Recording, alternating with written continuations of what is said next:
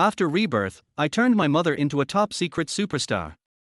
On a grey tombstone lay a black and white photo of a woman in her 40s. Her smiling eyes seemed to gaze gently at the onlooker.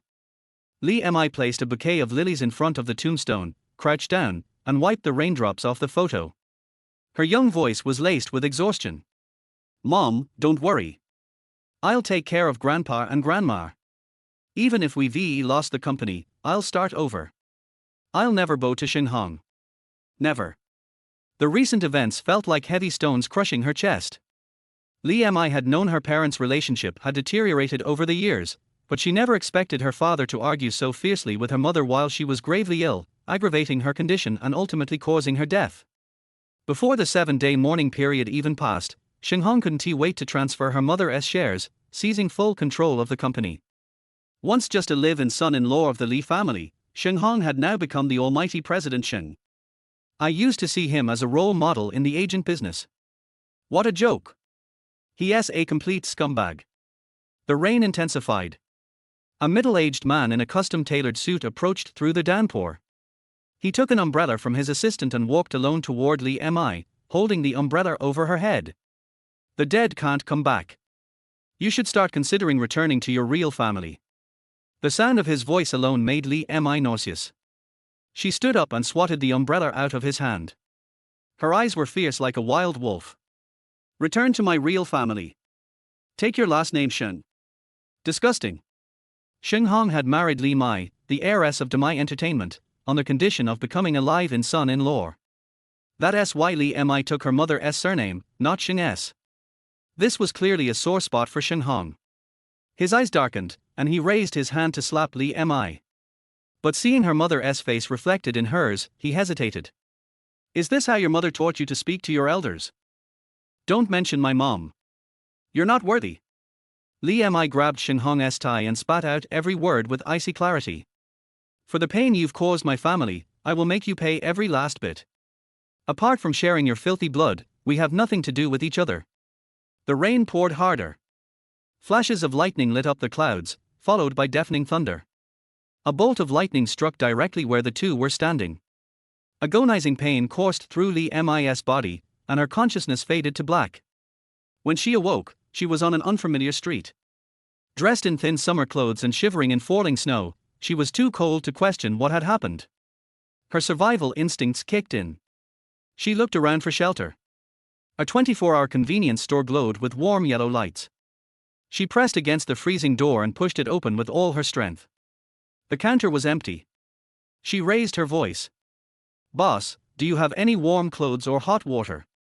A tall, skinny guy responded from behind a stack of boxes, his face hidden, voice low and pleasant. "No clothes. Hot water coming up." Li Mi grabbed a hand warmer from a shelf, surprised at how cheap it was, then added chocolate and instant noodles, placing them on the counter. She felt her pocket's phone was dead. Luckily, she had some paper money. She slapped a bill onto the cup noodles. "Here, check out please." The cashier lowered the boxes, his cap shading most of his face. His chiseled jawline was all that showed. He picked up the brightly colored bill, then set it back down. "We don't accept counterfeit money." "What? No way. It's not fake," Li Mi said through chattering teeth. "Check again." Before she could finish, a drunk man stormed in, shoving her aside and slamming his hand on the counter. "Where's the money for this month? Hand it over." Li Mi's patience snapped. She was cold, hungry, dizzy, and now this. She shoved the man back. "Ever heard of waiting in line? Even extortion needs order." The drunk glared at her thin clothes. "What lunatic dresses like that in winter? Here to beg. Hey kid, throw her out." Li Mi scoffed and was about to go off when a cup of warm water was suddenly placed in her hands. "Sorry. Go sit over there for now." The cashier walked around the counter, stood between her and the drunk. "No money, no business. Leave, or I'll beat you up." Li Mi was surprised. The guy looked skinny like a bamboo stick but clearly had guts. She took her water and sat by the window, sipping slowly. Once the drunk was chased off, and she warmed up a bit, reality finally set in. Something was very wrong. The cashier hesitated for a moment, then brought her his thick coat. "Here, wear this." Hey, what year is it? She asked as she wrapped the coat around herself, shivering. When she got her answer, she almost screamed. 25 years ago. She had returned to 25 years ago. The convenience store was quiet that winter night. The cashier assumed she was a runaway and didn't ask much, just kept the counterfeit bill. Li Mi buried her face in her arms and wept tears of joy. She couldn't believe it, just like in a novel, she had been reborn. And now, she was in her mother's hometown. She could stop her mother from ever being hurt by Shenghong again. Demai entertainment could be saved. Her grandfather's life's work wouldn't go to waste. Armed with 25 years of foresight, she could even completely derail Shenghong's meteoric rise. Stop crying, came a quiet sigh beside her. A warm bowl of noodles was placed in front of her. No charge. Eat, then go home. Tears still clung to her lashes, but Li Mi beamed through them. I'm not crying. I'm just so happy. Wait, hey, you look familiar. The cashier finally revealed his full face, 17 or 18, youthful but with deep circles under his eyes, likely from long nights. But none of that could hide his strikingly handsome features or the hint of exotic allure in his deep-set eyes. Jian Mingxi. Li Mi gasped. God was being good to her. On her very first day of rebirth, she ran into Shenghong's once biggest asset. The future superstar who rose to instant fame, swept national and international awards, and tragically ended his life due to depression gracing headlines for an entire week, was now just an unknown store clerk. Forcing out her warmest smile, Li Mi leaned forward with a raspy but determined voice. Let's start over. I'm Li Mi, a professional agent. Interested in acting. Chapter 2, My Mom is My Sister. As a talent manager, Li Mi understood the importance of first impressions all too well. She was acutely aware that showing up in summer clothes on a winter night and attempting to pay with counterfeit money was not exactly the definition of professionalism. Before Jian Mingxi could voice his refusal, she quickly said, I just got back from a trip to a tropical island. My luggage was left in the taxi, and my phone ran out of battery, hence the current look. Jian Mingxi gave a slight nod, acknowledging the explanation, but still declined, I'm not interested in acting. You don't need to waste your time. You guys? Li Mi picked up on the key word immediately, tapping her fingers on the instant noodle cup. Has another scout spoken to you before? Yeah, a man with the last name Sheng, Jian Mingxi said, pulling his cap lower and turning away to continue arranging goods on the shelf. Li Mi slurped her noodles while silently calculating. There were still 2 years before Jian Mingxi would officially debut, but she hadn't expected Shenghong to make a move this early. Most people facing hardship would be tempted by the opportunity to become a star, but Jian Mingxi clearly had deep resistance. Having watched nearly all of Jian Mingxi's past interviews, Li Mi knew the reason well. His family background was a mess. His father was a violent alcoholic. His mother had fled the home unable to endure it, leaving behind a younger sister who was born with autism. He had dropped out of school early to work and take care of his little sister. To him, so-called opportunities felt more like high-risk gambles he couldn't afford. She had no idea how Shenghong had managed to convince him. While Li Mi's thoughts wandered, a little girl with messy braided pigtails came running out from the storage room. She looked about 7 or 8, her thin face making her large, round eyes stand out even more, but they lacked a spark and looked rather vacant. The girl stopped directly in front of Li Mi, hugging her sketchbook and colored pens, silently staring at her. Noticing the movement, Jian Mingxi looked up and frowned slightly. He had taken this low-paying part-time job because the boss allowed him to bring his sister along. Children with autism had their own inner world and behaved differently from others. She had previously upset customers with her behavior. Just as he was about to call her back, Li Mi suddenly stood up. Sorry, am I in your spot? Li Mi got up and offered her seat. Sure enough, the girl plopped down without a word, opened her sketchbook, and began to draw. Bright colors and exaggerated shapes quickly filled the page. Li Mi quietly watched without interrupting. When the drawing was done, she gently asked, Is this a little cat? The girl looked up, stared blankly at Li Mi for a while, then nodded and suddenly grabbed onto Li Mi's white t-shirt. Mingyu, don't, Jian Mingxi stepped in, crouching beside her and patiently explaining, Didn't I tell you? You can only draw with your markers on your notebook, right? Jian Mingyu's face was expressionless, but Li Mi could see the stubbornness in her eyes. She was holding onto the shirt with all her strength and refused to let go. Let her draw. I always thought this shirt was too plain anyway. Li Mi leaned forward, pulling the fabric taut for Jian Mingyu. I do love a green cat. Is that okay? Mingyu thought for a moment, then carefully chose a dark green marker and focused intently on her creation. After finishing her uniquely styled cat, she lost interest in Li Mi, grabbed her sketchbook and pens, and ran back to the storage room to sleep. But her bouncing pigtails seemed to hint that she was in a good mood. Jian Mingshi hadn't seen his sister this happy in a long time. His brow relaxed, and a fleeting smile crossed his face, one he didn't even notice himself. Sorry she got your shirt dirty. I'll pay for the dry cleaning. His quick apology showed this wasn't the first time something like this had happened. I asked her to draw it. It looks great, how could that be called dirty? Li Mi raised her empty paper cup. Actually, since you helped me out today, can I have your number? I still owe you for the noodles. Even though Jian Mingshi knew what Li Mi was really after, he didn't refuse her and wrote down his number. The 7-digit number made Li Mi momentarily think he was messing with her, but then she remembered that Xiaolingtong phones were trendy now, and their numbers were exactly 7 digits.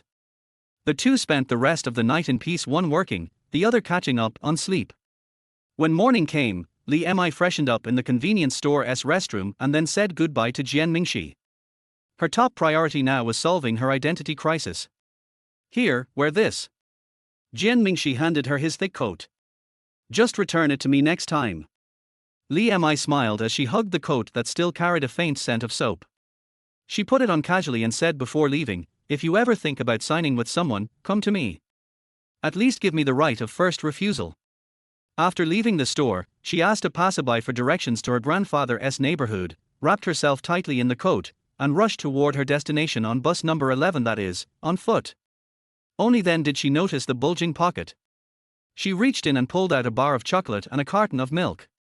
Our cool and aloof national film emperor is secretly a soft-hearted sweetheart. How adorable.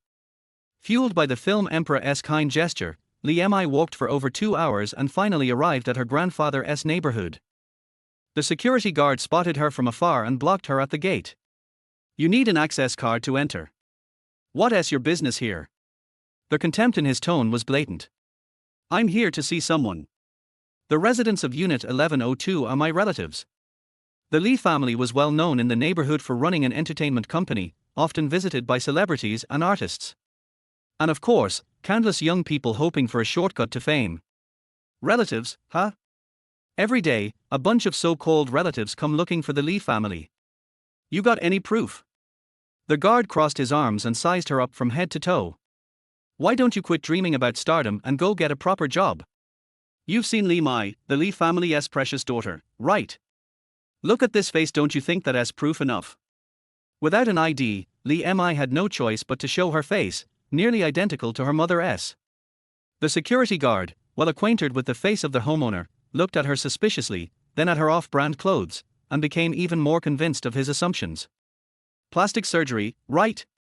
Girls these days will go under the knife even with the face their parents gave them. Is there anything they want to do? Just then, a silver grey car pulled up.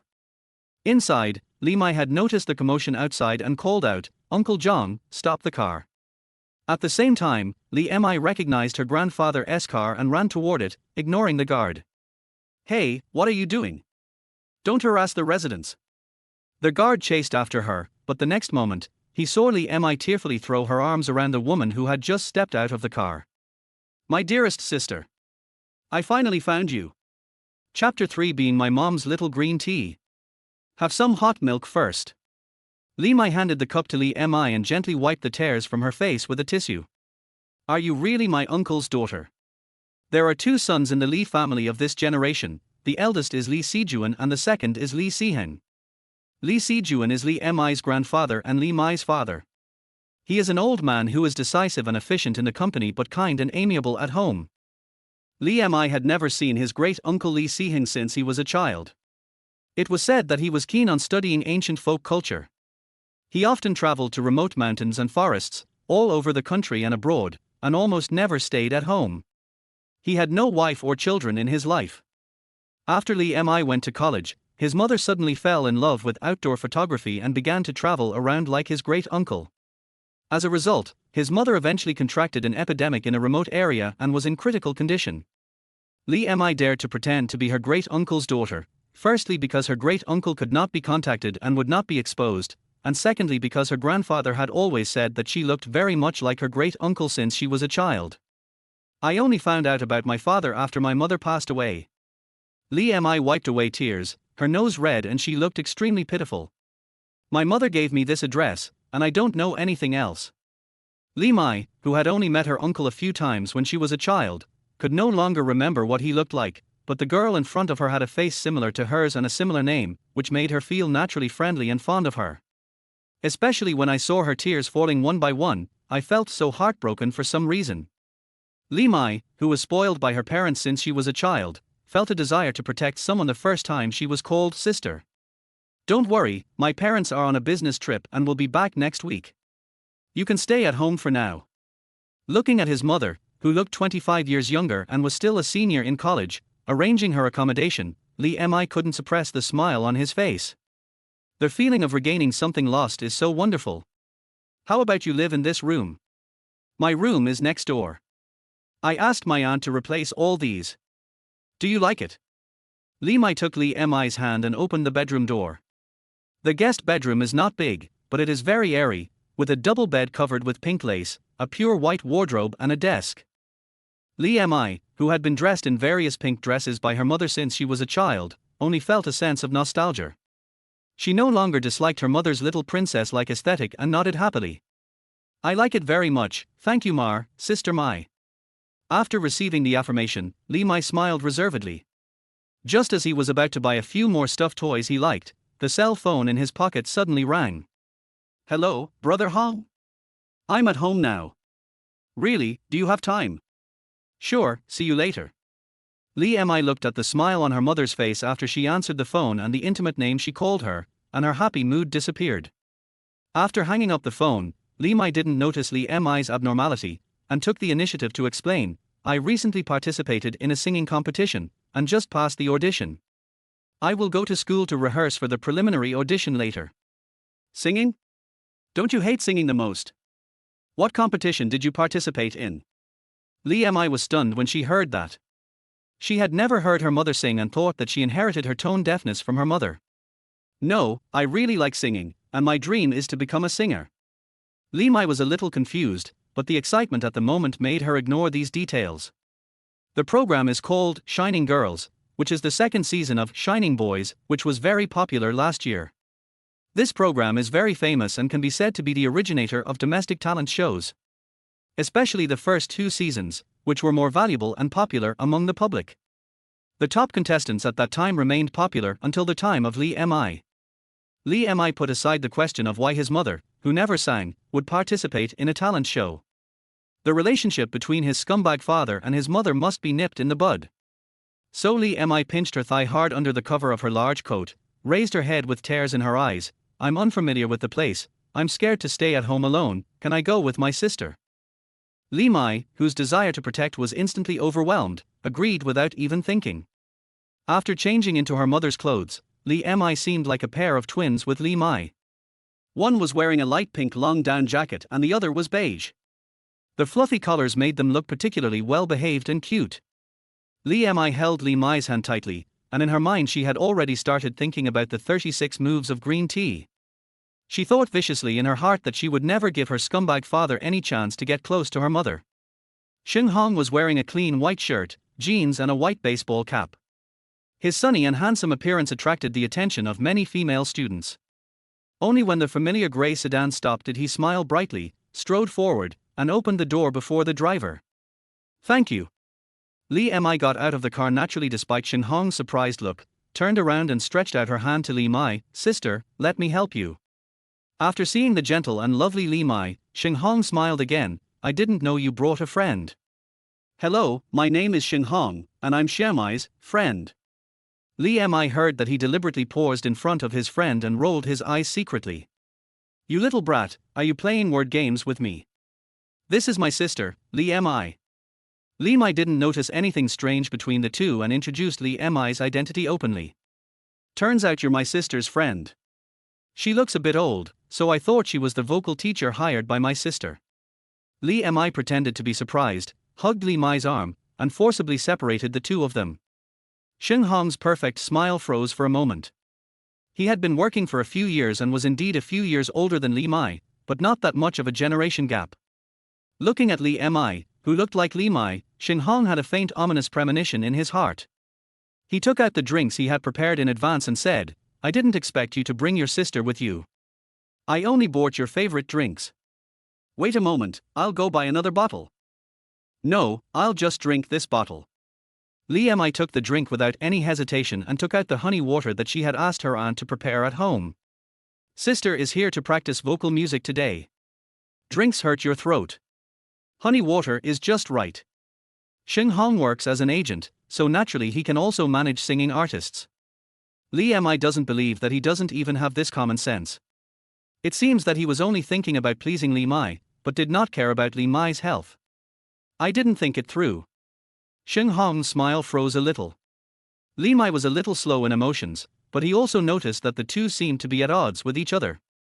Although she had just met Li Mi today, she subconsciously favored Li Mi as her younger sister and spoke to ease the awkward atmosphere. "The wind is so strong, let's go to the dance studio first." "Okay, this is my first time to visit your alma mater. It's so beautiful." Li Mi looked around curiously and stopped picking on Shenghong. "Sister, please introduce it to me." Looking at the two sisters who were chatting happily, Shenghong, who was walking behind them, frowned. The sunny look just now was gone, and there was a hint of gloom between his brows. After he joined My Entertainment, he finally got to know the boss's daughter, Li Mi.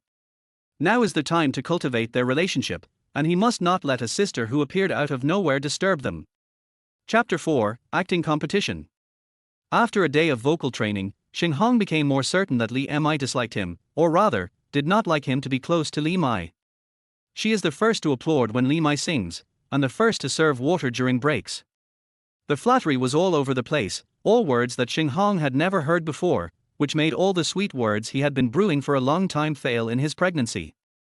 Disney's Runaway Princess, Bulgarian Rose, Spring Water on the Banks of the Seine, Peach on Earth, etc., each adjective is more unique than the other. Even men have to be careful when giving compliments and avoid sounding greasy, but sisters have no worries at all. Li Mi couldn't stop laughing at Li Mi's words, and pretended to knock on Li Mi's head. "Did you drink your sister's honey water secretly? Why are you so sweet? These are all my true words. My sister's singing is really beautiful." Li Mi let Li Mi's hands ruffle her hair. She felt proud and glanced at Shenghong. Helping artists manage their social media accounts is one of the jobs of an agent. Her flattery is the culmination of 20 years of hard work, which is far from what Shenghong can compare to today. Shenghong, who was smiling and clapping at the side, could only echo a few words. "When we first met, I knew you were a talented girl. You will have no problem in the semi-finals." Li Mi blushed at the coaxing of the two, but she also gained more confidence. She was less nervous and sang much more fluently. "Sister, let's stop practicing here today. It's not good to overuse your voice." Li Mi calculated the time and reminded her at the right time. After glancing at the wall clock, Shenghong perked up. "It's time to eat, I've booked a restaurant in advance." He paused for a moment, revealing an apologetic look. "That restaurant requires reservations. I booked it a month in advance. There are only 2 seats. I'm afraid." "I'm so sorry." Li Mi interrupted Shenghong, her apology more genuine than Shenghong's. "I haven't eaten at such a high-end restaurant before. It must be delicious, right?" Shenghong is not yet the calm and collected President Sheng of more than 20 years later. His expression froze and he almost uttered the word shameless. In front of Li Mi, he could only show his gentle and considerate side. He clenched his fists and used the strategy of attacking Wei to save Zhao. "I have to go on a business trip to the outer city tomorrow. It's rare that I have time today. I guess I won't be able to see you for a while." The drooping eyes and affectionate gaze towards Li Mi made Li Mi curse the vixen in her heart. Li Mi felt a little embarrassed after receiving the message from the two people. On one side was his friend who was helping him practice singing, and on the other side was his sister who had just lost her loved one. "Sister, you guys go eat. I'll take a taxi back by myself." Li Mi held her breath until her eyes turned red before she spoke, and then she retreated to advance. I had a lot of fun today. Seeing Li Mi's pitiful appearance, Li Mi's heart was instantly unbalanced, and he took her hand. You have practiced with me for so long today, I must treat you to a big meal. Brother Hong, I will compensate you for the money you spent on booking the restaurant, and I will treat you to a meal next time. As he said that, he took out his wallet, pulled out a few red bills, and stuffed them into Shenghong's pockets without even checking them. Li Mi, who had been staring at Shenghong, did not miss the momentary freeze in his expression, but he soon returned to normal and even gentlemanly sent the two of them to the taxi. After the car drove away, Shenghong put away the smile on his face and clenched the money in his hand. The food in the carefully selected restaurant was indeed delicious. After the meal, the driver Uncle John came to pick up the two sisters and take them home. After hesitating for a long time, Li Mi asked softly, Xiaomi, do you dislike Brother Hong? Li Mi, who was leaning on Li Mi's shoulder, did not respond for a long time and mumbled a few words incoherently. Li Mi turned his head and found that she had fallen asleep. He immediately lowered his voice and leaned his shoulders down to let her sleep more comfortably. Li Mi, who was pretending to be asleep, could only mutter in her heart that she didn't hate Shenghong, but she hated him to the core. Even though Shenghong hasn't yet angered his mother to death and decided to take over the company, she can tell from today's interactions that Shenghong has no sincerity at all. With a poor family background, he couldn't even accept Li Mi's pure kindness. Most likely, he felt insulted by the money because of his self-esteem. But Li Mi was unable to explain to Li Mi his ill will towards Shenghong, so he simply pretended to be confused. The car was parked at the door, but the lights in the house were on. Mom and Dad. Why did you come back early? Li Mi pushed open the door, overjoyed, and threw himself into his mother's arms with a smile. Li Sijun touched his daughter's head, but was not too intimate with her as usual. Instead, he focused his eyes on Li Mi, who was standing beside her. My grandparents, who look 20 years younger, do not have the sorrow of seeing their child die young, nor the regret of not knowing the right person well. Are you Siheng's daughter? Come here and let uncle take a good look at you. Li Sijun waved at Li Mi, feeling a mixture of emotions in her heart. When she first received the call from Uncle John, she was worried that her daughter had been simply deceived. Now seeing that Li Mi's face looked like a female version of Li Siheng, Li Sijun's doubts were mostly dissipated. Li Mi lowered his head and rubbed his eyes quickly, then sat obediently on the sofa near his elders. Grandma Shuhui also held her hand tightly and kept exclaiming, they look so alike. The nose and eyes are just like they were carved from the same mold. Li Siheng is only 3 years younger than Li Sijun, but his mother died during childbirth. Therefore, as the eldest brother, Li Sijun has always been very concerned about his younger brother since he was young. Unfortunately, Li Siheng was a man with big ideas. He rejected his brother's job arrangement and turned around to go to the deep mountains and forests where there was no signal, saying that he wanted to do some folk culture research. He left home for several years, and if I hadn't sent him a postcard regularly every year, I wouldn't have known whether he was dead or alive. However, at this moment, Li Mi silently thanked his uncle for his special interests and hobbies, which enabled him to make up the reason why he did not even have a household registration. So, your mother was the leader of a minority tribe, and Siheng left without saying goodbye after spending some time with your mother. After hearing what Li Mi said, Li Sijun was so angry that he slapped his thigh fiercely. This little bastard has learned to abandon you after having fun with you. Xiaomi, don't be afraid. Now you have your uncle here, and he won't let you be alone. Li Mi also held her hand tightly, and I, your sister, will protect you, too. Li Mi was moved and aggrieved by the long-lost family affection. She cried sincerely, and also vented a lot of confusion and pressure that came with her rebirth. Shuhui tucked in the quilt for Li Mi, who had fallen asleep from crying herself tired, picked up a strand of her hair that had fallen on the pillow, and tiptoed out. Li Sijun took Li Mi's hair and plucked a few strands from his own head and wrapped them with a tissue. I will go for a paternity test tomorrow. As long as it is confirmed to be our Li family's child, I will raise her as my own daughter. Being able to successfully transform the company from the physical industry to the entertainment industry, Li Sijun would naturally not be like his own daughter and believe Li Mi's words just based on her appearance. Don't tell Xiaomi or Xiaomai about this, lest the children have a grudge in the future. Chapter 5, Fists and Tenderness. As soon as the paternity test came out, Li Mi officially became a member of the Li family, and even his identity problem was solved by Lee Si-juan. Her age was reduced after her rebirth, and the bone age test showed that she was only 18 years old. Lee Si-juan wanted to arrange for her to continue her studies.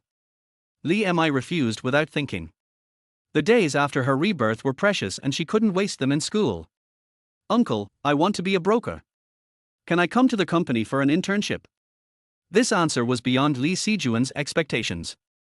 He looked at Lee Mi, who looked like a real sister to his daughter, and asked, "It's not easy to be a manager, an internship is also very hard. How about you and Xiaomai form a group and debut together?" Li Mi participated in Shining Girls just to prepare for her official debut. Since his family owns an entertainment company, Lee Si-juan will naturally arrange a path for his precious daughter to realize her dream.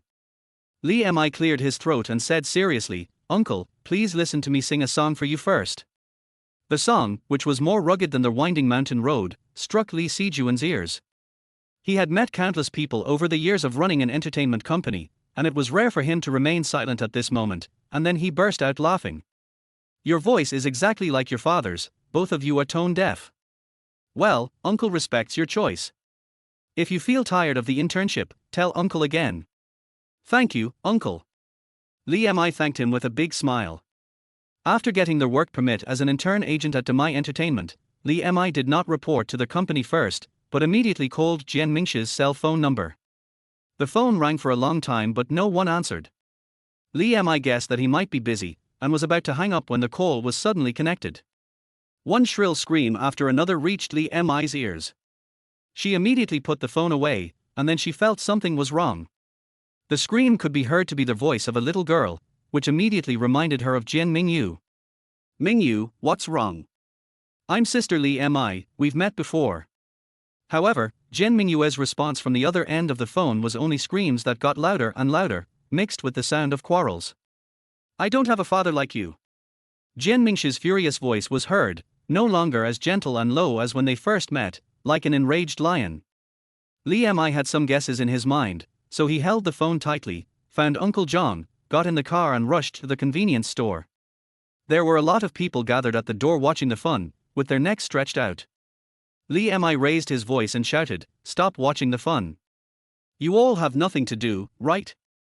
Before her rebirth, she had managed many artistes, some of whom had bad tempers and acted like big shots, but they were all tamed by her.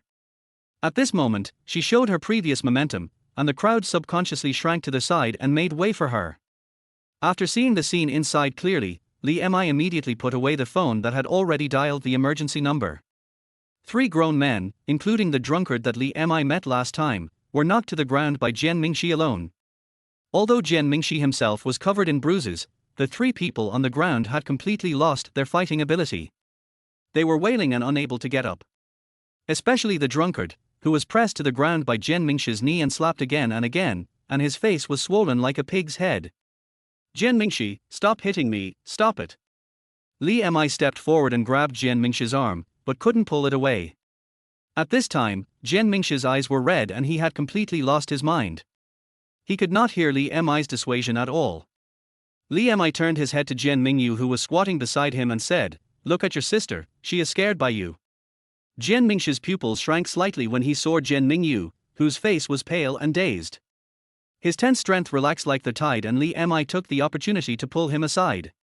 "Mingyu, don't be afraid. I'm sorry." Jian Mingshi didn't care about the pain all over his body. He hugged his sister in his arms and comforted her softly, "It's okay, it's okay." Jian Mingshi's father Jian Wenqiang had a swollen face, but his mouth was still dirty, and he kept swearing, "You two are as bastards as your mother. You dare to hit me? I'll call the police right away and make you pay for it." "You want to call the police, right? I'll help you." Lee Mi took out her phone and pressed 3 digits towards Jian Wenqiang's face. Provoking trouble, destroying other people's property, domestic violence, and guardian dereliction of duty. You can try. When the police come, will they ask you to pay or Jian Mingshi to pay? Hearing that he had to pay compensation, Jian Wenqiang's eyes widened. "Bullshit, we were beaten up like this by this bastard, why should he have to pay the money?" Lee Mi shrugged. "There's a term called self-defense. Have you heard of it? The one who strikes first is guilty. Don't believe it? I'm calling the police right now." The other two felt that the situation was not right and tugged at Jian Wenxiang's clothes.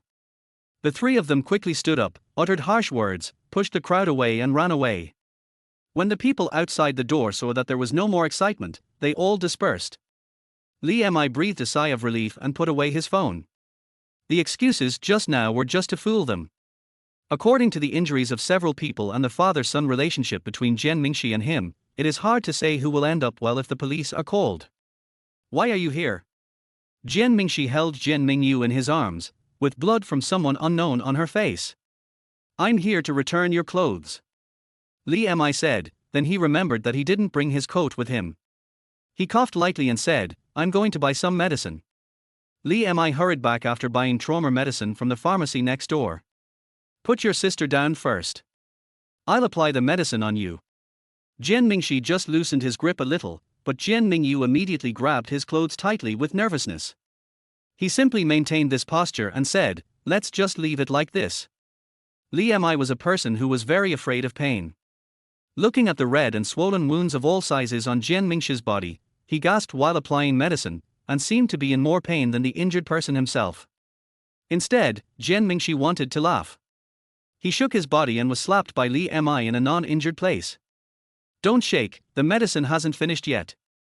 Jian Mingxi calmed down obediently, watching Li Mi carefully applying medicine to him, and felt a little dazed for a moment. From childhood to adulthood, whether he was beaten by Jian Wenxiang, bullied by older children, or after his mother ran away from home, he dealt with the injuries himself. No one ever stepped forward to help him, and no one would apply medicine to him so carefully and gently. Being cared for by others is a strange but not unpleasant feeling. Thanks. After applying the last bit of medicine, Li Mi poured 2 more oral anti-inflammatory pills and handed them to him, jokingly saying, it's too formal to say thank you. If you really want to thank me, just sign a contract with me. Good. Jian Mingxi responded softly, which made Li Mi stunned. Did you just agree? Before Jian Mingxi could repeat it again, someone else suddenly came into the store. Xiao Jian, are you okay, Li Mi? Why are you here? Shenghong ran in anxiously, and stopped at the door as soon as he saw Li Mi. Li Mi raised his eyebrows, showing his sharp fangs, and smiled innocently. Why can't I be here? By the way, weren't you on a business trip? Why are you here? Chapter 6, Stealing People. Given the impression left by their first meeting, Shenghong became alarmed when he saw Li Mi. Li Mi also felt unlucky when he saw him, and a little confused. Li Mi was able to come to help in time because of that phone call. How did Shenghong know that Jian Mingxi was in trouble? Shenghong didn't answer Li Mi directly, but cast a concerned look at Jian Mingxi. I'm doing some work nearby, and I heard that there was trouble here. I was worried about you, so I came to see you. If you need my help, you're welcome. Jian Mingxi was most afraid of owing favors to others, so he shook his head to indicate that it was okay. It's okay, thank you. Now that the store is in such a state, the boss will definitely deduct your salary. You're still supporting your sister, so the money must not be enough, right? Shenghong took out his wallet from his briefcase, counted a few bills and prepared to give them to Jian Mingxi. A slender white hand pushed the money back. I heard that you don't have any artists with you, and your salary is not enough to spend. I will be responsible for my own artists myself. Looking at Li Mi standing in front of him, Shenghong paused while holding the money. What do you mean by your artist? The work ID that Li Mi had casually put in his pocket when he went out immediately came in handy. He took it out and waved it in front of Shenghong. I just joined the company today. We will be colleagues in the future. Please give me your guidance, Senior Shen. After finishing junior high school, Shenghong came to a big city to make a living. By chance, he was introduced to the job of a stage worker and came into contact with the glamorous entertainment industry for the first time. Relying on his good social skills, he joined another company as a talent scout. That company is just a shell company that earns commissions by signing contracts with people, but in reality it is just defrauding people of their money. After Shenghong made his first fortune, he used his friend's connections to switch to Demai Entertainment, where he became a real agent. It had only been a month since he joined Demai Entertainment, and he didn't have any officially signed artists yet. Jian Mingxi was a good talent he discovered by accident, and he patiently approached him for a long time but still couldn't get him to talk. After much effort, he finally got into Demai Entertainment, but this young girl in front of him got the job so easily. Shenghong couldn't help but feel a little unwilling. Intern agent, I didn't expect that you, at such a young age, could have the patience to experience life. Shenghong praised Li Mi lightly. Li Mi's concern for her that day made him unwilling to offend Li Mi directly. He put on his senior style and patiently taught, being an agent is not an easy job. The most important thing for you now is not to sign an artist but to learn from experience. Mingxi, have you signed a contract with her? Jian Mingxi shook his head. He didn't expect that they were from the same company. Hearing that the contract had not been finalized, Shenghong's smile became more genuine. Although you are a good seedling, a good horse still needs the help of a good horse trainer. You don't know until you get into the industry that a qualified and well-connected agent is very important to an artist. Besides, in your current situation, can you afford to take the risk? Even though Li Mi hated Shenghong, she had to admit that Shenghong was a very cunning man and his words were very sharp. Li Mi did not retort but looked at Jian Mingxi. She knew in her heart that Jian Mingxi's response just now was mostly out of gratitude, which was not what she wanted. Before the two of them could wait for Jian Mingxi to make a choice, someone else came into the store. This time it was none other than the owner of the convenience store. Looking at the messy store, the boss sobbed with heartache. Jian Mingxi had to discuss compensation with his boss and had no time to entertain Li Mi and Shenghong, so he ordered them to leave. Before leaving, Jian Mingxi gave a pack of wet wipes to Li Mi, whose hands were stained with blood from helping him clean his wound. Give me some time. Jian Mingxi lowered his head, his eyes showing fatigue, but his tone was sincere and firm. Okay, feel free to contact me if you need help. Li Mi nodded and did not force him to make a decision now. He just reminded him of the medical instructions given by the doctor when he bought the medicine. The familiar attitude between the two made Shenghong frown slightly. After their first meeting, he went out of his way to inquire about Li Mi's news, only to find out that she seemed to be a relative of the Li family.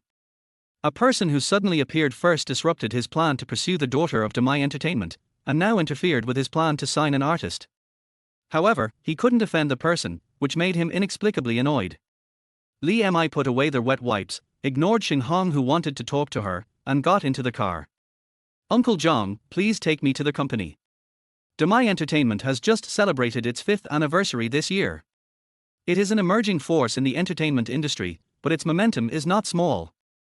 This is because the president, Li Sijuan, is already a well-known elite in the business world.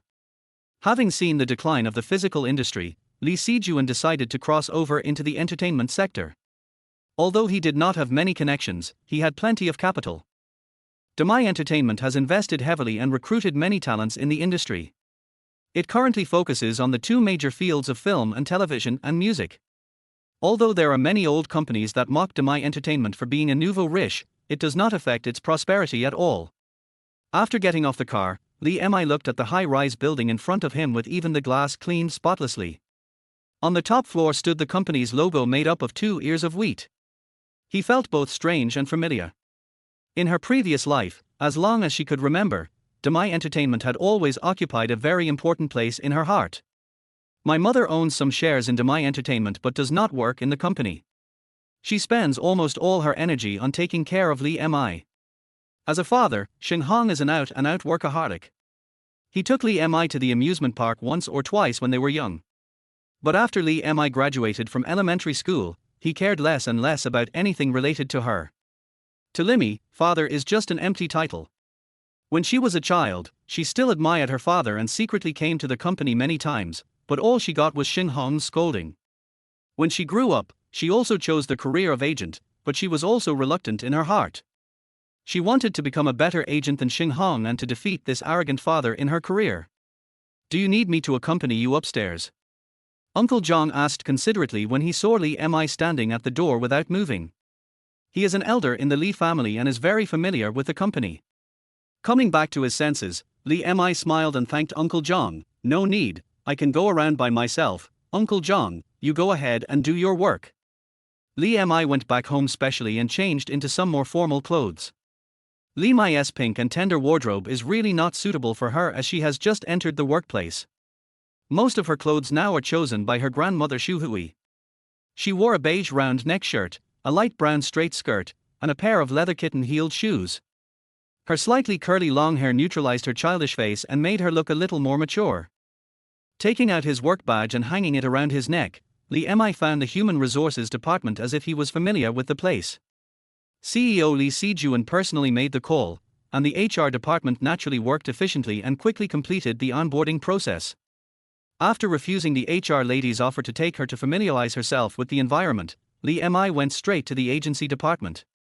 As soon as the person left, several employees from the Human Resources Department immediately started discussing the matter. His surname is also Li. Is he a relative of Mr. Li? You're only 18.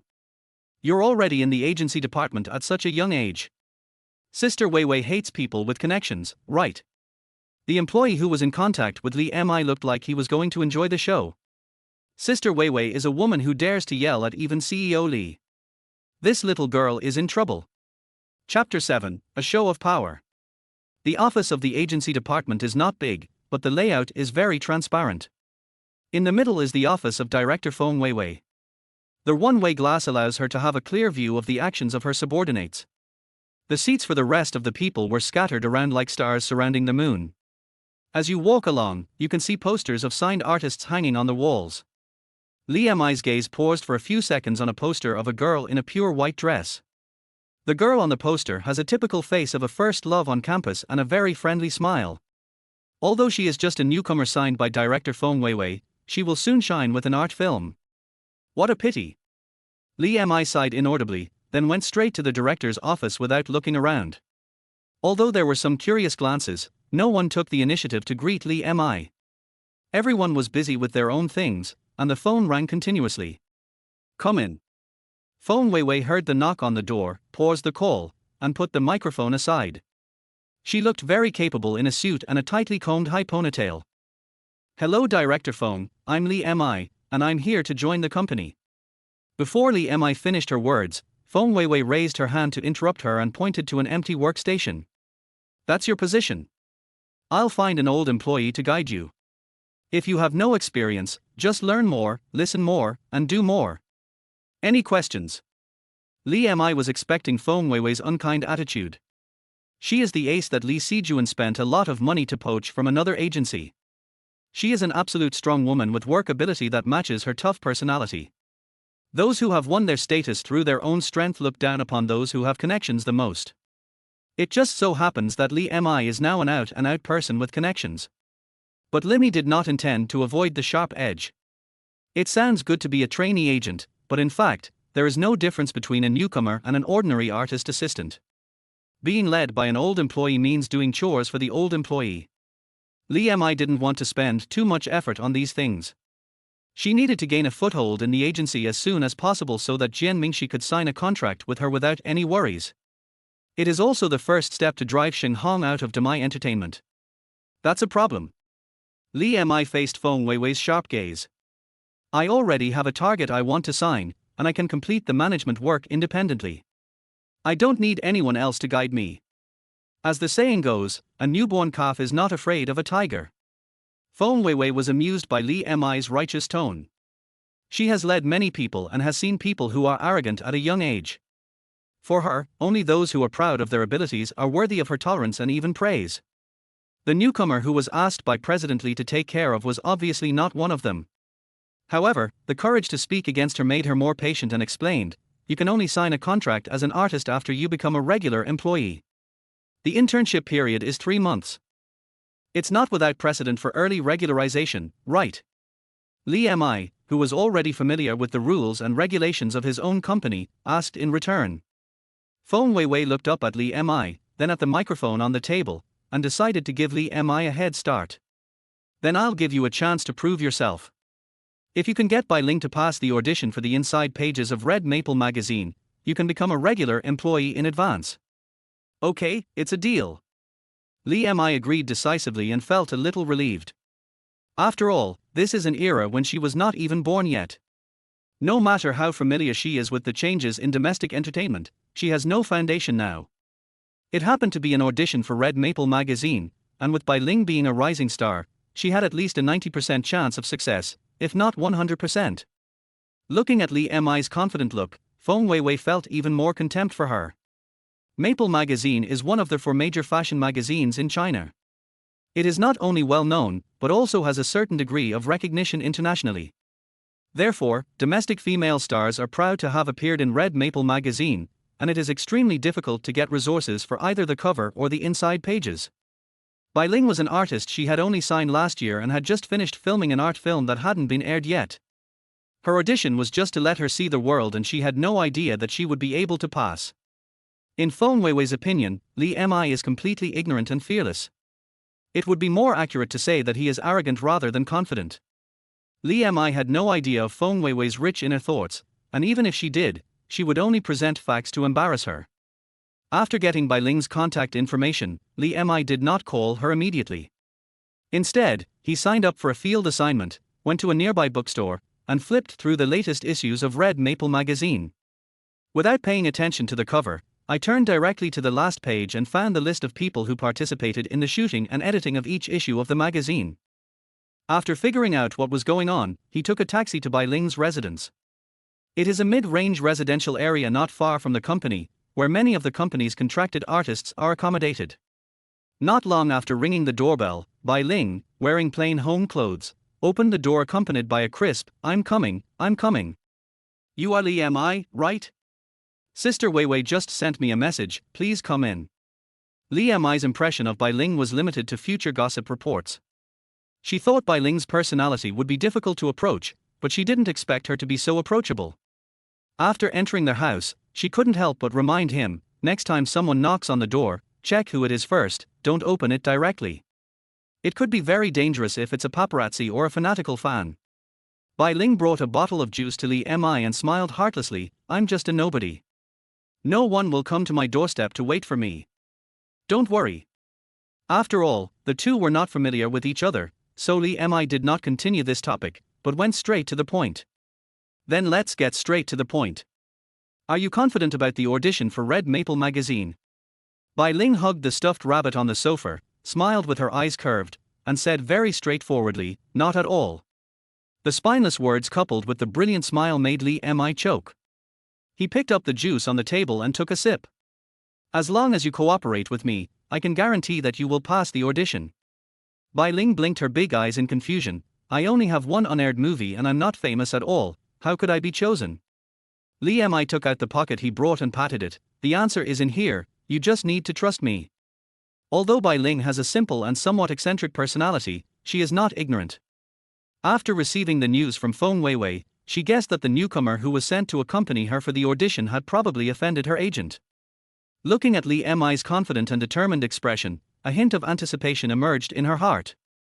Even the inner pages of Red Maple were already extremely tempting to her, a newcomer in the domestic entertainment industry. If the audition is passed, it can also warm up the debut film which has not yet been released. Bai Ling took the ordinary pocket curiously, opened it, and her expectation was shaken. "Are you sure this is the answer? Are you pretending wrong?" Chapter 8 Audition Controversy. In Hongfeng's studio, the staff are arranging the props in an orderly manner. A young man wearing a white shirt and jeans, with his medium-length hair tied up in a half-tied-up style, was adjusting the parameters of the camera in his hand, and humming from time to time to indicate that he was still listening to the person on the other end.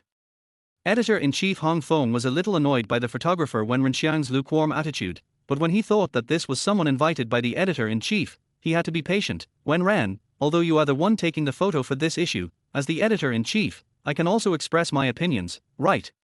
Wen Renxiang casually took 2 pictures of the landscape and nodded again. "Then I'll be frank. This shoot is also your first time taking charge of the camera since you joined Red Maple.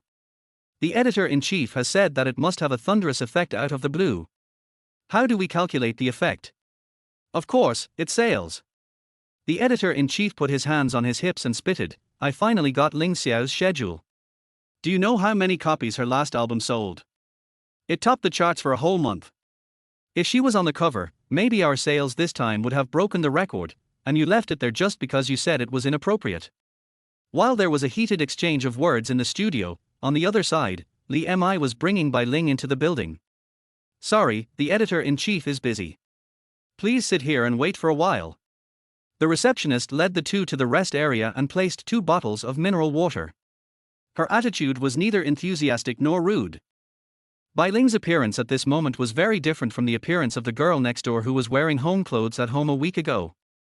She wore a red woolen vest over a pure white shirt and a dark blue umbrella skirt. Next to her was a long down jacket that Li Mi asked her to take off as soon as she entered the building. The long black hair is simply braided into 3 braids and falls on the shoulders.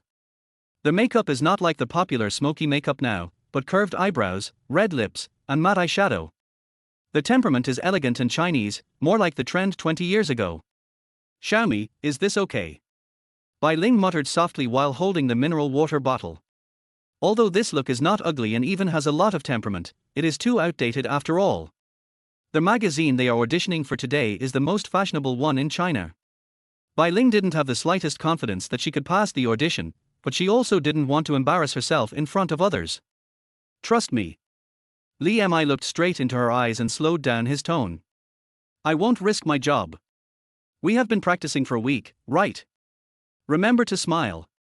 A firm look combined with a special tone and speed of voice can quickly calm an anxious person. This is a method that Li Mi learned from a psychologist and often uses to comfort his artists. It turned out that the effect was very good. Bai Ling calmed down and did not forget to show the smile she had practiced for a week. The elevator on the first floor opened and 2 men walked out. The one walking in front was the editor-in-chief of Hong Kong. His expression was very grumpy, his brows were furrowed as if they could pinch a fly to death, and he started to get angry at the front desk. Isn't there another person coming for an audition? Where is she? If they are late, call them and tell them not to come. Sorry, we're already here. Li Mi stretched out his arms and waved them, attracting the editor-in-chief's attention. He stood up, put on a business smile, and took out the business card he had just ordered today. Hello, I'm Li Mi, the agent of Demai Entertainment. I'm here with my artist for an audition today. As soon as he lost his temper, the person to whom he belonged heard it. The editor-in-chief coughed a few times with a bit of embarrassment, looked at Li Mi's overly young face, and didn't seem to care much. He took the business card without even looking at it. He also knew in his heart that the artists from Demai Entertainment were just there for the formality and he treated Li Mi as an artist assistant. This is the photographer for this magazine shoot. Before the editor-in-chief introduced the photographer when Ren Xiong took a few steps forward, stepped over Li Mi and stood in front of Bai Ling. Bai Ling was startled by the tall man who suddenly appeared in front of her, but the smile on her lips did not fade. It was really because Li Mi had trained her into muscle memory during this week. Hello. So much like. When Ren Xiang muttered to himself, his eyes sparkling, and he circled around Bai Ling, staring at her to the point of creeping her out, and suddenly said, "It's settled, she's on the cover of this issue of the magazine." The editor-in-chief, the receptionist, and even Bai Ling herself had not expected that she would pass the audition after just one encounter. As expected, Li Mi curled up the corners of his mouth, not caring at all that he was ignored by this famous photographer. He spoke before the editor-in-chief. In that case, let's sign the contract first. The specific salary needs to be confirmed with your company. Wait, Xiao Wang, come here and pour 2 cups of coffee for the guests. The editor-in-chief called the front desk and pulled Wen Renxiang to his side with a fake smile. I suddenly remembered that I have something else to do. Wait a moment. Wen Renxiang's eyes were still on Bai Ling, and he was almost dragged to the conference room by the editor-in-chief. Bai Ling walked to Li Mi with a confused look on her face and rubbed her arms. Xiaomi, there must be something wrong with the photographer. The look in his eyes just now was like seeing a long-lost relative. Li Mi was amused by Bai Ling's reaction and patted her on the shoulder. Don't worry, he's not a weirdo, he's just a little paranoid. There will be no problem with our audition. The two sat for a while and drank a cup of coffee, and the editor-in-chief and Wen Renxiang came back soon. The editor-in-chief's expression seemed even uglier than before, but the news he brought was good news. This time, Bai Ling was chosen to appear on the cover of Red Maple magazine, while the inside pages were changed to feature Ling Xiao, a popular singer whom Wen Renxiang did not like. After the contract was signed, the editor-in-chief left on the pretext of having something to do, and the filming was left entirely to Wen Renxiang. The inside pages are simpler than the cover and are scheduled to be shot today, while the cover still needs to be rearranged and will be shot 2 days later. With the contract in hand, Li Mi's mission has been successfully completed. Feng Weiwei will most likely be in charge of the filming in the next 2 days, so she will have nothing to do with it. The two were leaving the conference room when Ling Xiao came with his assistant to sign the contract. In the narrow corridor, the two sides met. Ling Xiao was wearing sunglasses and his expression couldn't be seen. He just nodded slightly as a greeting. On the contrary, Bai Ling was more excited. She had just entered the circle and had listened to many of Ling Xiao's songs, so she could be considered half a fan. She immediately smiled widely and stretched out her hand to say hello to her idol. However, Ling Xiao passed by as if he didn't see it, and even muttered to his assistant in a casual chat, "Anyone can shoot for a fashion magazine, how ridiculous." In one sentence, Li Mi saw the smile on Bai Ling's face froze. She lowered her head in embarrassment and retracted her hand that was hanging in the air. Li Mi frowned slightly, took Bai Ling's hand, turned around, walked past Ling Xiao and pushed open the door of the conference room. Wen Renxiang raised his head without saying anything, and used his eyes to indicate if he had any other questions. Li Mi just smiled politely. "Teacher Wen Ren, I would like to ask, why did you choose Bai Ling for the cover this time instead of someone else?" Although no names were mentioned, there were only two people who came to audition today, which almost slapped Ling Xiao in the face. Ling Xiao, who was standing at the door, paused, looked at Li Mi with shame and anger, and then heard Wen Renxiang's cold and matter-of-fact answer. Both her temperament and appearance are more in line with our theme this time. After all, we are not taking studio art photos. Chapter 9. She is just herself. On their way back to the company, Bai Ling felt as if she was still dreaming. Then he smiled silly and said, "Hey, I passed the audition. Can I be on the cover of Red Maple?" Li Mi, who was sitting in the passenger seat, glanced at the rearview mirror and said, "Next time you go to a photo shoot and smile like this, maybe you can get compensation for breach of contract from Hong Kong." Bai Ling immediately rubbed her cheeks and returned to normal. "But Xiaomi, how do you know that the photographer will like my outfit?" Li Mi smiled but did not answer the question directly. When they arrived at the company, the contract was placed on Feng Weiwei's desk, and she had the same questions as Bai Ling.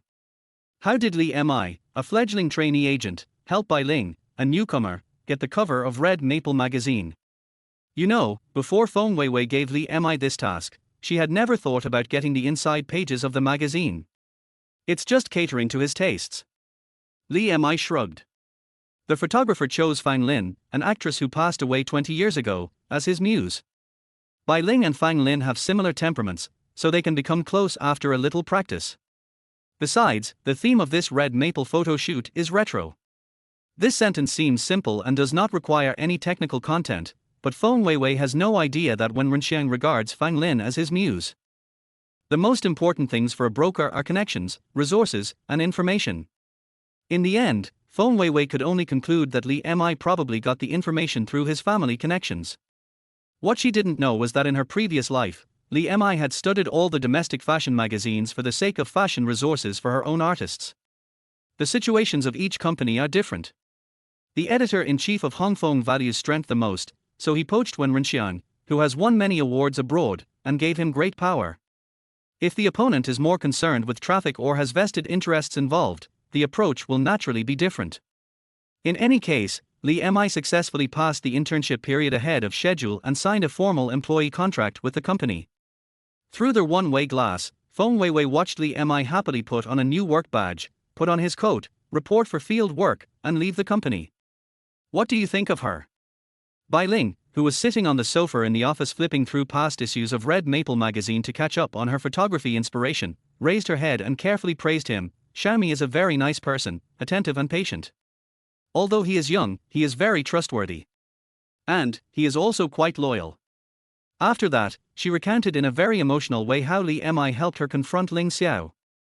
"After all, he is young and impatient." Feng Weiwei raised her eyebrows and knocked on the table. "But, he still has some backbone." Bai Ling covered her mouth and smiled secretly. She knew that her agent was a man with a sharp tongue but a soft heart, and was very protective of his people. It was obvious that she was very satisfied with Li Mi's performance. Bai Ling said this deliberately so that Li Mi could improve her boss's impression points and also as a way of repaying Li Mi for helping her get the cover. Li Mi hurried out of the company, looked at the time again, and stood on the street waiting for a taxi. It wasn't easy for someone to come. Just as he was about to wave, a man standing not far from him suddenly stretched out his hand to stop the car. Seeing the man getting on the passenger seat, Li Mi reached out to grab the car door. Hey, isn't this Mr. Shen? What a coincidence, you are also going to the studio, right? We are just on the way. Shenghong curled his lips but didn't say no. He felt bad in his heart. Today is Shemi's preliminary round, so of course I have to go and cheer her on. You just joined the company, so I thought you were going to learn from your old colleagues, so I didn't ask you to come. Master, please drive. We are in a hurry. Li Mi said to the driver, and then continued, oh, you didn't know yet. I became a regular employee today. Although Li Mi spent this week with Bai Ling, he also paid attention to his mother's movements. Knowing that she had a preliminary round today, Li Mi asked Li Mi for a ticket early. On the way, Shenghong tried to get close to Li Mi, but Li Mi simply closed his eyes and pretended to be asleep.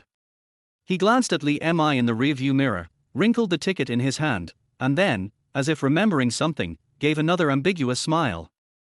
With the explosive popularity of the previous season of Shining Boys, the regional preliminary rounds of Shining Girls have already gained considerable popularity. After the warm-up of the auditions, each contestant gained their first batch of fans. Li Mi walked into the studio and saw many people holding banners with Li Mi's name on them. The ticket that Li Mi gave her had a very good seat, with a wide view facing the stage, and she also had a hint of curiosity and anticipation in her heart. In her previous life, her mother never told her that she had participated in a singing talent show, nor had she ever sung a song in front of Li Mi, not even humming a line. Li Mi himself is tone-deaf and thinks he inherited the trait from his mother. But now, after interacting with the young mother, I found that she loves singing from the bottom of her heart and is eager to perform on the stage. Li Mi didn't know what happened afterwards that made her mother bury her dream, but now that she is back, she will try her best to realize her mother's dream. Hello, audience friends. You are now watching the preliminary round of the Northern Division of Shining Girls, exclusively sponsored by Mingyu Tiantianru. The host began to take control of the situation, and his passionate and full voice instantly attracted the audience's attention. Today, the outstanding contestants who have passed the audition are ready to go, but they are facing the most brutal competition system. A total of 20 contestants will compete in 4 games, and half of the contestants will be eliminated in the first game today. After getting used to talent shows that relied on all kinds of gossip to attract attention, Li Mi is still a little uncomfortable watching a competition that relies solely on strength. The voting for Shining Girls is mainly based on text message voting by off-site audiences, supplemented by voting by on-site public judges and professional judges. Strictly speaking, it is still a popularity competition. However, the contestants are basically amateurs, so there is no question of fairness. 20 contestants performed in turn, and the later the ranking, the better. Li Mi didn't know what order her mother had drawn, and she could only pray silently in her heart that she would perform later. The first contestant who opened the show was obviously too nervous. His throat was as dry as if he hadn't had water for 3 days. As expected, his high notes broke, and there was a round of boos from the audience. After a few mediocre contestants, Li Mi finally saw his mother. Li Mi was wearing a silver sequin suspender and a white gauze puffy skirt. Her face was painted with exaggerated smoky makeup and her soft long hair was styled into explosive curls. In Li Mi's eyes, this is too old-fashioned an aesthetic, but the audience obviously accepted it well. This hairstyle is so trendy, I want to have the same style. A girl in the audience said with starry eyes. Her boyfriend was standing by her side, and he was obviously more reasonable. Look at her face, then look at yours. Li Mi was amused by the couple, and when the lights on the stage dimmed, a spotlight shone on Li Mi and the noise around him slowly dissipated. Holding the microphone, Li Mi no longer showed her shyness and nervousness. Her beautiful high note instantly attracted the attention of the whole audience. As she raised her left hand high, loud exclamations broke out at the scene. Li Mi couldn't help but stretch out her hands and interact with the stage. The young, energetic and shining Li Mi on the stage was far from the mother she remembered. No longer confined to the family, she is no longer anyone's daughter, anyone's wife, anyone's mother, but just herself. There was no reluctance of lying on the dying bed, only singing at full steam. After the song was over, Li Mi was stunned to find that he was already in tears. Thank you, everyone. Li Mi on the stage was also enjoying himself. He kept bowing and waving to the audience, with a bright smile on his face all the time. Li Mi was rummaging through her bag looking for toilet paper when she realized her phone was on and there was a missed call. I clicked on it and saw that it was Jian Mingxi who called more than 10 minutes ago. Chapter 10 Future Agent. Hello, Jian Mingxi? I'm outside and it was a bit noisy, so I didn't hear the call. What's the matter? Li Mi pushed through the crowded crowd and finally squeezed into the women's restroom. Jian Mingxi's voice came from the other end of the phone, with an unconcealable tiredness, and the sound of the electricity seemed even hoarser, like a low cello. Someone showed me a surveillance video in an alley near a convenience store. Jian Mingxi coughed a few times and continued, Jian Wenqiang, the man who fought that day, was talking to a young girl. Li Mi had a bad feeling in his heart, but he managed to keep his composure, and then. That girl looks a lot like you. Where are you now? I want to see you. After noting down the address of Jian Mingxi's newspaper, Li Mi left the studio without saying a word. She hadn't watched the video yet, but she knew in her heart that someone was probably trying to sow discord between her and Jian Mingxi. There was only one person who knew both her and Jian Mingxi, Shenghong. Although she has full confidence in her current abilities as an agent, she believes that signing Jian Mingxi will surely allow him to reproduce or even surpass the glory of his previous life. But after all, Shenghong knew Jian Mingxi first, and no one knew how deep their relationship was. Don't let any risks sprout. This is an important lesson that Li Mi learned in his career as an agent. While waiting for the bus, Li Mi did not forget to send a message to Li Mi. The filming of the show would take some time, and she couldn't wait for Li Mi to finish, but she would not give Shenghong the chance to get close to Li Mi. Li Mi was taking a break backstage and watching the competition of the previous contestants on TV. When the message rang, she opened it, her smile drooped a little, and she muttered, "You said you would cheer me up, but you left before the show was finished. How disloyal. What are you looking at?" Another contestant came over and only saw the last few sentences of the text message. After the show, take Uncle Zhang's car home. Don't go with others. Is this auntie? She cares about you. Li Mi didn't know whether to laugh or cry. He pretended to be angry and punched the contestant. This is my sister. As soon as she finished speaking, a staff member came in and called her, Li Mi, someone is looking for you. It's the agent of Demai Entertainment. As an emerging agency in the industry, Demai Entertainment has a strong momentum and many people know about it. After Li Mi went out, the contestants who had already finished their performances gathered together and discussed in a lively manner. Li Mi is amazing. It's only his first game and has already been noticed by an agent. What? She is different from us. She is the daughter of Demai Entertainment. Someone obviously knew some inside information, and his tone was sour and envious. How can we beat her in the off-site voting? Who told you to be born into a bad family and not have a good father? Li Mi didn't know that the contestant who appeared to be friendly in front of her was muttering about her life experience behind her back. At the corner of the corridor, she saw Shenghong holding a bouquet of flowers. Brother Hong, why are you here? Li Mi was a little surprised. She only got one ticket and gave it to her sister. Shenghong smiled brightly and held out the bouquet in his hand. I will definitely not miss your game. These flowers are to celebrate your victory in advance. The result of the competition hasn't come out yet. It's not good to go in with the flowers in your arms. Li Mi shook his head and didn't take it. Instead, he took a step back and looked towards the players' lounge. Then consider it as a gift from your fans, is that okay? Shenghong stuffed the flowers directly into Li Mi's hands, not allowing her to refuse. After the game is over, shall we go for a midnight snack together? I know a new restaurant that tastes pretty good. Sorry, Brother Hong, Uncle Zhang is waiting for me. I have to go home after the game. Li Mi's second rejection made Shenghong feel a little embarrassed. He had clearly left a good impression on Li Mi during their previous contacts, so he shouldn't be like this now. Seeing Li Mi's dodging gaze, Shenghong smiled bitterly and lowered his head slightly, looking a little depressed. Actually, today is my birthday. You know, I don't have a good background, and I don't have many friends after leaving my hometown to come here. Forget it, then you should go home and have a rest early. After saying this, Shenghong did not linger around and turned around to leave. Before he reached the door, he was suddenly called. Etc. On the other side, Li Mi finally got a taxi. The taxi left the bustling city and drove into the intricate alleys, and finally stopped in front of a shabby 6-story bungalow. The corridor was covered with various psoriasis advertisements and various sundries. At that time, mobile phones did not have flashlight function, so Li Mi adjusted the screen of his phone to the brightest setting before he could barely go upstairs. Finally she stopped in front of a rusty iron door and knocked for a long time before she heard footsteps from inside. "Why are you here now?" Jian Mingxi pushed open the door, wearing a loose grey sweater and a pair of fleece sweatpants, with a towel hanging around his neck. His hair was wet and his body was full of steam, obviously he had just taken a shower. The dim light in the corridor shone on his face. Although the background was dirty, messy and shabby, it could not block the radiance of his outstanding face. Li Mi stared at Jian Mingxi's face for a few seconds, and coughed to ease the brief silence. "Where's the video?" "Come in first." Jian Mingxi turned sideways, made way, and turned on the light.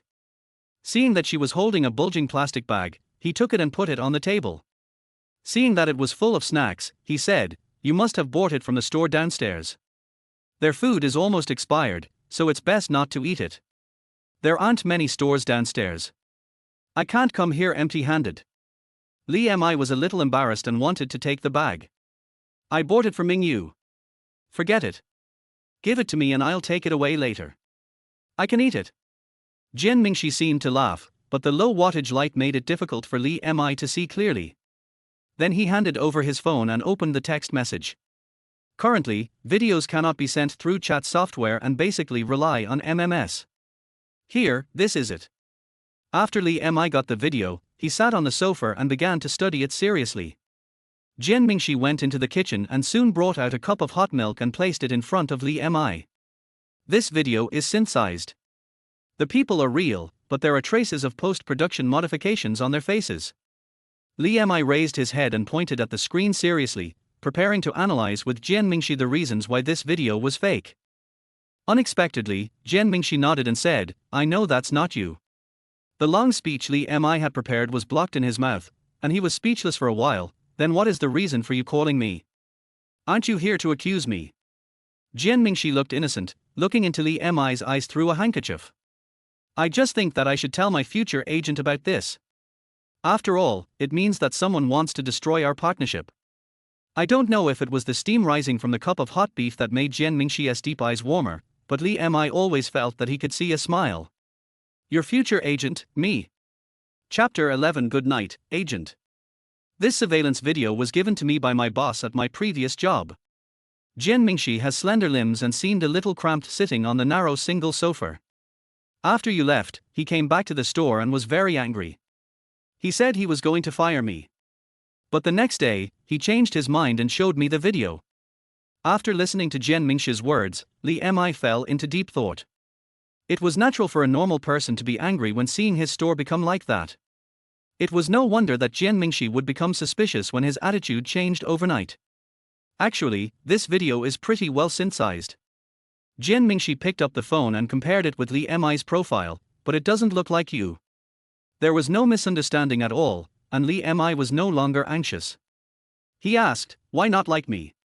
"Because you are very confident and proud." Jian Mingxi raised her head slightly, as if imitating her previous demeanor in the convenience store, picking quarrels and provoking trouble, destroying other people's property, and domestic violence, guardian dereliction of duty. "Try calling the police." Jian Mingxi, who was originally sitting comfortably on the sofa, suddenly tensed up and leaned forward slightly. His straight eyes gave people an unreasonable sense of oppression. He did not deliberately imitate Li Mi's voice, but his tone and expression were exactly the same. Li Mi, who was sitting right opposite him, was stunned. He watched Jian Mingxi lean back on the sofa and return to his lazy look. "You really are." Jian Mingxi thought Li Mi was going to blame her for imitating her, but unexpectedly what she saw was Li Mi's sparkling eyes. A natural actor. "Jian Mingxi, some people are born to be in front of the camera, and you are one of them." Since growing up, Jian Mingxi has heard more insults than praises. As he grew up, his outstanding appearance attracted a lot of attention, but most of this attention was filled with desire. No one had ever affirmed anything other than his face, and even though he knew nothing about the actor, he unexpectedly developed a curiosity. "Do you really think I can act?" Li Mi nodded vigorously. "If you can't do it, no one can." The atmosphere in the room became a little ambiguous because of this question and answer, and it became quiet for a while. "Well, since we're going to sign the contract, let me first tell you about our company and the profession of actor." Li Mi showed her workaholic nature and even took out an introduction brochure of Demai Entertainment from her bag. In addition to the manual, all the documents were spread out on the table, including a copy of Demai Entertainment's business license, Li Mi's official employee ID card, and other identification documents.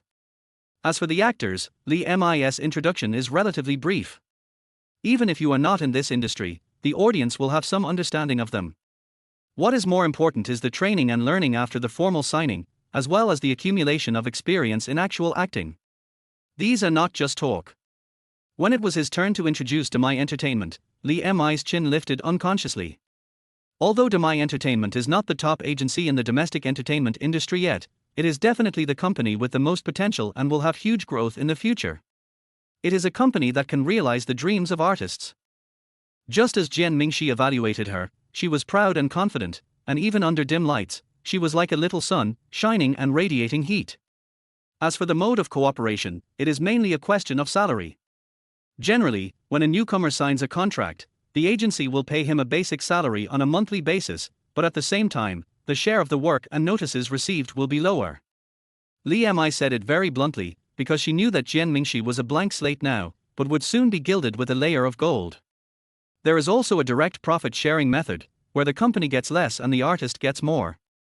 However, this method only allows profit sharing if there is work, and if there is no work, there is no profit at all.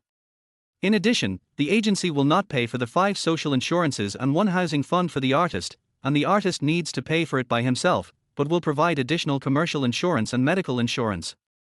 Jian Mingxi listened very carefully and almost didn't hesitate. I choose the first one. This answer was also within Li Mi's expectations. After all, he still had to take care of Mingyu. If there was no basic salary every month, it would be too risky for a newcomer. Even though Li Mi knew that Jian Mingxi was a rough diamond, he would not set a precedent for him in the matter of contract. However, he had already considered that the contract term should be the shortest 3 years, after which he could replace it with a higher profit contract. I have a backup contract template on my phone. I'll send you a copy first.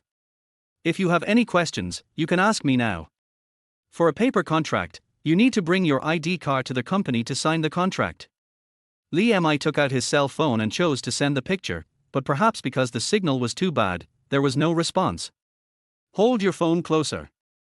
Jian Mingxi followed suit and moved closer with his phone in hand. The space in the room was already narrow, and the two of them moved forward. Before their phones touched each other, their heads hit each other with a bang. The wet hair tips brushed against Li Mi's forehead, making her feel the coolness of winter. With a creak, the old bedroom door was pushed open. Jian Mingyu suddenly walked out holding a haphazard doll, completely ignoring the two people who were sitting opposite each other and avoiding each other's gaze in a very suspicious manner. She picked up the milk on the table that Li Mi had not had time to drink, tilted her head back and drank it all in one gulp, leaving a circle of milk stains on her mouth. She turned and walked towards the bathroom. Mingyu has the habit of drinking milk before going to bed, so she regards this cup as her own. I'll go heat up another cup for you. No, no, no. Li Mi stood up and put away the documents on the table, then glanced at his phone. It's time for me to go back. Call me tomorrow when you wake up. I'll take you there. Jian Mingxi also stood up. He was too tall and almost bumped into the shaking light bulb. Without waiting for Li Mi to decline, he added, there are a lot of people living around here. It's not safe for you to wait for the bus alone. The two waited for Jian Mingyu to finish washing up, then went into the bedroom and lay down on the bed. Li Mi stood in the living room waiting. Through the bedroom door that was not closed properly, Jian Mingxi could be seen half squatting in front of the bed, talking to Mingyu very seriously. Brother is going downstairs to send sister Li Mi to get a taxi. He will be back in 10 minutes. I will leave the light on for you. Don't be afraid and don't open the door by yourself, okay? He repeated this simple instruction 3 times until Mingyu opened her eyes wide and nodded slowly before he stood up. Let's go. It was almost 12 o'clock and I couldn't get a taxi for a while. Li Mi pulled up the scarf to cover most of her face, leaving only her eyes exposed, and asked hesitantly, can Mingyu's disease be cured? Jian Mingxi was still wearing the same home sweater inside and a black coat outside that was almost exactly the same as the one he lent to Li Mi last time. He nodded and shook his head. Autism cannot be cured, but it can be intervened. Before the two of them could continue discussing the issue, a taxi pulled over. Jian Mingxi opened the car door and waited until Li Mi was seated firmly before closing it. After the car started, Li Mi saw through the rearview mirror that Jian Mingxi was holding a mobile phone and seemed to be taking a picture of the taxi's license plate. Soon she received a text message. Message me when you get home. Good night, agent. Chapter 12. My people, my artists. When Li Mi returned home, a taxi happened to stop in front of him. A girl in familiar clothes got out of the car, and then a man in the car handed a bouquet of flowers to the girl through the window and waved goodbye. Holding a bouquet of flowers, Li Mi still smelled of alcohol. He watched the taxi leave and sighed.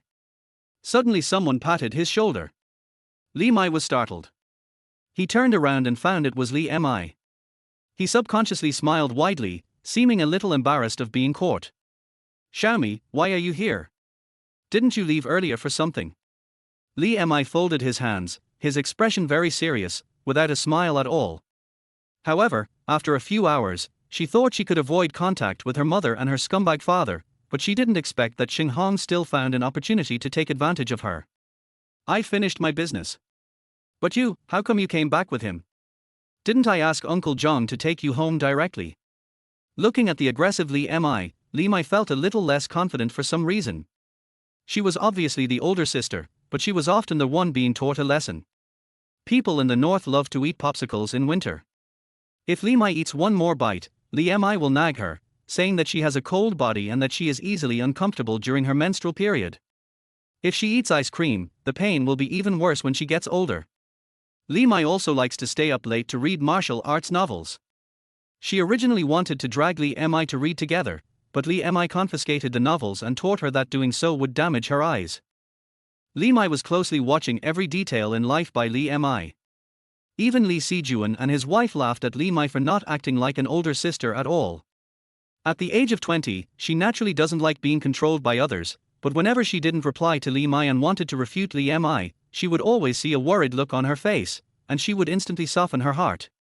She didn't know why, but whenever she saw Li Mi's eyes, she would remember the sadness she felt when Li Mi mentioned her deceased mother. Well, I was going to go home. But Brother Hong. Shenghong's birthday, so I had a midnight snack. Look, I'm back home now, aren't I? Li Mi really wanted to shake Li Mi's shoulders and shout at her that the man was only after her property, would cause her to die of anger in the future, and would also take over my entertainment, and he didn't love her at all. But she couldn't say that.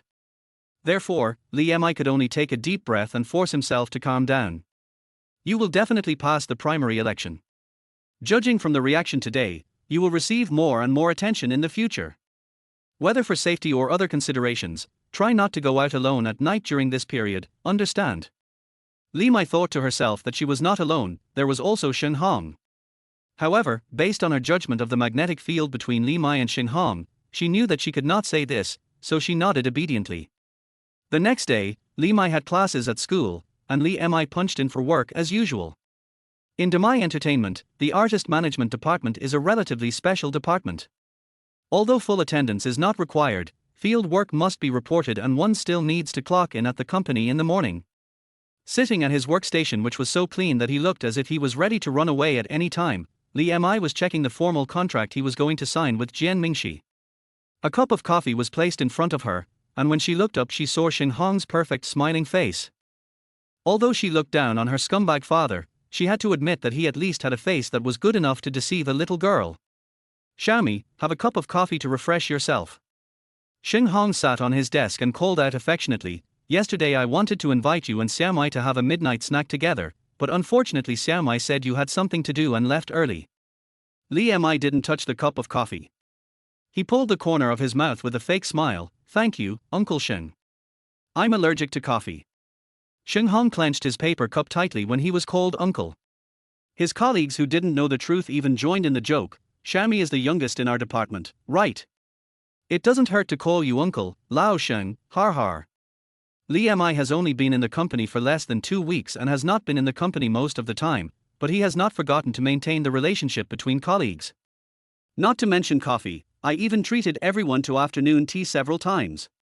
In addition, the fact that she was able to be promoted to a regular employee ahead of schedule under the impartial Feng Weiwei shows that she relied not only on her family connections, but also naturally had some admiration from her colleagues.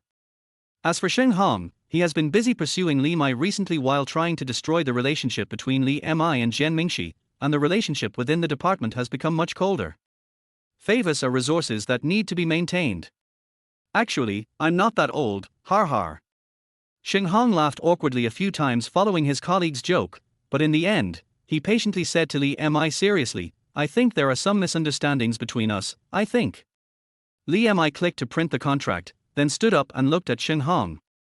She looked very imposing in her high heels. Misunderstanding? Are you referring to that surveillance video? Shenghong's pupils immediately contracted upon hearing this, but soon relaxed again, with a bewildered look on his face. Surveillance? What surveillance? Li Mi looked at him for a while, and finally just smiled without saying anything. Excuse me, I'll get something. From the surveillance video, Li Mi was certain that Shenghong was the culprit. However, firstly, there was no evidence. Secondly, it was estimated that Jian Wenqiang had received hush money and had a big conflict with Jian Mingxi, so he would not admit it. Therefore, she didn't really want to use this matter as a handle, and didn't even tell Li Mi. If you can't kill the enemy with one blow, it's better to remain mysterious and make the enemy lose their composure. After this conversation, Shenghong really stopped bothering Li Mi. He returned to his seat with a gloomy face and no one knew what he was thinking. A tall boy approached the front desk of Demai Entertainment. He was wearing a long black tweed coat, and his pair of slender legs, as slender as a catwalk model, were well wrapped in thick jeans. His black hair was a little long, covering his eyebrows, but he did not look sloppy at all. Instead, he had an inexplicable lazy temperament. When the receptionist saw a boy who was as handsome as a popular male star walking towards her, she felt her heart beat faster and subconsciously pulled her bangs. Hello sir, what can I do for you? Jian Mingxi held a business card that Li Mi left yesterday in his hand and handed it to the front desk. Hello, I made an appointment with Miss Li yesterday. The receptionist took the business card, confirmed with the artist management department using the internal phone, and then said with a smile, okay, the artist management department is on the 15th floor. Do you need me to take you there? Jian Mingxi politely declined the receptionist's enthusiasm, took back the business card, put it in the inside pocket of his coat, and walked into the elevator. After watching Jian Mingxi leave, the receptionist sent a message to the internal communication group at lightning speed. Sisters, there's a handsome guy. In an entertainment company, handsome men and beautiful women are as common as cabbages on the ground, and no one even paid attention to this news. The receptionist sighed and added, he's a super handsome guy, as handsome as the movie Emperor Yu Lang. Yu Lang is the mainstay of Demai Entertainment's actors, whose appearance has always been ranked number one. His words really caused a stir. Xiao Li's words are not enough, where are the photos? I didn't have time to take the photo, but he's going to the artist management department soon. I guess he's going to sign a contract with our company. It only takes a few minutes to reach the 15th floor by elevator. The moment the door opened, Jian Mingxi keenly felt several pairs of eyes looking at him, and felt a little confused for a moment. Li Mi, who got the contract, also saw the message in the group and laughed. Afraid that Jian Mingxi would attract too much attention, he took 2 steps at a time and ran to the elevator to pick him up. Sure enough, when he arrived, he saw a lot of people. Some were watching the handsome guy, some were surrounding Jian Mingxi with the intention of poaching him, and there were even colleagues from his own department. Please make way, this is my man. Li Mi squeezed through the crowd and came to Jian Mingxi. After seeing Jian Mingxi's eyes, she added, my artist. Chapter 13 Light. Are you okay? Sit down and rest for a while. Li Mi led Jian Mingxi into the conference room and barely saved Demai Entertainment's image. Actually, they are not so gossipy on weekdays. It's mainly because you attract too much attention. Jian Mingxi straightened her messed up hair, with a smile in her eyes. It's okay, your company is very welcoming. Li Mi complained in his heart, that's not enthusiasm at all, it's just like a wolf and a tiger. Demai Entertainment was newly established and has recruited many industry talents, but there is still a gap in the number of signed artists. So the artist management department, under the leadership of the strong woman Feng Weiwei, was like a swarm of locusts. An old colleague in the department said that a colleague who did not want to reveal his name once chased someone across 3 streets in order to wait for a good seedling. The good seedling thought he had encountered a robber and almost called the police. Li Mi looked at Jian Mingxi, who was sitting obediently in his seat with his hands on his knees, and sighed in his heart. This face was enough to drive the agent crazy, not to mention the excellent acting talent. However, the latter item is now a secret known only to himself. Thinking of this, Li Mi narrowed his eyes instantly. Have some coffee. There's no milk in the company. Li Mi brought 2 cups of coffee and was not in a hurry to sign the contract. Instead, he gave the contract to Jian Mingxi for inspection and reminded him of several responsibilities and rights that required special attention. Both of them had confirmed the content yesterday, and there were no major changes to the official version of the contract. Jian Mingxi quickly read through it, unscrewed the pen cap, and prepared to sign. At this moment, someone knocked on the door of the conference room. Feng Weiwei knocked 3 times and walked in. She was stunned when she saw Jian Mingxi. She pulled out a chair and sat next to Li Mi. I heard that you have a target for signing. Is this the one? Yes, Sister Weiwei, do you have any questions? Li Mi was very happy with Feng Weiwei's direct approach.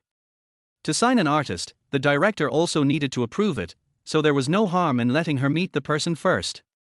It's like this. You are now an official agent. There is no problem signing artists. Feng Weiwei pointed at the table, but someone said that you snatched the artist he wanted to sign. Stealing people is not allowed in our company. Is this gentleman sure he wants to sign with you, and not with our Demai Entertainment? After hearing this, Li Mi almost laughed out of anger. She had always been on high alert against Shenghong, but she hadn't expected that Shenghong was just a rookie 20 years ago. He had bad intentions but didn't think things through and even wanted to tell on Feng Weiwei to stop the signing. Sister Weiwei, this matter is actually very simple. Whether someone is robbing or not, shouldn't the one who is robbed have the final say? Li Mi leaned back on the chair with her hands crossed. Please ask Shenghong to come over so we can confront each other face to face. On the other side, Jian Mingxi listened to what the two said and signed the contract without even looking up. Feng Weiwei saw Jian Mingxi's actions and realized that their cooperation was based on mutual consent. Thinking of what Shenghong said in front of him, he came to his senses and felt unhappy that he was being used as a knife. I was biased in listening to this. Now that you have your first signed artist, you should work hard. If you have any questions, feel free to ask me. Li Mi nodded with a smile. Okay, thank you Sister Weiwei. Feng Weiwei left the meeting room and returned to her office. She called Shenghong and said straight to the point, Shenghong, they are obviously here to sign a contract with Li Mi. What do you mean by what you just said? Shenghong felt discouraged when he saw that Feng Weiwei was unable to stop the signing. He couldn't tell why, but ever since Li Mi showed up, he had a feeling that something that belonged to him had been taken away. Facing his boss's anger, Shenghong could only put on a smile. Sister Weiwei, this is my fault. I didn't explain it clearly. Xiao Jian, it's true that I knew him first, and I was the first to ask for a contract. But you know Li Mi, she's young, pretty, and has a good family background.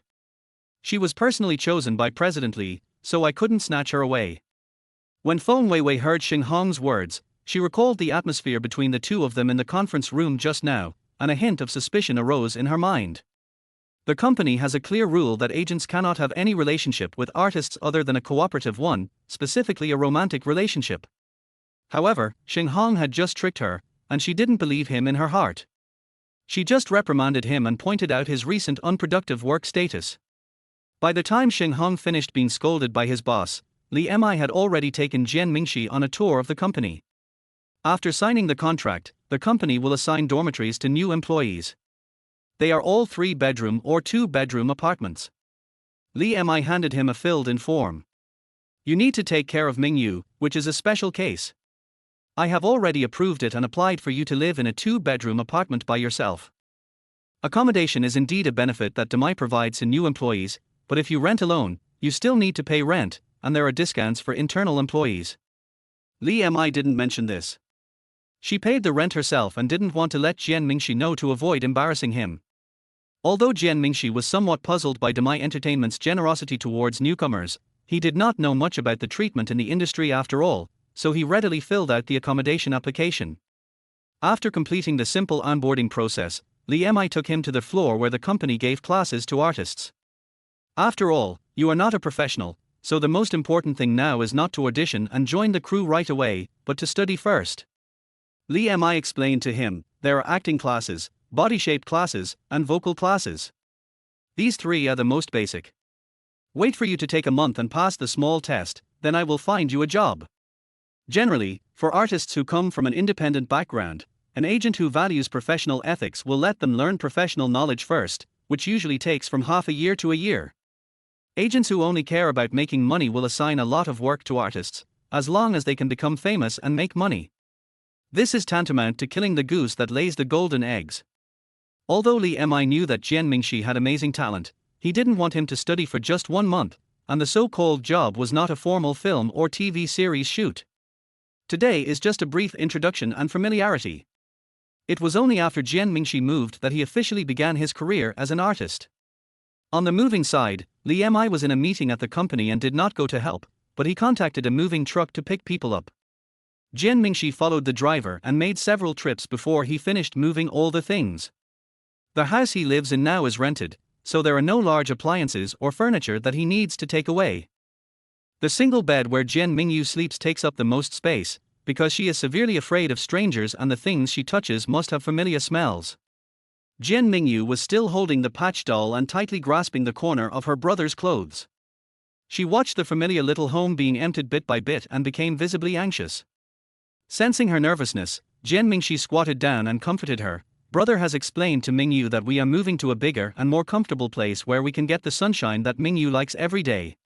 Remember, the old building they live in now is considered a semi-illegal building and the orientation is not good. It only has the advantage of being cheap. It is difficult to see clearly without turning on the lights during the day. After hearing her brother's words, Jian Mingyu slowly calmed down and stopped repeatedly picking at the threads on the doll. Jian Mingxi looked at Mingyu's innocent and ignorant eyes, and felt a rare sense of relief in his heart. He said softly, Mingyu, brother has met a beam of light, which will make us better. Chapter 14 Public Relations Crisis. Unlike the talent shows of the past 20 years that have been controlled by capital, the voting of Shining Girls is relatively fair and open. The number of votes from the audience and judges on site is very small, and most of them come from text message voting from the audience outside the venue. Naturally, everyone in Demai Entertainment would vote for their boss's beloved daughter. Li Mi specifically asked her father not to spend money to buy tickets. She is very confident in her abilities, and having seen her mother perform live, Li Mi is not worried at all whether she can advance. I'm just a little confused. Since my mother has such a good voice and loves singing, why didn't she show it at all in her previous life? Although his family runs an entertainment company, he chose a life path that has nothing to do with the stage.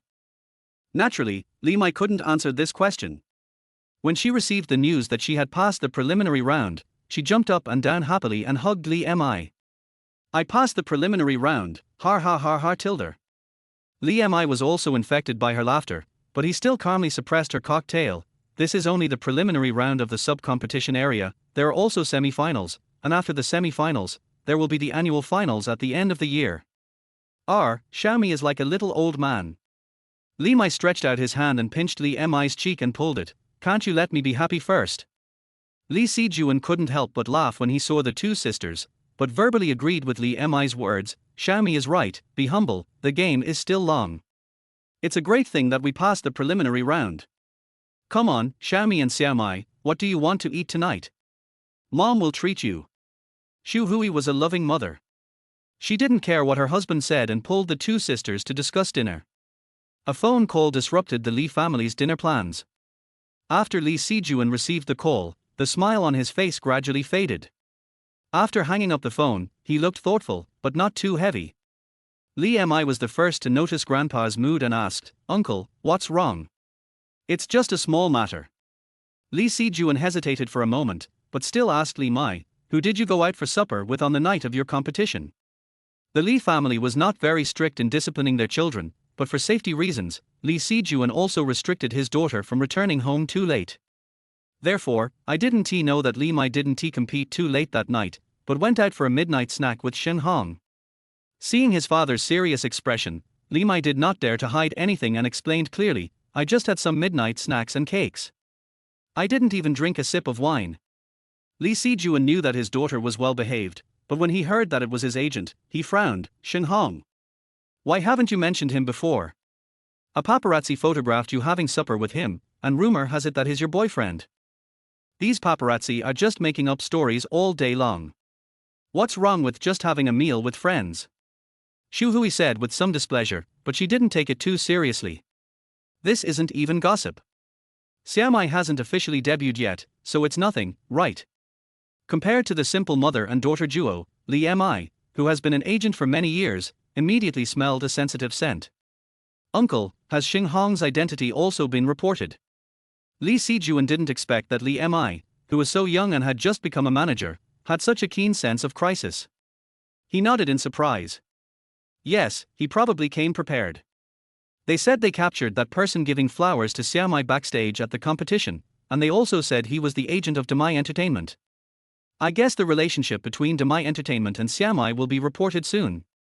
Logically speaking, Li Mi's popularity after just participating in the competition is not enough to attract the attention of paparazzi. What's more, in just a few days, the paparazzi were able to take pictures from the backstage of the game to eating supper, and even mention Demai Entertainment. Everything seemed to be well prepared. Today's audiences like miracles among ordinary people, not stars created by capital.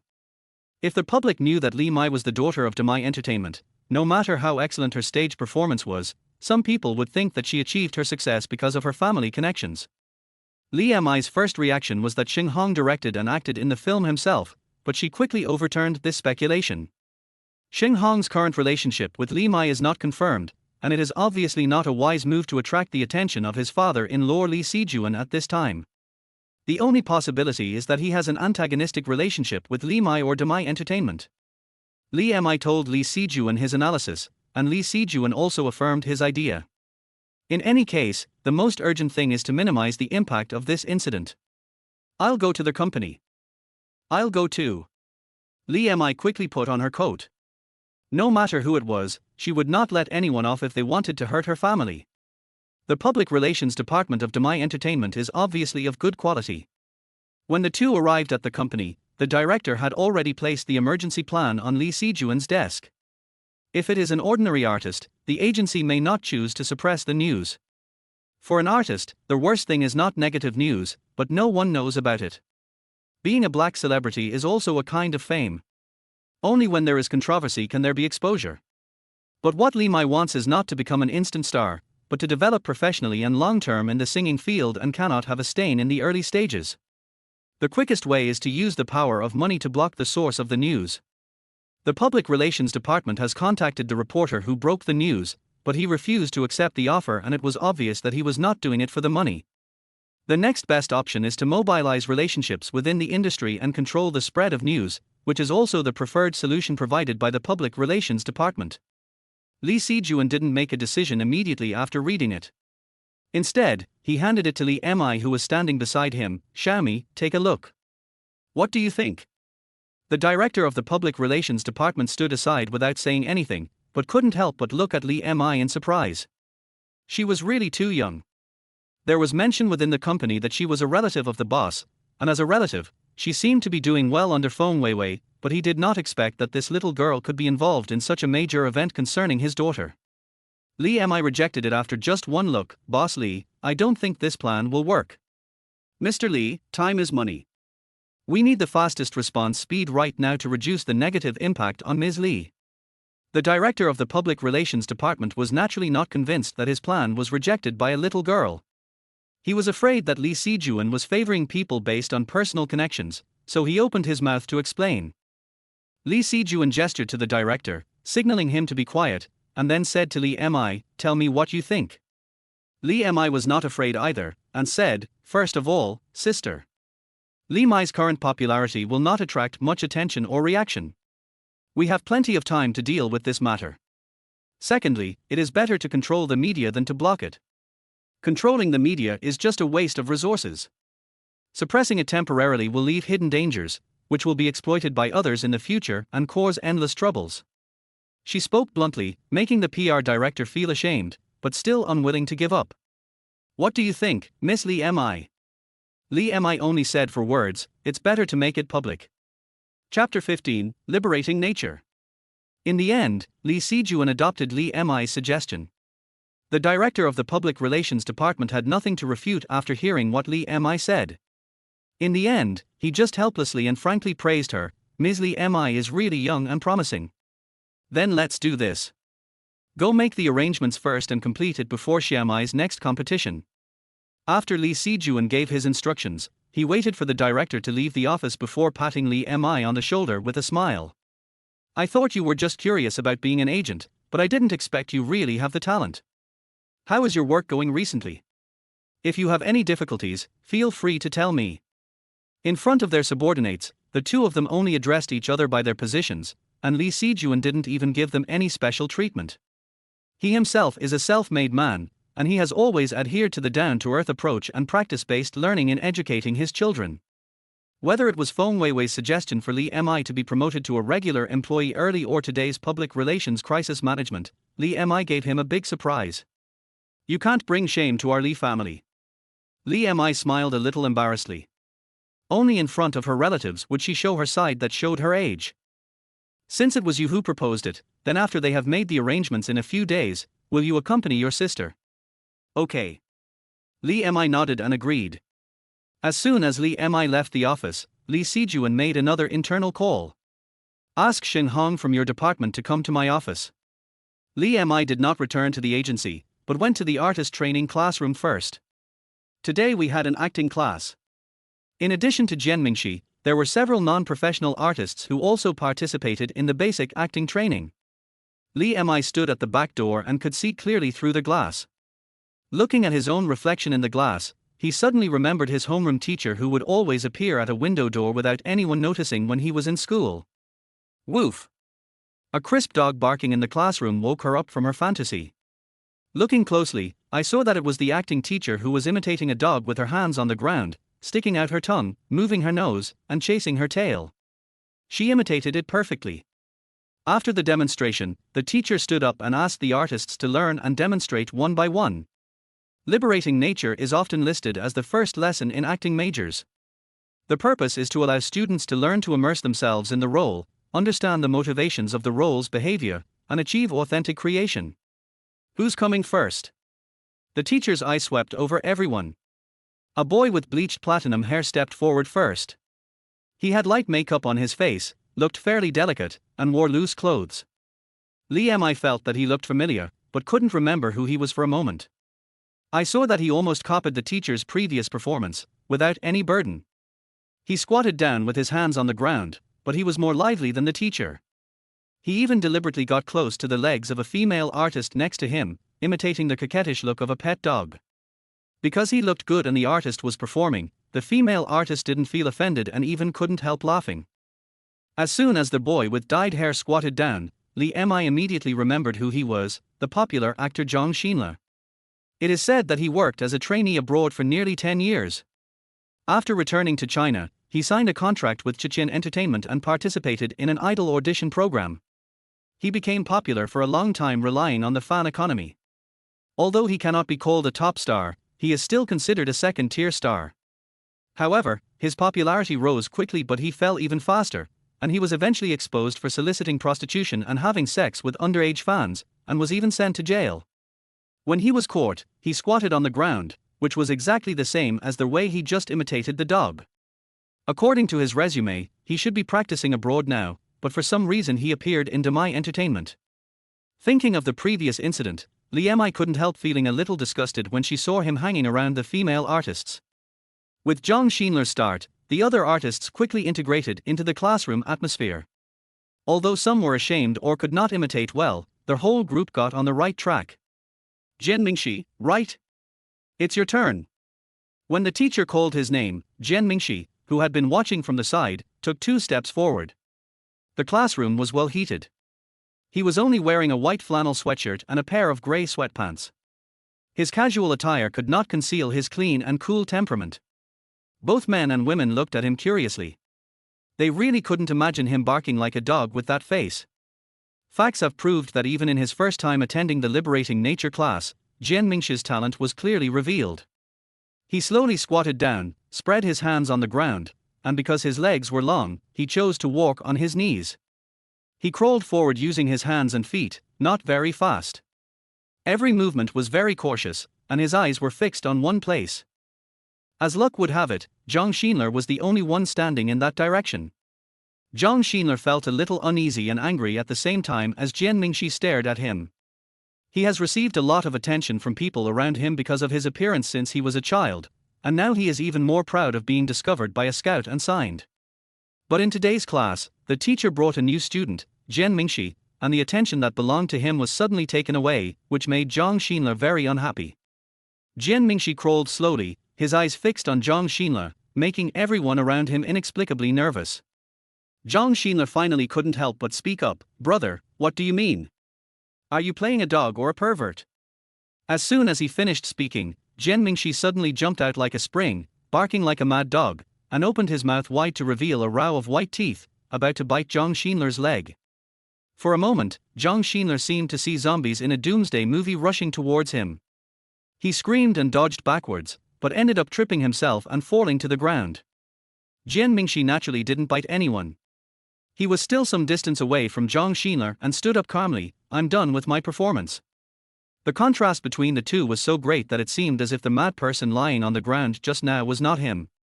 The acting teacher was very satisfied and even led the applause, then began to explain to the other artists. "What I just demonstrated to you is the most common pet dog, but Jian Mingxi played a mad dog. Have you ever been bitten by a dog when you were a child? Can you share your experience and see if Jian Mingxi's performance just now was very realistic?" As soon as the teacher's words came out, everyone came back to their senses and started discussing. The only female artist nodded repeatedly. "When I was a kid in my hometown, I was bitten by a wild dog. I passed by it without making any move. The dog just stared at me and suddenly pounced on me. Now I am still afraid of dogs." Zhang was happy to see that everyone was discussing Jian Mingxi's performance enthusiastically. He gritted his teeth, climbed up with a dusty face, and couldn't help but say something rude. "Don't say that. This guy's acting is realistic. I think he is just a mad dog in person." As soon as he said this, the warm atmosphere among everyone became quiet as if a bucket of cold water was poured on them.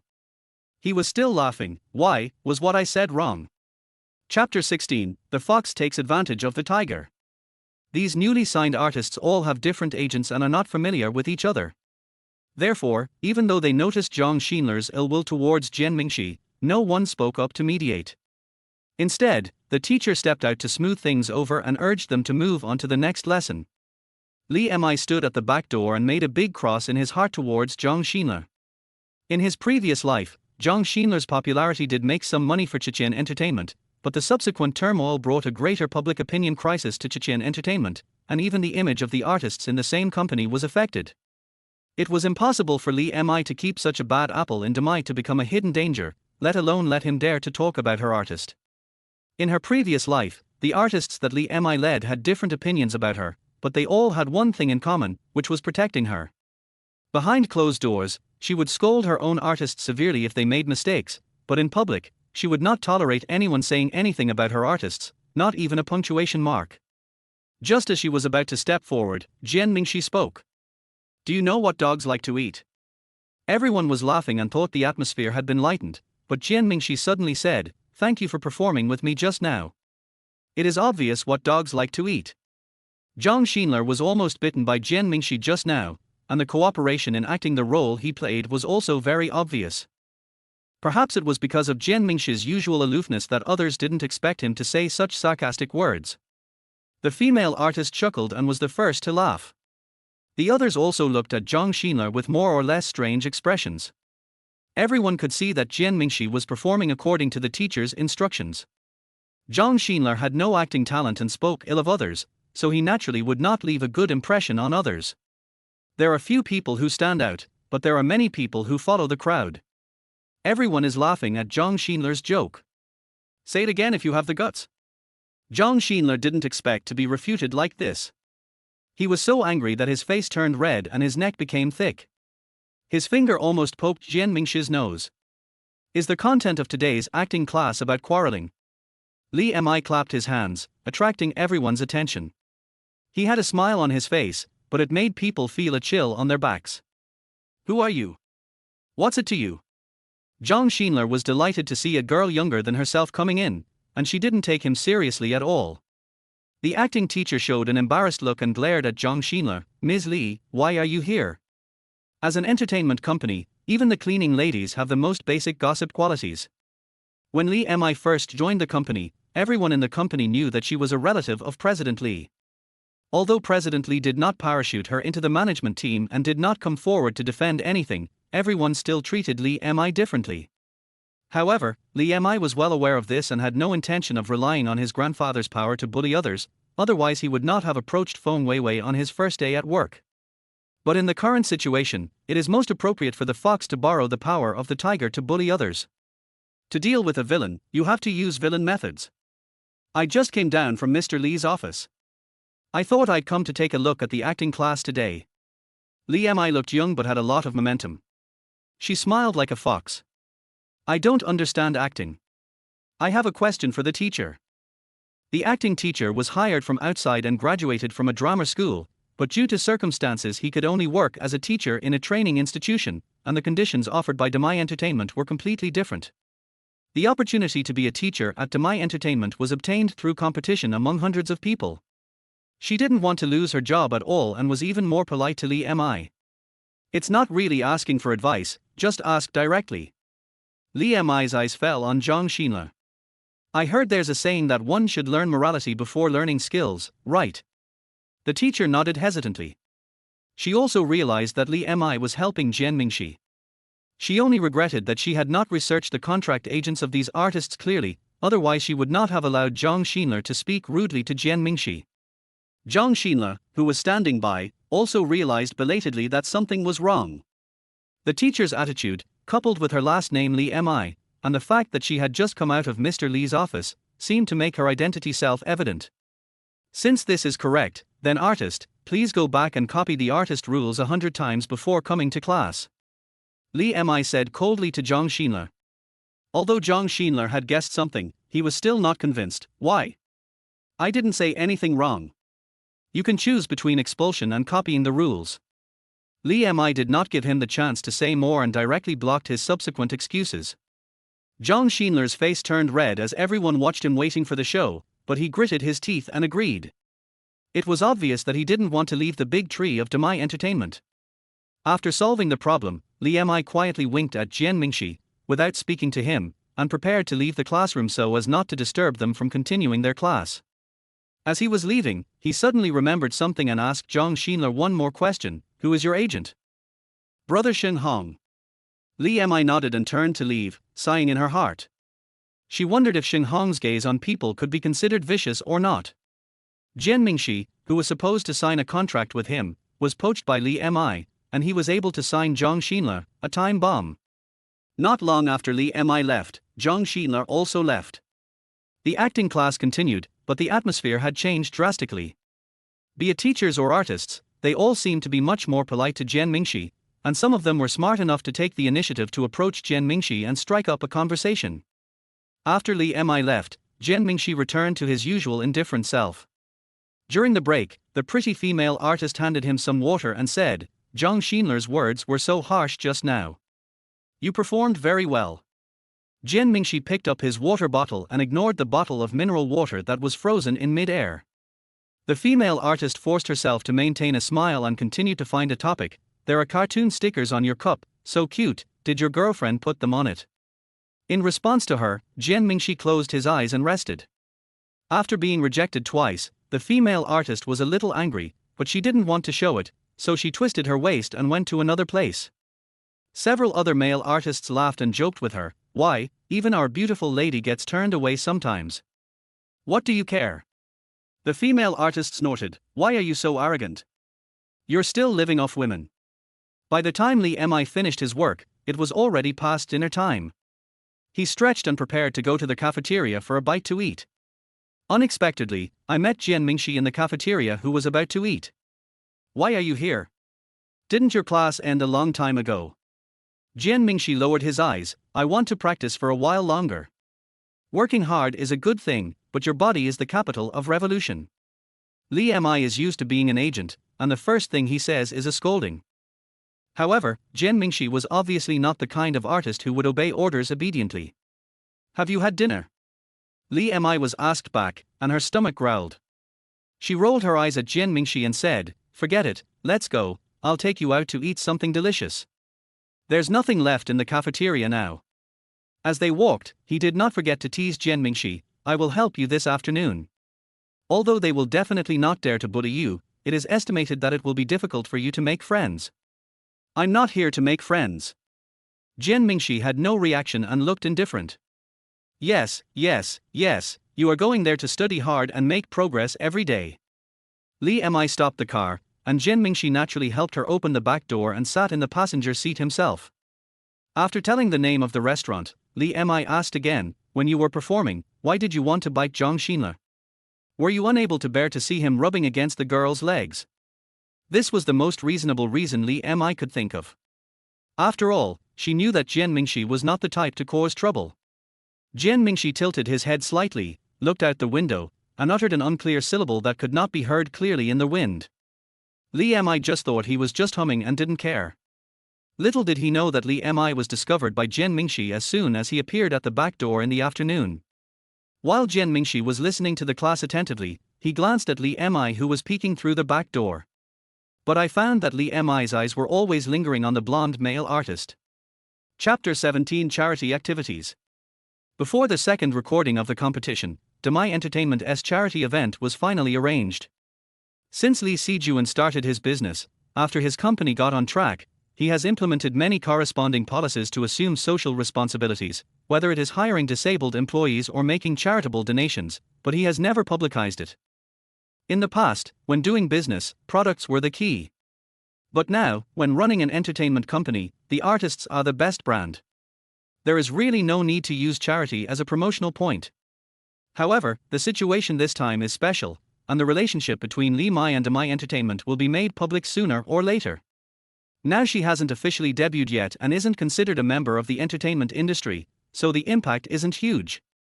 But in the future, as she develops as a singer, people will definitely ask about her background.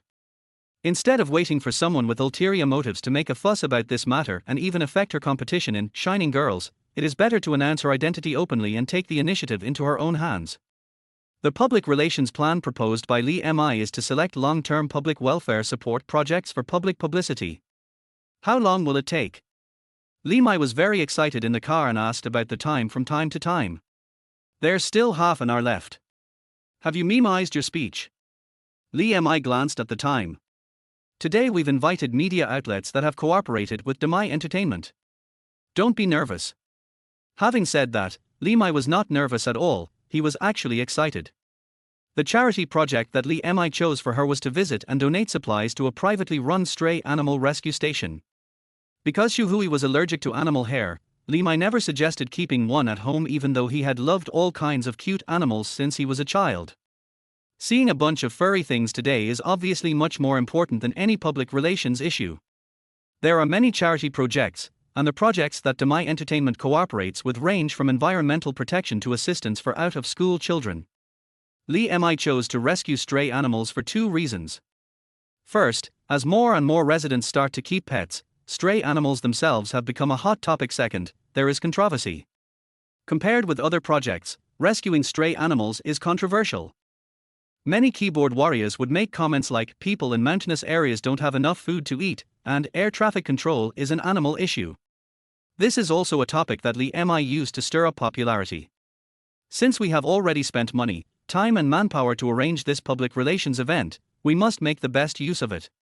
Li Mi has seen a lot of public opinion in the entertainment industry and knows that everything is a double-edged sword. Even if Li Mi goes to save the earth, there will be people who will come out to criticize her for not caring about the moon. In this case, it is better to go with the flow and use the opponent's power to build momentum. The Sunshine Stray Animal Rescue Station is located in a village outside the city. The car could not reach the door, so it had to stop at the intersection. The staff carried down boxes of cat food, dog food, and other supplies. Li Mi was not idle either. Although he could not carry the large items, he could still help with the small ones. Li Mi followed the photographer all the time, instructing him and recording the process. The group entered the shelter in a mighty procession. The person in charge was a retired lady who was dressed simply and had a very warm smile. After placing these supplies, the person in charge took them to visit the stray animals sheltered in the rescue station. Due to limited space, it is not possible to completely isolate the cats and dogs, and we can only separate them with some difficulty. Even though it is winter, the whole rescue station is filled with a strong smell, but Li Mai seems to have adapted well, with his eyes almost glued to the enthusiastic cats and dogs in the cages. "Can I come in?" Li Mai asked with shining eyes. The person in charge was a little hesitant. Although Demai Entertainment's funding for the rescue station is long-term, this is the first time that people have come to film. She is a little worried that if these cats and dogs are too enthusiastic, they might accidentally hurt people. "There will be 3 of us going in, and the rest of you will help clean the cages outside." Li Mi made the final decision. A small number of people won't irritate them. Seeing that the person in charge had spoken, the person in charge stopped talking, chose a slightly cleaner cage, and took Li Mai and the photographer in. In fact, most of these stray animals were once pets of their owners, so they are not afraid of strangers. Especially when they saw Li Mai taking out the food, they all came closer to Li Mai with great enthusiasm. While Li Mai was feeding the animals and smiling brightly, Li Mi asked the photographer to take several good photos. In the photo, Li Mai was half squatting on the ground, surrounded by cute cats and dogs. A few naughty ones even put their front paws on her down jacket. Li Mai didn't care and patiently fed them one by one. Li Mi looked at Li Mai's happy expression and smiled unconsciously. When she was a child, she had the idea of raising a pet, but she had always lived with her mother and grandparents. Her mother rejected her request at the time, but she always thought her mother didn't like small animals. "I only now realize that my mother also loved these cute little guys since she was young, but she restrained herself because of my grandmother's health."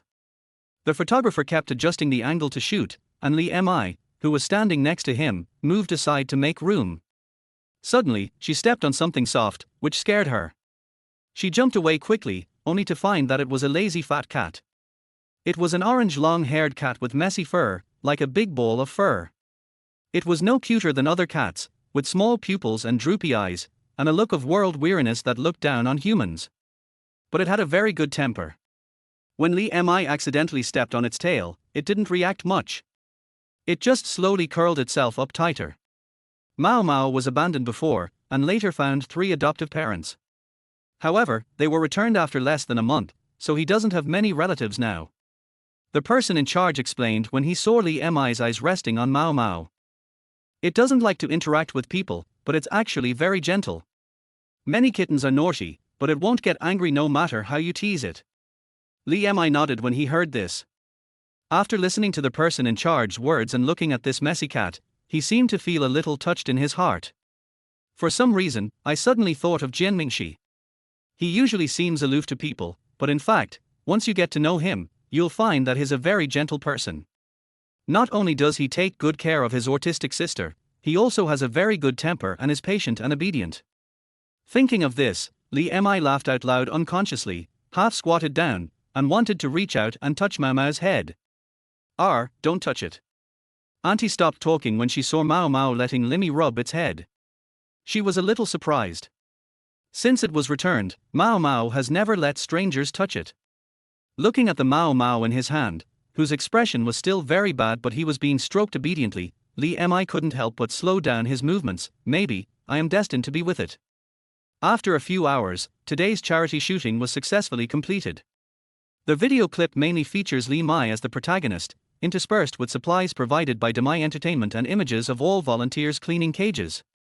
At the end, it also includes donation methods for the rescue station, which serves as an advertisement for the rescue station. After Li Mi reviewed the video, he said to the PR director, "Wait until they spread the news about Hey Li Mi, and then we will send out the video immediately." Chapter 18, A Great Victory.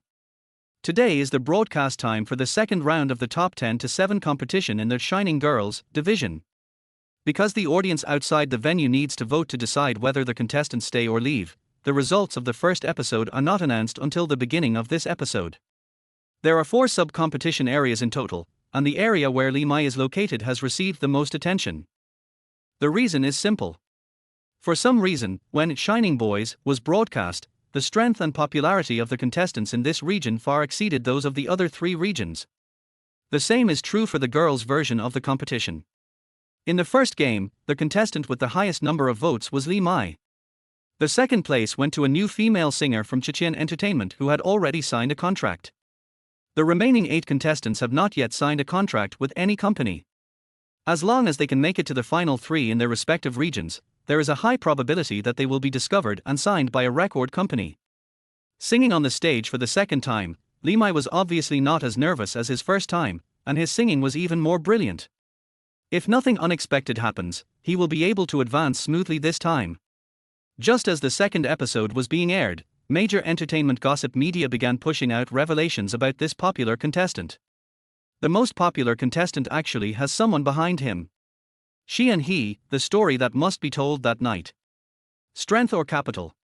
Although the press releases are different, the contents are roughly the same. I'll start by posting a few photos of Li Mai and Shenghong having a midnight snack, focusing on the bouquet and the seemingly intimate atmosphere between the two. After whetting the audience's appetite with the gossip they love the most, Shenghong's identity as Demai Entertainment's agent was revealed, and then Li Mai's name was mentioned. Finally, the conclusion is that behind Li Mai stands the entire Demai Entertainment, which is a new company in the entertainment industry. It is very wealthy and powerful, and spending a huge amount of money to buy a championship for its daughter is simply a drop in the bucket. What followed was a wave of internet trolls leaving comments under various posts, accusing Li Mai of relying on his family's strength to boost votes, not living up to his reputation, deceiving the audience, etc. Some people also made a comparison between the first place Li Mai and the second place Chechen Entertainment artist. During the audition, Li Mai introduced himself but did not mention his company at all. He only said the school he was attending. The one from Chechen Entertainment said openly that he had just signed a contract and wanted to prove his ability. In comparison, it seems that Li Mai wants to win the audience's favor by relying on his amateur status, while the artists of Chechen Entertainment are more generous and open. Guiding public opinion means showing the masses a mixture of true and false news, picking out some hot spots and conflicts, which can quickly attract attention. Sure enough, because of the attention this program received, this topic quickly attracted the attention of fans and passers-by. Most of them are sarcastic. Didn't the program team claim that no age or background restrictions were imposed on the best singer? Now it seems that whoever has the money will be the one to listen to them. I just think the second place sang better. No wonder Li Mai's ticket is so expensive. It turns out he bought it with money. She doesn't even dare to mention her own company on the show. She wants us to think she's just like us. She's trying to trick us into thinking she's good. It's disgusting. There are also many people who speak up for Li Mai. After all, her performance is obvious to all. Although she does not have loyal fans yet, she has quite a few passers-by fans. However, these rational and objective remarks soon fell under the siege of internet trolls and black fans and failed to make any waves. The fox's tail is finally exposed. Li Mi sat at his desk, browsing the latest gossip on his computer. It's a nice idea. He wants to suppress the number 1 and use it as a stepping stone for his own artist. She glanced at the emergency group temporarily set up by the public relations department and typed, "Send it out." I glanced at the time and took a sip of my coffee slowly. In half an hour at most, the wind direction would reverse. The official account of Demai Entertainment launched a public welfare campaign with the theme of rescuing stray animals, promoting kindness to pets, and adopting instead of buying. He posted 2 posts in a row. The first one was 9 photos, mostly of cute cats and dogs and hard-working volunteers. One of them was a photo of Li Mai interacting with animals. The second one was the complete video, which was not only pinned to the top but also directly tagged Li Mai on Weibo. Barley and wheat have joined forces to do this charity event. I hope everyone will pay more attention to it and adopt instead of buying. Although Li Mai's identity was not pointed out, her relationship with Demai Entertainment was undoubtedly indirectly acknowledged. However, the haters did not buy it. Under the instigation of the internet trolls, they started to attack the official account of Demai Entertainment again. Isn't it just a way to whitewash yourself by taking some photos? Princess Barley, please stop being disgusting and go home to drink your milk. There are still so many children in the mountainous areas who cannot afford to go to school, and so many people who cannot get enough food. And you are still caring about animals. It's just a show. There are also voices of opposition. After all, charity is still a very positive form of publicity. The guy upstairs, you keep talking a lot, but why don't you donate money? If you have the guts, why don't you take some photos? What's wrong with animals? There is no distinction between big and small charity projects. I have paid attention to this rescue station. It is privately run. The aunt is amazing. When the two sides were arguing fiercely, Li Mi sent a message to the PR department group the next day: you can post the comparison pictures now. A media account that is very famous in the circle suddenly posted two pictures. The title is, Comparing the Votes and Topic Popularity of the First and Second Place in the Shining Girls Competition Area. The voting numbers for the first game of Li Mi and Chechen entertainment artists, as well as the online discussion data after the first game was broadcast, are listed separately. Because the screenshots are clear and the data sources are clear, they are very convincing. A comparison reveals that Li Mi's number of votes is actually very close to that of the second place, but the audience's reactions to the two's first performances are completely different. Li Mi's clips are frequently reposted and mentioned by netizens, and it can be seen from the content of these accounts that most of them are forwarded by passers-by. The discussion about the second place is very intriguing. It is mostly hype from gossip media, with very few real responses from passers-by, and many of them are negative comments. This is Li Mi's ultimate move to deal with the public relations crisis caused by Chechen entertainment. Since the other party wants to use Li Mi as a stepping stone, then I will use their own method to fight back. Not only will I clean up Li Mi's stain, but I will also directly pull the artist they are supporting off the altar. Because the news from both sides were released almost one after the other, Chechen entertainment was caught off guard. In a panic, they could only choose to suppress the popularity, but netizens' curiosity was hard to suppress. The more they suppressed the news, the more it proved the authenticity of the two comparison pictures. In the public relations department of Chechen entertainment, the PR director's face was as dark as the bottom of a pot. He stood up and yelled at his subordinates, "We are an established company. Where are the media you usually contact? Can't the news suppress the upstart Demai entertainment?" He was responded by the clacking sound of his subordinates typing on the keyboard. As the old saying goes, it is harder to guard against the people's mouths than to guard against the river. They can control the media, but they cannot control the mouths of netizens. In this battle, Demai Entertainment won a great victory and even pushed Li Mi to a new level of popularity, sweeping contestants from all regions. Chapter 19, The Bright Heartache. There is never a shortage of new things in the entertainment industry. The gossips about Li Mi, the first place in popularity of their Shining Girls competition area, and Zhu Yarni, the second place, were only fresh for less than a week before being replaced by other gossips. However, the beneficiaries of this little fight are obviously Demai Entertainment and Li Mi. After Demai Entertainment announced the charity event, netizens followed the clues and discovered that it had quietly done a lot of charity projects before, which added a lot of luster to the company's image. Li Mi's benefits were even more obvious. The number of fans on her social media platforms increased rapidly, and her two previous performances also became popular. "Xiaomi, you are so awesome, come here and let your sister give you a good kiss." Li Mi looked at the crazy increase in the number of comments, smiled so hard that her teeth were showing, and pounced on Li Mi, who was struggling with the dress. She doesn't care about her popularity, she is just satisfied to see more people see her performance and hear her singing. "No need for a kiss, why don't you help me zip up my pants?" Li Mi dodged Li Mi's molestation. Li Mi got up from the bed with a smile and helped the man zip up the back of his dress. "The investment promotion meeting is at 8 o'clock tonight, why are you wearing a dress so early?" Tonight is a TV program investment promotion meeting, which has gathered many big names and celebrities in the circle. This public relations process made Li Sijun realize that his niece's role as an agent was not just talk, so he decided to cultivate and promote Li Mi. The content of the investment conference was of no importance to Li Mi, and she knew that the show would fail without a sound, so she specifically asked her grandfather about it, and was relieved to know that he had no intention of participating in the investment conference. Li Sijun took her to the cocktail party after the investment promotion conference just to expand her network in the circle. In the floor-length mirror, Li Mi was wearing a silver strapless knee-length tulle dress. The tulle was layered, with colors changing from dark to light from the inside to the outside, and dotted with diamonds, like a dazzling galaxy. There was a three-dimensional white satin bow on the back, with two ribbons hanging down to her waist, which neutralized the excessive sexiness of the dress and made it more suitable for her age of 18. Li Mi stared at the mirror and turned around, "See if it fits. If it doesn't, I'll have to alter it." "Aren't you going tonight?" No, I've been there several times with my dad after I became an adult, and every time it's just commercial smiles. It's too boring.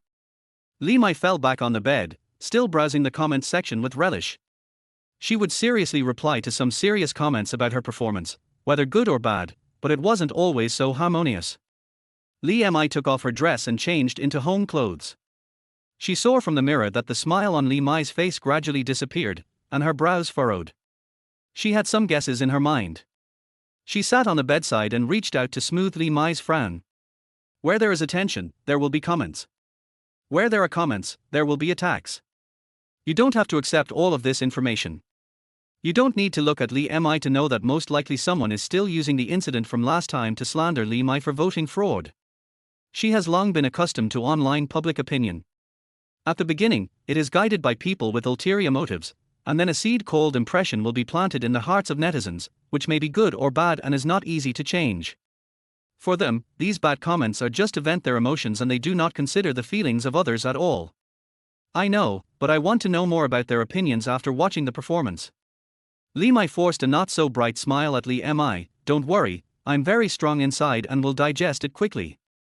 Although this smile was on a young face, it made Li Mai seem to see his future mother. I forgot what happened at that time, I just remember my mother crying in the dark night holding a photo. It was the same at that time, and I forced a smile for Li Mai. Mom is fine, don't worry, I'm very strong and will digest it soon. Hey, what are you thinking about? Li Mai reached out and pinched Li Mai's face. You didn't respond when your phone rang. Li Mai came back to his senses, rubbed his nose, and took out his cell phone. Hey, are you here? Give the phone to the guard and I'll talk to him. When Li Mai hung up the phone, Li Mai no longer had any of the frustration he had just felt from seeing the bad reviews. He sat up straight with a gossipy look on his face. Is that the handsome guy you signed a contract with here? Today, Li Mai went to the investment promotion conference and specifically asked his grandfather to get an extra invitation letter, so of course he wanted to bring Jian Mingxi along. Although Jian Mingxi has not officially debuted yet, it's good to show her face in front of people in the industry. Before leaving, Li Mai asked a stylist from the company to come to her house for help, and simply called Jian Mingxi directly to her house, and they got ready to leave together to avoid wasting time. Li Mai faced Li Mai's gossiping gaze, poked her forehead with a smile, and said, You haven't been to the company for a while, how did you hear the news? Brother Hong told me. Li Mai stopped talking belatedly and changed the subject abruptly. Well, it is said that his looks are comparable to Yu Lang's. I have to take a closer look at him later to feast my eyes. After saying that, he jumped off the bed and walked out while muttering, I asked Auntie to prepare some food. After all, guests are coming. Looking at Li Mai's quickly disappearing back, Li Mai sighed and shook his head. Shenghong is very cunning. He would never say anything bad about Li Mai in front of Li Mai. He always acts like a considerate and gentle older brother. Therefore, although Li Mai felt the discord between the two, he did not want to hurt either side, so he played ostrich. Now is not the time to kill Shenghong with one blow. Li Mai is waiting for an opportunity that can fully expose his true face to Li Mai's eyes. Li Mai was waiting on the first floor. As soon as the doorbell rang, he opened the door. When he saw two stylists carrying large and small bags standing at the door, the smile on his face froze for a moment. The two of them moved aside, revealing Jian Mingxi standing behind them. Xiaomi, you smiled so quickly when you saw us. The stylist complained about Li Mai's forgetfulness of his friendship for the sake of beauty. He and his assistant are both men. Maybe because of their work, their styles are rather exaggerated and do not fall into the category of handsomeness in the common sense. Li Mai burst out laughing when he heard that, and called the three of them in. No, I didn't expect you all to come together. Come in quickly, it's cold outside. After Jian Mingxi changed his shoes, he asked him about his recent studies, and Jian Mingxi answered him in detail. The stylist saw that the topic of conversation was like a mother caring about her son who came home from school. She sighed and said, Stop chatting. It's a waste of your two faces. Come and let me turn them into something magical. After they entered the spacious cloakroom and spread out the styling tools, Li Mai came late with fruits and drinks. Seeing the handsome guy in the rumors, even though Li Mai had met many artists in his own company, he couldn't help but sigh twice. He is indeed handsome. Xiaomi, you are great, you have found a treasure by being the first to sign the contract. Li Mi smiled but didn't say anything. Seeing his mother's face becoming obsessed with beauty, he suddenly had an idea. If I can't cut off the connection between my mom and my scumbag dad for the time being, can I find someone more outstanding to attract my mom's attention? For example, Jian Mingxi. Li Mi's imagination ran wild, but he couldn't imagine what Jian Mingxi would look like in middle age. He shook his head to get rid of this weird idea. The idea is good, but the object is not good. As for why it is not good, Li Mi ignored this question. Looking at Jian Mingxi, who was sitting on a stool with a clean face raised to let the stylist fiddle with her hair, she couldn't help but feel emotional and regretful. Such a dazzling person died 10 years later, on his 30th birthday, falling from a deserted high-rise building without hesitation. The brush moved his eyelids back and forth, causing Jian Mingxi to twitch his eyelids unaccustomed to it, and his eyelids slightly opened a crack. He happened to see Li Mi staring at him intently with a complicated expression on her face. Jian Mingxi was a little hesitant, not knowing if he had seen it wrong, the pain was so obvious. Chapter 20, The Contest Between the Fox and the Tiger. On the first floor of the hotel, a long red carpet was laid from the lobby to the sidewalk. One after another, luxury cars stopped in front of the red carpet, and men and women in suits or beautiful women walked out. Because the people who came to the investment promotion conference were mainly senior executives from various companies in the entertainment industry, with a few celebrities as female or male companions, there were not many media present. Most of the media were officially invited, unlike the usual red carpet with white lights flashing non-stop. A long black sedan stopped in front of the red carpet. The waiter stepped forward and opened the door. The first person to get out was Li Sijuan, president of Demai Entertainment. He was wearing a silver grey suit with a flat-collared inner suit. It was not particularly formal, and as he was over 40, he inevitably showed signs of aging, but he was well dressed and had an upright posture. Compared with other executives with big bellies, Li Sijuan looks more elegant and graceful. Demai Entertainment is currently at its peak, and many cameras were focused on this newcomer in the industry. Watch your step. Li Sijuan only smiled faintly at the camera, but turned around and showed a warm smile to his female companion. Unlike other men who brought female artists from their own companies as their female companions, Li Sijuan's female companion was his wife Xu Hui. Xu Hui smiled and placed her hand in Li Sijuan's palm. She stood firmly and let the media take a few photos before moving away, as if waiting for someone. The couple stood on one side of the red carpet and did not leave immediately. Is the daughter of Demai Entertainment also here? A reporter speculated curiously. Recently, Li Mi, as a newcomer who has not yet made his debut, has been in the spotlight for quite a while. They felt that it was more possible and immediately pointed the camera at the open car door. However, the next person to get off the bus was a young man. Jian Mingxi had short hair before, but now it has grown longer and is styled into a 4:6 split with hairspray, revealing a full and smooth forehead. Because of the cocktail party, I put on some light makeup, just using a primer to even out my skin tone and drawing a few strokes on my eyebrows. Under the camera, his face has no blind spots. His distant eyebrows and eyes make him look extraordinary and cold. Because his eye sockets are particularly deep, he also has a mysterious and exotic feeling. He was wearing a black suit, a high-end runway style, which made him look even more noble. Oh my god, who is this guy? He's too handsome. Although the person coming down was not Li Mi as the reporters thought, the sound of taking pictures continued. This face is so outstanding that it completely kills almost all the men present today. After the reporters finished taking pictures and whispering, they realized that no one knew him. He must be a newly signed artist of Demai. Mr. Li brought him here personally, so he must be an artist that will be highly praised. It was the first time that Jian Mingxi stood in front of so many cameras. The flashlights dazzled her eyes. She frowned slightly and turned sideways to reach out her hand into the car. Remember to smile. Li Mi put her hand on his and reminded him with her mouth. Then, the reporters took the best photos of the day.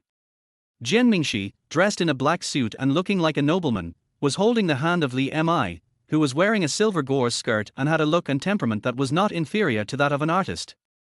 The moment they got off the car, they smiled at each other and the picture froze, as if they were filming some urban idol drama.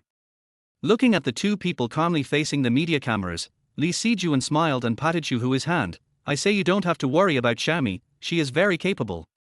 After the four people entered the venue, the reporters felt that they had less interest in taking pictures of the guests behind them. It's just that those Mediterranean old men paired with sexy beauties are too monotonous. Demai Entertainment is located at the front, right next to the people from Chechen Entertainment. Lee Si-juan had just taken a seat with a few people when Chi Lei, the CEO of Chechen Entertainment, smiled and extended his hand. "Hey, CEO Lee, we haven't seen each other for a while, right? Mr. Chi." Lee Si-juan shook hands with the man. His attitude was neither warm nor rude. He did not have a good face for the man who had tried to damage his daughter's reputation some time ago. "This is your daughter. She looks different from the one on TV." Chi Lei looked at Li Mi holding Shu Hui's arm, narrowed his eyes, and said politely, "She's prettier in person than on camera." "Mr. Chi is a little nearsighted, right?" Li Mi stepped forward and shook hands with the man. "My name is Li Mi. Mr. Chi, you made a mistake." He was almost pointing at someone and saying that your eyesight is not good. "My niece is also the agent of Demai Entertainment." Lee Si-juan added an introduction and ignored Chi Lei, instead starting to chat with other colleagues nearby. Chi Lei didn't care. He seemed to have a good temper. He smiled and sat in his seat calmly. Even when someone came to talk to him, he looked friendly. Soon the investment promotion conference officially began. The process this time was similar to an auction, and the highest bidder won. Because it is a new project launched vigorously by a TV station with good ratings, many people are interested in it. Knowing that this project was doomed to fail, Li Mi only quietly introduced the bigwigs present to Jian Mingxi. It was not necessary to know all of them, but there were some important ones, so it would not hurt to remember their appearance. "The reserve price has been set. If you want to bid, just raise the bidding card in your right hand. Each bid will increase by 1 million. The host briefly introduced the rules and vigorously exaggerated the prospects of the project. He was very eloquent and made people excited. When the auction started, people raised their placards one after another. Almost every time, it was Chechen Entertainment that made the last bid, suppressing the people in front. Li Mi was happy to see Chechen Entertainment competing for this embroidered pillow project. Suddenly, he heard a noise and Lee Si-juan actually raised a sign. Lee Si-juan's bidding obviously attracted a lot of attention. Those present were all well known in the industry, and naturally they also knew about the good show that happened between Demai Entertainment and Chechen Entertainment not long ago. Lee Si-juan and Chi Lei seemed to be competing. As soon as one of them raised his sign, the other one would immediately follow suit. The price kept getting higher and higher. In the end, the other competitors had silently put down their hands. "Boss Lee, this project doesn't seem to be suitable for your company, right?" Chi Lei watched the price gradually approach his inner estimate, and smiled as he held down Lee Si-juan's hand. "Just give me some face. I've been paying attention to this project for a long time." Lee Si-juan exerted a little force to free his hand, and curled his lips. "Boss Chi, what are you talking about? Chechen Entertainment is a big company, and it doesn't need us, Demai, to give it face." As soon as he finished speaking, the bidding sign was raised again. Chi Lei's smile did not change at all, and he slowly raised his hand again. "Although Demai is a new company, Mr. Lee, you are a veteran in the business world. Even if you are short of everything, you always have enough money. Unfortunately, I really can't give in to you this time, Mr. Lee." His words implicitly implied that Lee Si-juan was acting like a nouveau riche. Li Mi glanced at the rising prices on the big screen and the organizer's increasingly grinning face, and his heart began to falter. She knew that her grandfather was probably just trying to raise the price to disgust Chi Lei, but if the price was any higher, Chi Lei would probably stop. "If we really take on this project, it will be Demai that will suffer the loss." Chapter 21: Lipstick and Business Cards. Congratulations to Chechen Entertainment. The project is done. The host made the final decision, smiling much more brightly than at the beginning, and he estimated that since the price was so high this time, he might be able to get a raise. Both the organizers and guests applauded in unison to show their respect, both for the Chechen Entertainment brand and for the obviously too high transaction price.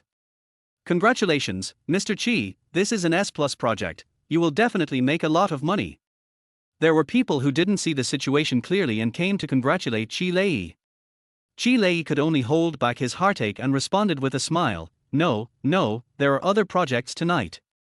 This is just an appetizer." When the entire investment promotion conference was over, it was proved that what Chi Lei bought was not an appetizer, but the finale, with the highest transaction price of the entire venue. Lee Si-juan, who made all this happen, remained calm and even applauded Chechen Entertainment. Lee Mi watched her grandfather bidding excitedly at the beginning but then stopped decisively. She was so happy that she thought it was a best-seller level performance. What do you think of Mr. Lee's performance just now?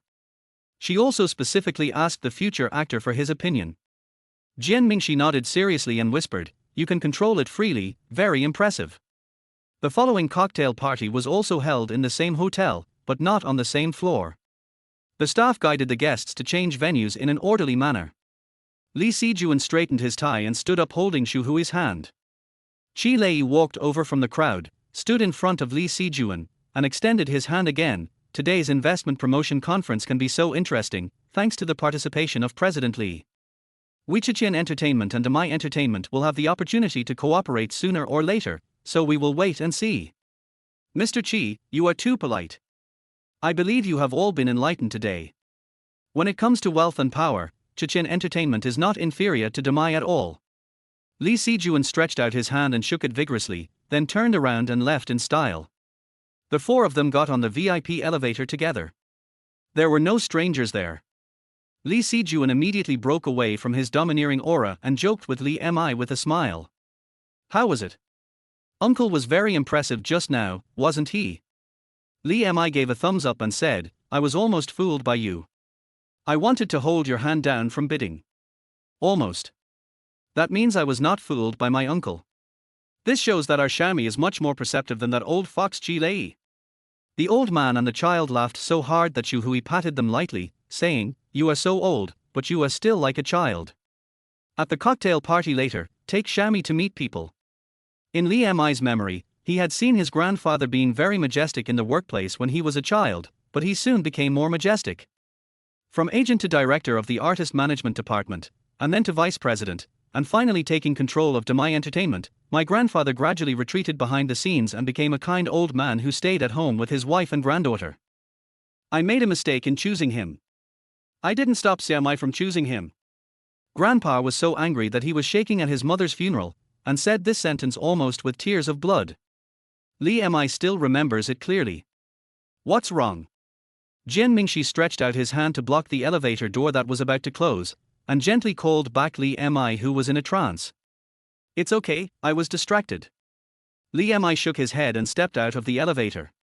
Let's go, we have to laugh all night tonight.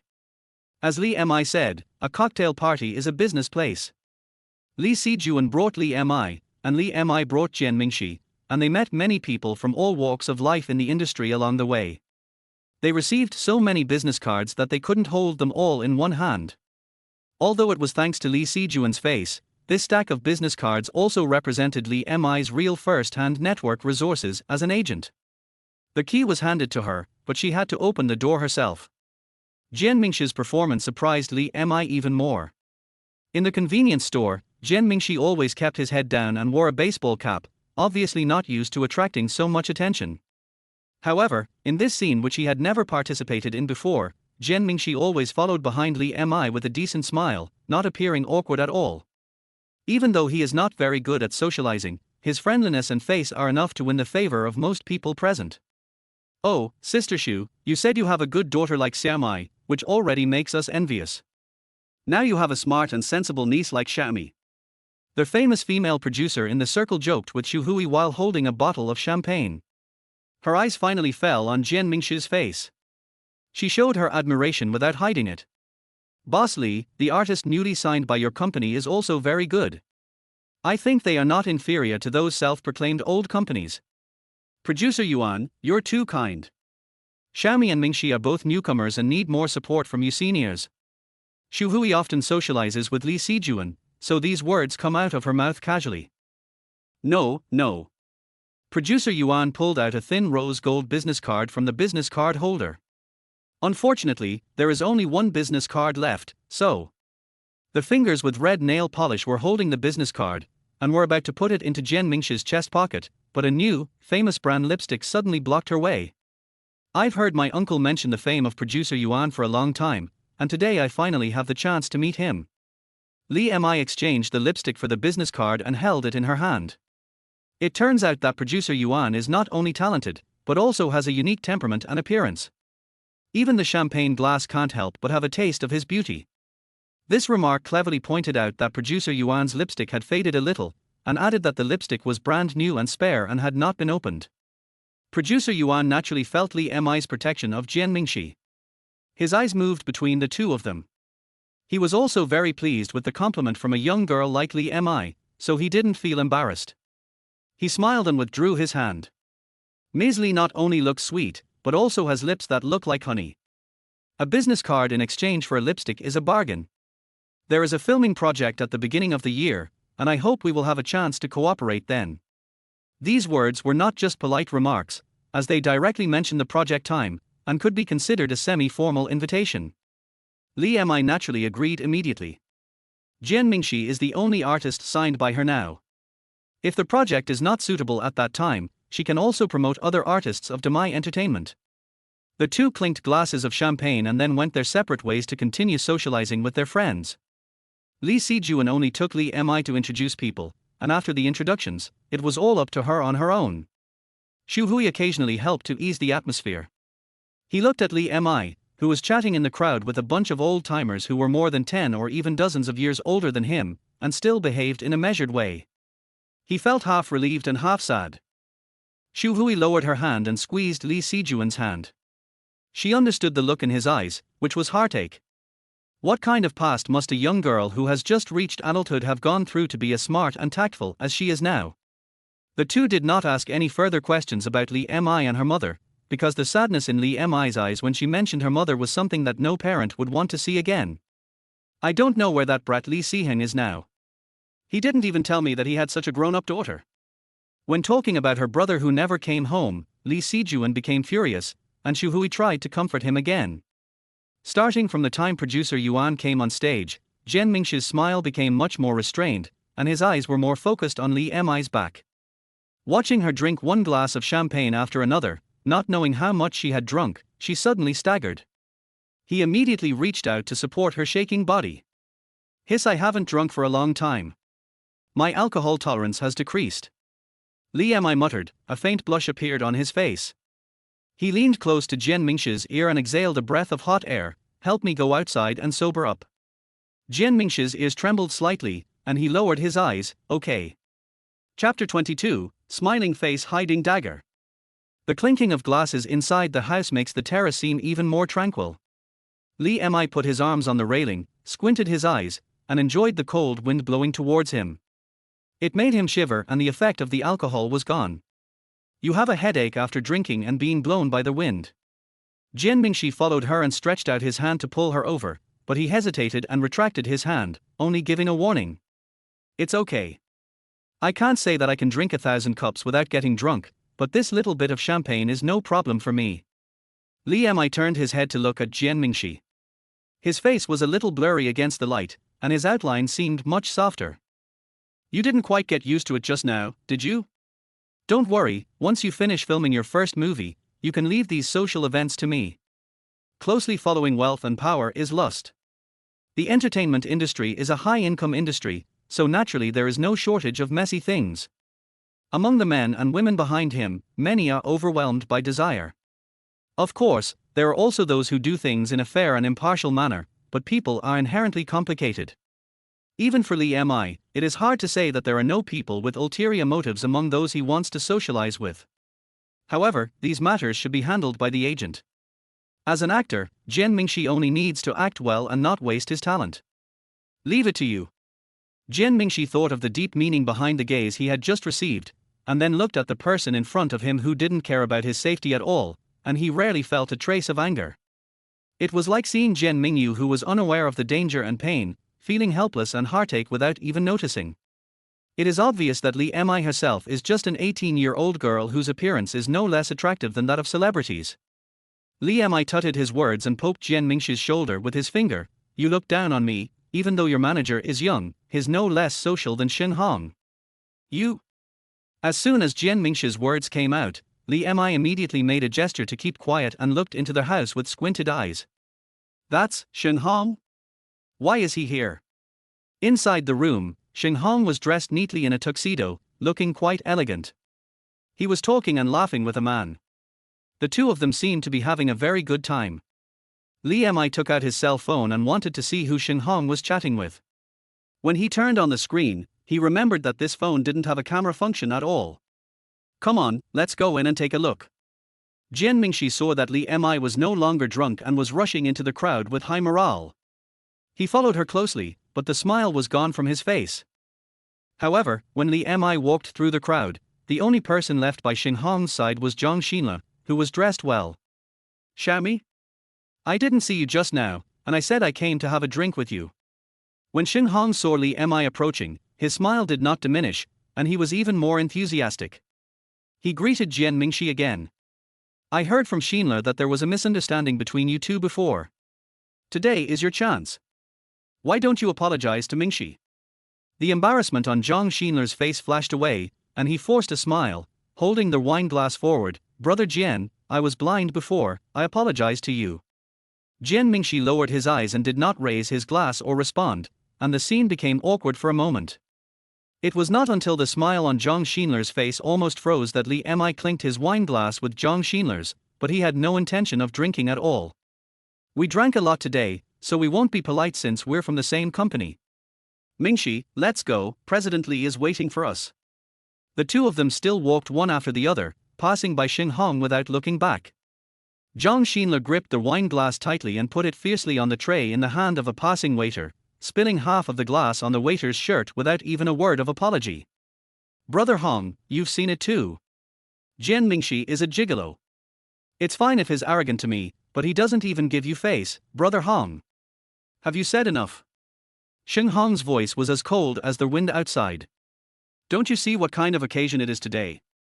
Is it your turn to act like a big shot here? These words made Zhang Xinle blush and dare not throw a tantrum anymore. Shenghong took out a few from his wallet and placed them on the waiter's tray, smiling kindly. Sorry, this is the dry cleaning fee. After the waiter left, his eyes fell on a business card in his wallet, and the corners of his mouth curled up. Why are you in such a hurry? With Shenghong's prosperous days, can you still be without soup? The cocktail party was almost over, and Li Mi and Jian Mingxi had met most of the people they were supposed to meet. She specially borrowed a camera and sat in an inconspicuous corner, watching Shenghong flitting among the crowd like a butterfly. Whenever Shenghong chatted with women, especially young and beautiful women, Li Mi would raise his camera and take pictures. Jian Mingxi, who was sitting next to her, seemed to be hesitant to speak, and finally simply closed his eyes and pretended to take a nap.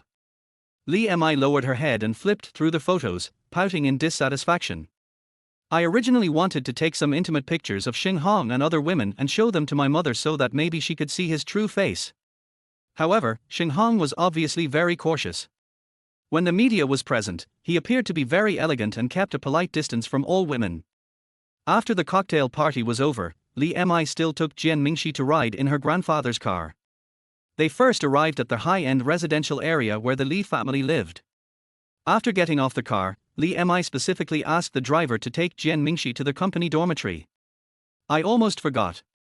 Remember to take the hangover medicine when you get home, or you'll feel uncomfortable tomorrow. Through the glass, Li Mi threw the medicine box she had prepared earlier into the car and waved goodbye to Jian Mingxi. Jian Mingxi held the medicine box, lowered his head as if reading the instructions on the box, and did not respond. Why don't you go in? Xu Hui saw Li Mi looking at the speeding car and put her arm around her shoulders with a smile. It's okay, let's go. I'm so tired today. Li Mi let Xu Hui hug her, smiling and acting coquettishly, but in her heart she was thinking about Jian Mingxi's appearance just now. He didn't seem very happy. Well, I heard in my previous life that Jian Mingxi hated socializing. It would be better to let him participate less in such occasions in the future. Today's face show was enough. As soon as he got home, Li Mi prepared some hangover soup for the three of them. Li Mi, who was so cool at the party, drank the sobering soup, covered his mouth and rushed into the toilet immediately. The way he vomited so hard that Li Mi almost thought the hangover soup he cooked was poisonous. He exclaimed in amazement while carrying Li Mishun on his back. My God, how much alcohol have you drunk? Li Mi had no time to respond. As soon as he straightened up, he felt nauseous again. She forgot that she was now 18 years old and had never drunk a drop of alcohol. She was nothing like the agent Lee who could drink 1,000 cups without getting drunk in the social scene. The car stopped downstairs of Demai Entertainment's dormitory. Jian Mingxi thanked them and went upstairs with the hangover pills. A nightlight was on in the room. Jian Mingyu was curled up on the sofa holding the tattered doll. Many paintings with strange color combinations were spread out on the table. Most of those paintings were of strange-looking cats. Jian Mingxi slowly arranged the drawing paper and colored pencils, picked up a piece of drawing paper and was suddenly stunned. The painting shows a green kitten, but what is different from the others is that it's holding a star in its arms. Chapter 23. Male guest number 9. Although he had a hangover the night before, Li Mi still showed up at his office on time early the next morning. She opened a document and typed away on the keyboard, occasionally flipping through the notebook in front of her. Every page was filled with writing. This is her record of the talents in the industry that will rise in the next 20 years, not only artists but also many talented people behind the scenes. Most of these people have not yet entered the circle, or even graduated, and no one knows where they are across the country. Digging them out is a long-term battle. Even though Demai Entertainment is wealthy, it is impossible to absorb so many people. Li Mi can only screen and select before taking action. She herself didn't want to sign too many artists. One was the future movie emperor Jian Mingxi, and the other was the growing singing queen Li Mi. Considering the future industry environment, she was still planning to sign another actress. In fact, there were many actresses of this era who had outstanding acting skills and looks, but due to the domestic environment at the time, many of them chose to return to their families and retire from the screen after becoming famous for a few years. Those who can persist in acting until the next 20 years can mostly only take on the roles of mothers-in-law in some domestic dramas. Li Mi has some options in mind, but the timing is not right yet, and he also needs a trump card to establish himself as an agent. Mr. Li is going to change his secretary. As expected, he is still only hiring male secretaries, har har. Colleagues nearby saw the company's internal recruitment documents and gathered in the tea room to joke with a smile. That will put my wife at ease. TSK, a good man should be our President Li. He is successful in his career and values family. It's easy to find a four-legged frog. There are not many good men like him. Li Mi came to refill his coffee cup and was a little surprised to hear their words, only male secretaries. Hasn't Mr. Li ever hired a female secretary? Although everyone in the company knew that Li Mi was a relative of President Li, he was a newcomer in the company after all, so no one found it strange that he didn't know these things. In Li Mi's memory, her grandfather's secretary has always been an outstanding woman. She worked as the president's secretary in the company for many years. After Shenghong took over as president, the secretary jumped to another company.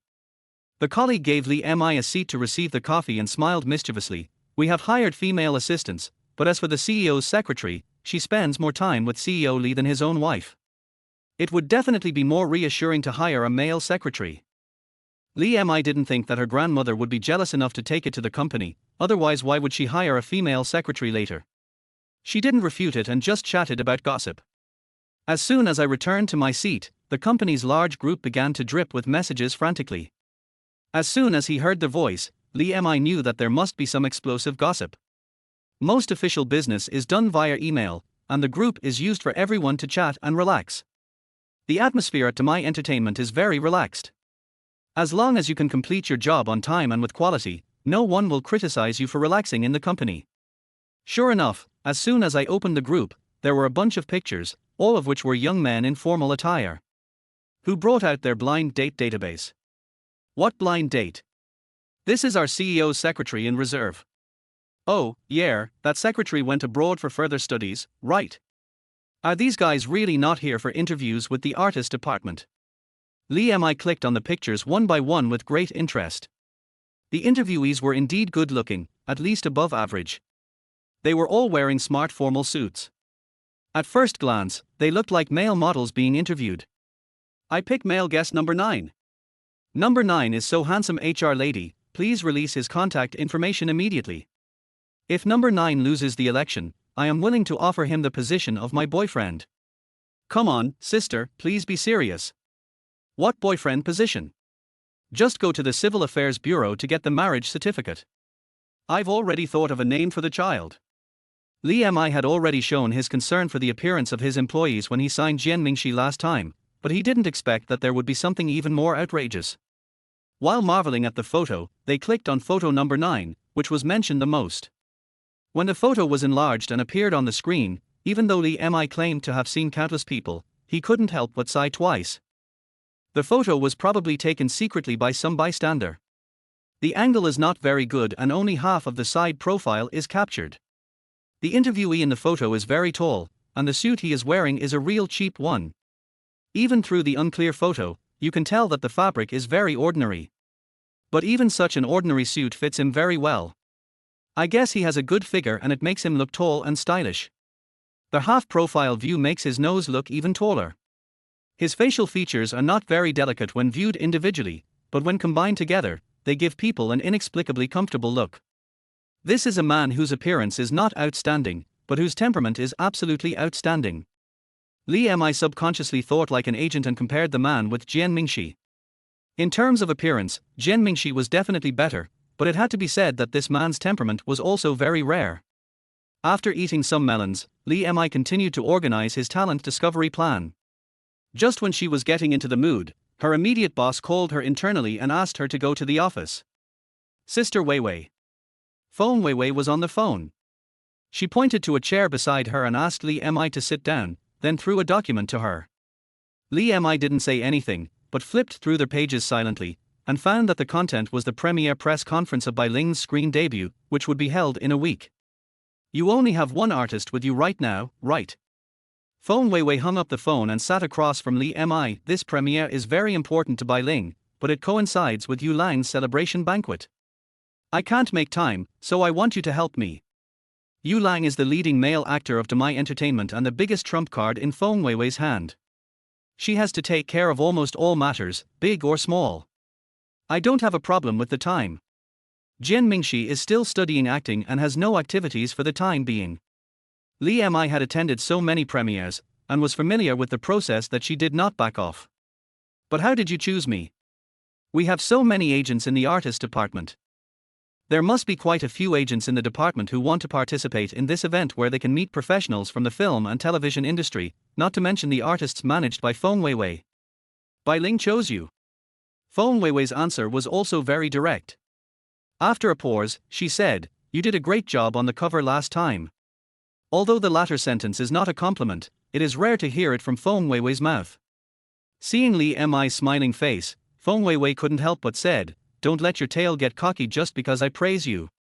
You have signed a contract as an artist, so you have to hurry up and arrange your future work. Jian Mingxi is a good seedling, but you have to plan how to promote him." The tone was exactly the same as that of the head teacher, but the advice given was very pertinent and practical. After scolding him, seeing that Li Mi was listening attentively, Feng Weiwei coughed uncomfortably. "Nothing else, just go and do your thing. By the way, please send this document to Mr. Li for his signature." Running errands for the boss was no big deal. Li Mi took the documents and took the elevator to the floor where the president's office was. As soon as the elevator door opened, I saw a group of men in suits. Most of them looked dejected. I guess they failed the interview. Enter. Li Sijuan's voice rang out. Li Mi pushed open the door, and saw male guest number 9 sitting opposite the desk at a glance, smiling at her friendlily. Li Mi's subconscious reaction was that the receptionist was very happy. Chapter 24 Elevator Accident. Sui Yang, please go to the Human Resources Department to register for employment first. Li Sijuan had just finished talking to the new secretary. Judging from his expression, he seemed to be quite satisfied with the new secretary. Okay, Mr. Li. Sui Yang stood up and took a half step back, then politely bowed to Li Mi before leaving the office and carefully closing the door. Li Mi handed the document to Li Sijuan and gossiped about the casual chat of his colleagues. "Uncle, you've never hired a female secretary before." She even changed the way she addressed her family members, and was obviously asking questions as her niece, with a sly smile on her face. Li Sijuan glanced at Li Mi unhappily. "You don't learn bad things from those old-timers." "Well, I hire male secretaries because there are many social occasions. If he gets drunk, won't there be someone who can carry your uncle into the car?" Although there was no direct answer, it indirectly confirmed half of the gossip. Having satisfied his curiosity, Li Mi left the office with the signed documents, smiling. I walked to the elevator entrance, but before I pressed the floor button, I suddenly heard a muffled sound, and the floor displayed on the screen was stuck at the 8th floor and there was no response. At the same time, I could vaguely hear a loud scream coming from behind the closed metal door, which sounded somewhat familiar.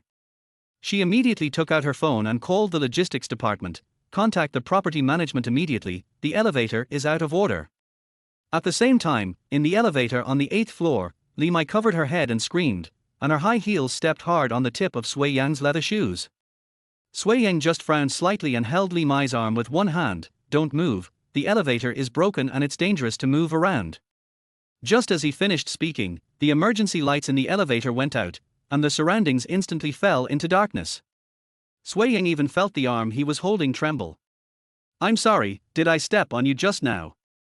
After calming down, Li Mai blushed immediately, pulled his arm away with a little force, and explained, I'm not scared. I just happened to watch a horror movie with an elevator scene last night. After saying this, he felt that this explanation seemed even more useless, so he silently covered his face and sighed. Sui Yang didn't expect to hear this explanation. He curled his lips and just said it was okay. He withdrew his hand and stood in the corner on the other side to avoid accidentally touching Li Mai. However, Li Mai, who had sharp ears, swore that he definitely heard a smile in the stranger's tone, which was even more embarrassing. Before the atmosphere became more awkward, the built-in voice transmission system of the elevator emitted a burst of electric sound. Sister, this is Xiaomi, can you hear me? Don't be afraid, the property management is already repairing it, and it will be done soon. Xiaomi, I'm fine, I am another. Li Mai paused at this point. Sui Yang. Sui Yang took the initiative to add his own name. Sui Yang and I are trapped on the 8th floor. We are safe now and there is no problem. In the message room, Li Mi felt relieved when he heard Li Mai's vigorous voice. He ignored the property management who kept apologizing and only urged the maintenance master to speed up. I could only sigh in my heart that this new secretary had just arrived and had encountered such an accident, and it happened to my mother. I don't know if this can be considered bad luck. I told you last time that the elevator in this building needs to be replaced with new parts. Do you think I'm asking too much? The maintenance engineer couldn't help but complain after checking the fault. You charge so much for property management fees, shouldn't you have replaced it long ago? As soon as the master opened his mouth, I knew that the maintenance was outsourced. The property manager was already pretending to apologize to the big customer, and now he was stabbed by the maintenance master. He felt even more embarrassed and could only apologize continuously. The problem is quite serious. People cannot be kept in there for too long. We have to get them out first. The master finally made the final decision and even notified the firefighters to be on the safe side. The elevator was stuck slightly above 2 floors, so we had to drop a safety rope from above, open the reserved opening at the top of the elevator, and pull people up. While waiting for the firefighters, Li Mi called the people in the elevator again. Sister, wait a moment. The firefighters are here, we need to open the top of the elevator and lift them up. More than 10 minutes had passed and the oxygen in the elevator was gradually insufficient. Li Mi pursed his dry lips and replied, okay. Would you like a piece of chocolate to replenish your energy? Sui Yang handed over a piece of chocolate. Li Mi didn't hesitate. After saying thank you quietly, he peeled off the candy wrapper and put it in his mouth. Are you trying to decompress for today's interview? I just talked to Li Mi, and Li Mi also knew the identity of his fellow refugees, so he had some guesses.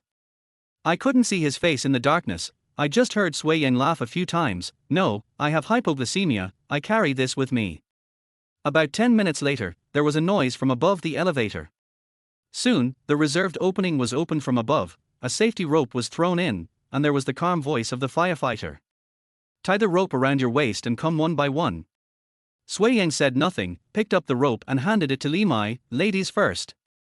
After Li Mi tied it up, he checked it again, helped her adjust the tightness, and then gently pulled the rope to signal. Li Mi held the safety rope tightly and was slowly pulled up. A beam of light came down from the elevator entrance on the 7th floor. She could not see Sui Yang's face clearly against the light. She only vaguely remembered that they met when she got on the elevator just now. He seemed to be good-looking. Give me your hand. Li Mi reached out to Li Mi, and together with the firefighters, he pulled Li Mi out. He nervously looked her up and down. Are you okay? Are you injured anywhere? I'm fine, Sui Yang is still down there. Li Mi shook his head, untied the rope, stood aside with some worry, watching them let the rope down again. Suddenly, there was an ear-piercing falling sound in the passage, and the elevator actually slid down a distance, causing the onlookers to exclaim in surprise. Fortunately, nothing was dangerous in the end and Sui Yang was successfully rescued from the elevator. He just looked a little disheveled when he came out, and his feet seemed to be limping. "What's wrong with your foot?" Out of friendship in times of hardship, Li Mai was the first to ask. However, what he got was a somewhat innocent look from Sui Yang. He realized later that it seemed that he had stepped on it and injured it. Looking at his mother's face, which turned red instantly, Li Mi didn't understand what happened, but he still saved his mother from embarrassment. "The ambulance is here too, let's go to the hospital together.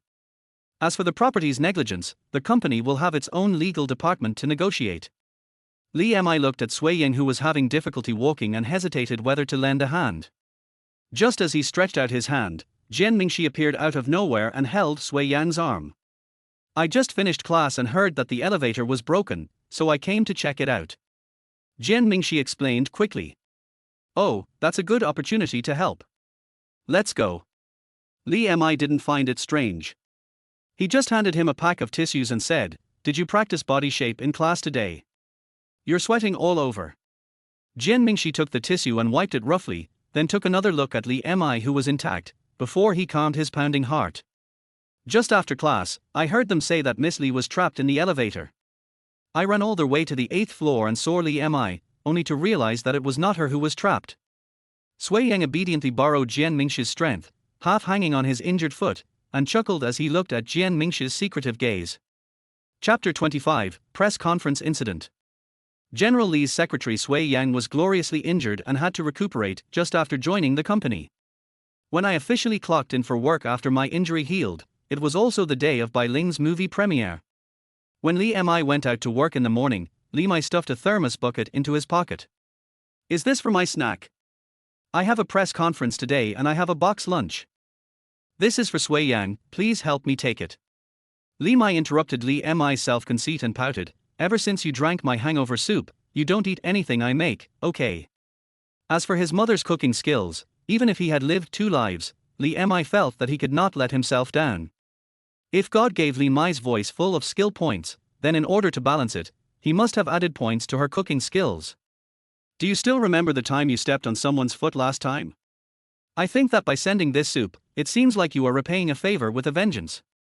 Li Mi held the thermos bucket as if he was holding a bomb, and did not even dare to open it to smell whether the smell was normal. Li Mi was so angry that he poked Li Mi's forehead with his finger. "This is what I learned from my auntie. Go quickly, you're going to be late." After being kicked out of the house by her mother, Li Mi still ran back obediently and handed the thermos to Sui Yang. Seeing Sui Yang's somewhat surprised expression, Li Mi kindly advised, "Well, this is mainly a token of your appreciation. If it really tastes bad, you can just throw it away. Food safety is still guaranteed." After thinking for a moment, he added, "Pour it quietly. Don't let my sister see it. It will hurt my self-esteem." Just as he finished speaking, Jian Mingxi, who had taken a leave, also came over.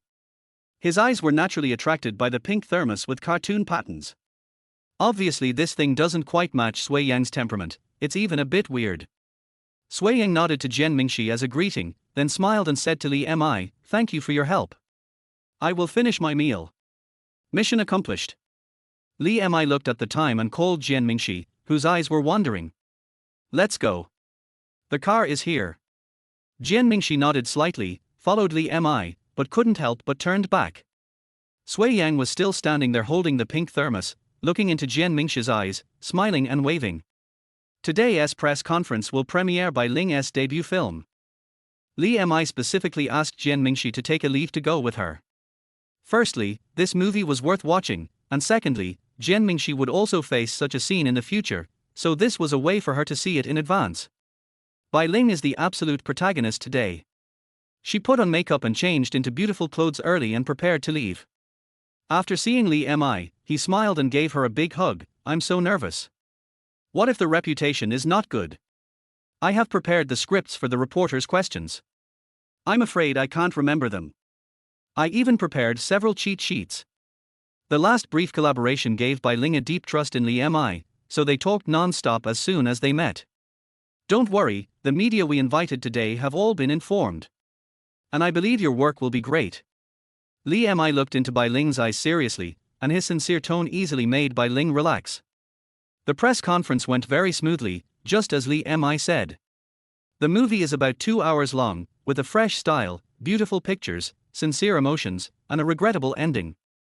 Many viewers, especially female viewers, had tears in their eyes after watching it. It can be seen that everyone has very complicated emotions after watching the movie. They must have a lot of questions they want to ask our creative team. Seeing that the mood was right, the host immediately came out and went through the process. Then, it's time for the question and answer session. Audience members who want to ask questions, please raise your hands, and we will randomly select someone to answer. Many hands were raised in the audience. In order to ensure the smooth progress of the press conference, Feng Weiwei had drawn up a list of participants in advance. Therefore, any few people who stood up and asked normal questions were mostly related to the movie or the main creators, and the atmosphere was quite harmonious for a while. Okay, then next. This media friend has raised his hand very high. It's your turn. Do you have any questions? The host called on a reporter who had raised his hand several times, and smiled as he asked the staff to pass the microphone to him. The reporter took the microphone, stood up and pushed up his glasses. I have a question for Miss Bai Ling to answer. Upon hearing this, Bai Ling immediately adjusted her attitude and smiled friendlily at the reporter. Go ahead. The next second, the reporter's question made her smile freeze on her face. Excuse me, how did you get on the cover of Maple magazine when you have no works of your own? Are you having an improper relationship with Wen Renxiang, a famous photographer of Maple magazine, as the rumors say? This question was obviously beyond Bai Ling's expectations, so she quickly denied it. No, I passed the audition and was chosen for the cover. However, the reporter was clearly well prepared. He ignored Bai Ling's explanation and continued quickly. Wen Renxiang is here today, too, right? He is well known in the industry for his cold interpersonal relationships. Would he come to support your movie if he didn't have an abnormal relationship with him? The media at the scene began to whisper when they heard the reporter's series of questions, and some even started turning their heads to look for Wen Renxiang. At just one glance, Wen Renxiang was sitting in the VIP seat and was dressed very artistically. Several cameras immediately turned their lenses and aimed at Wen Renxiang to take pictures. Even though many of the media present were invited, there was no reason not to take pictures of the gossip in front of them. Cut off his microphone.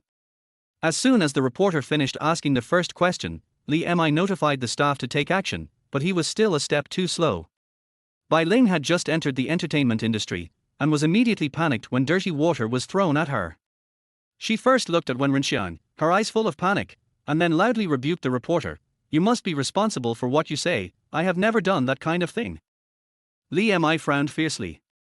At this moment, the only way to control the risk was to cut the Gordian knot. Wen Renxiang was there, and he was the best person to solve the problem.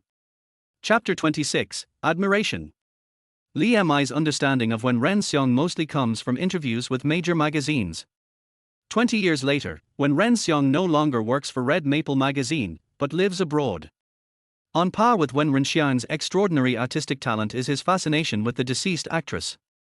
Although the two had nothing in common and were not even from the same era, Wen Renxiang regarded her as his spiritual muse and even made a vow to never marry. All in all, in Li Mi's eyes, he is a magical person who is out of touch with reality. All the cameras at the scene were pointed at Wen Renxiang. He was wearing sunglasses and his expression could not be seen. It would be too obvious for Li Mi to walk through the audience to find him, so he sent a message, hoping that Wen Renxiang would help Bai Ling out of the predicament, and that My Entertainment would definitely do him a favor from then on. Wen Renxiang looked down at the lit screen of his mobile phone, then stretched out his hand. Please give me a microphone. After receiving instructions from Li Mi, the stage manager handed the microphone over without saying a word. He took off his sunglasses, stood up, and stared straight at the reporters who were making trouble and were surrounded by staff. Your words have damaged the reputation of my company and myself. I will reserve my right to pursue legal action. I hope your company will wait for the lawyer to contact me. This sentence was said appropriately and directly, but as a reporter in the entertainment industry, who hasn't received various lawyers' letters. The reporter looked calm and didn't care. Immediately afterwards, Wen Renxiang's words made Li Mi want to pat the hand that he had just sent a message to ask for help. Miss Bai and I first met during our collaboration on the cover, and I did develop a crush on her afterwards. I am pursuing her normally now. I hope the media will not make unwarranted speculations." As soon as these words were spoken, the sound of taking photos, which had been relatively restrained due to my entertainment, suddenly became rampant, and this piece of gossip completely stole the limelight from the premiere. The director's expression on the stage was already quite ugly. No one wanted to be overshadowed by a piece of gossip between a man and a woman at the launch of their work. What's more, this movie is a romantic and literary film.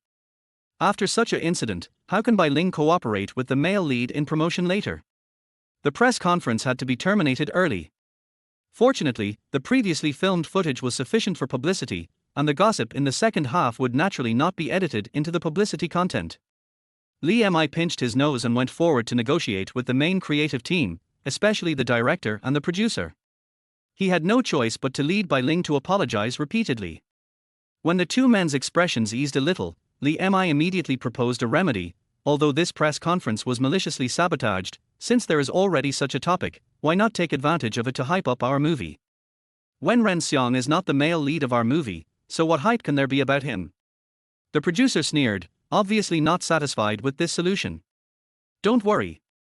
First of all, I heard that the male lead of our movie just got married. I don't think he would be willing to cooperate with Bai Ling in publicity outside the play. It would definitely be bad for his image. There is a basis for what Li Mi said. Not only did the male protagonist just get married, but his wife is the daughter of a well-known wealthy businessman. If he dares to hype up a couple with the actress, he will probably be expelled from their husband's group the next day.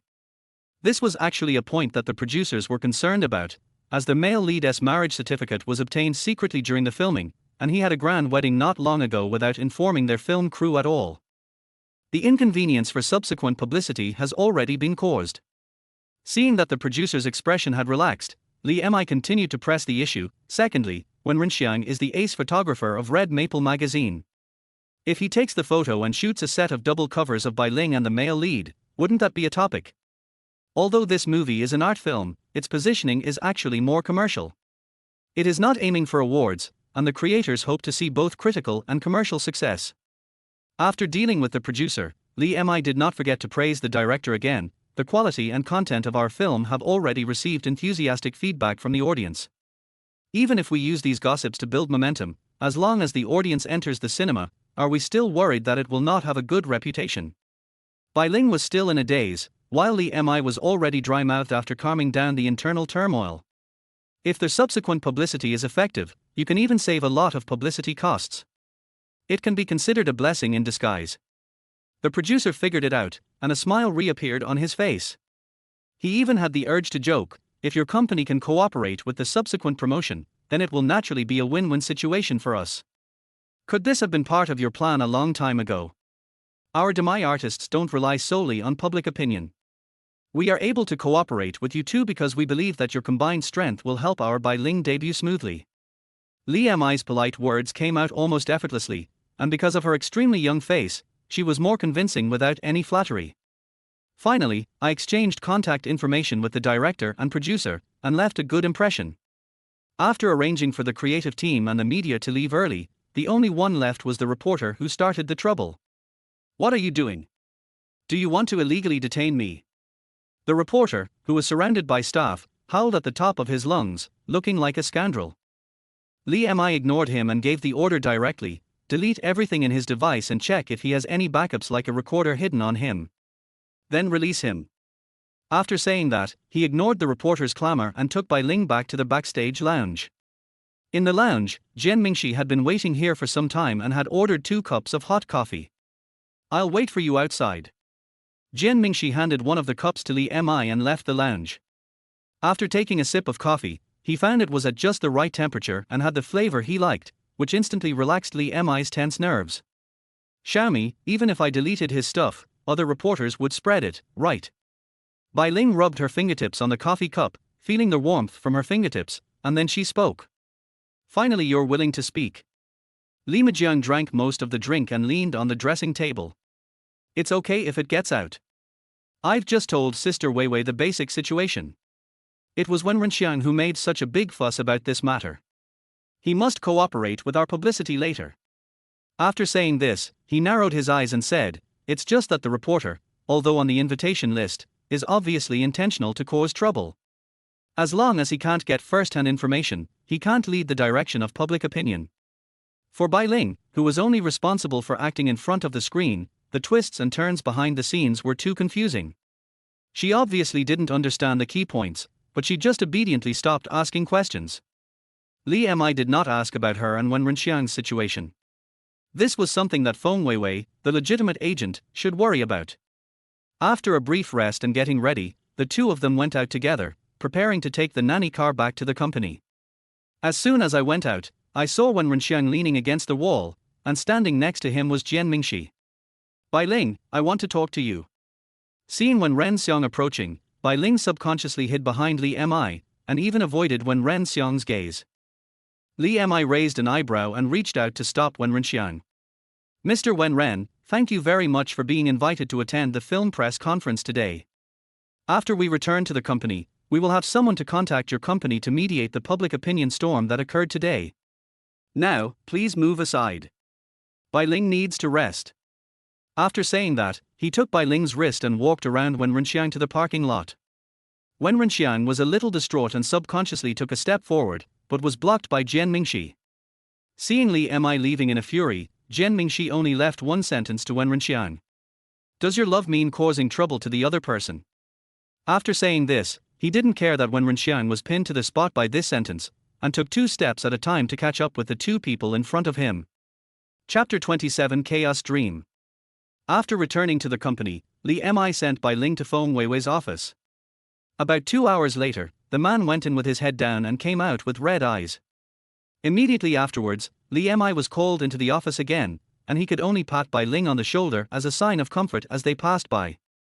Feng Weiwei stood in front of the floor-to-ceiling window, obviously very angry about this incident, exuding a terrifying aura. Turning back to Li Mi, his expression softened. "This incident happened suddenly, and you handled it very well on the spot." Originally, Li Mi was given the task at a critical moment.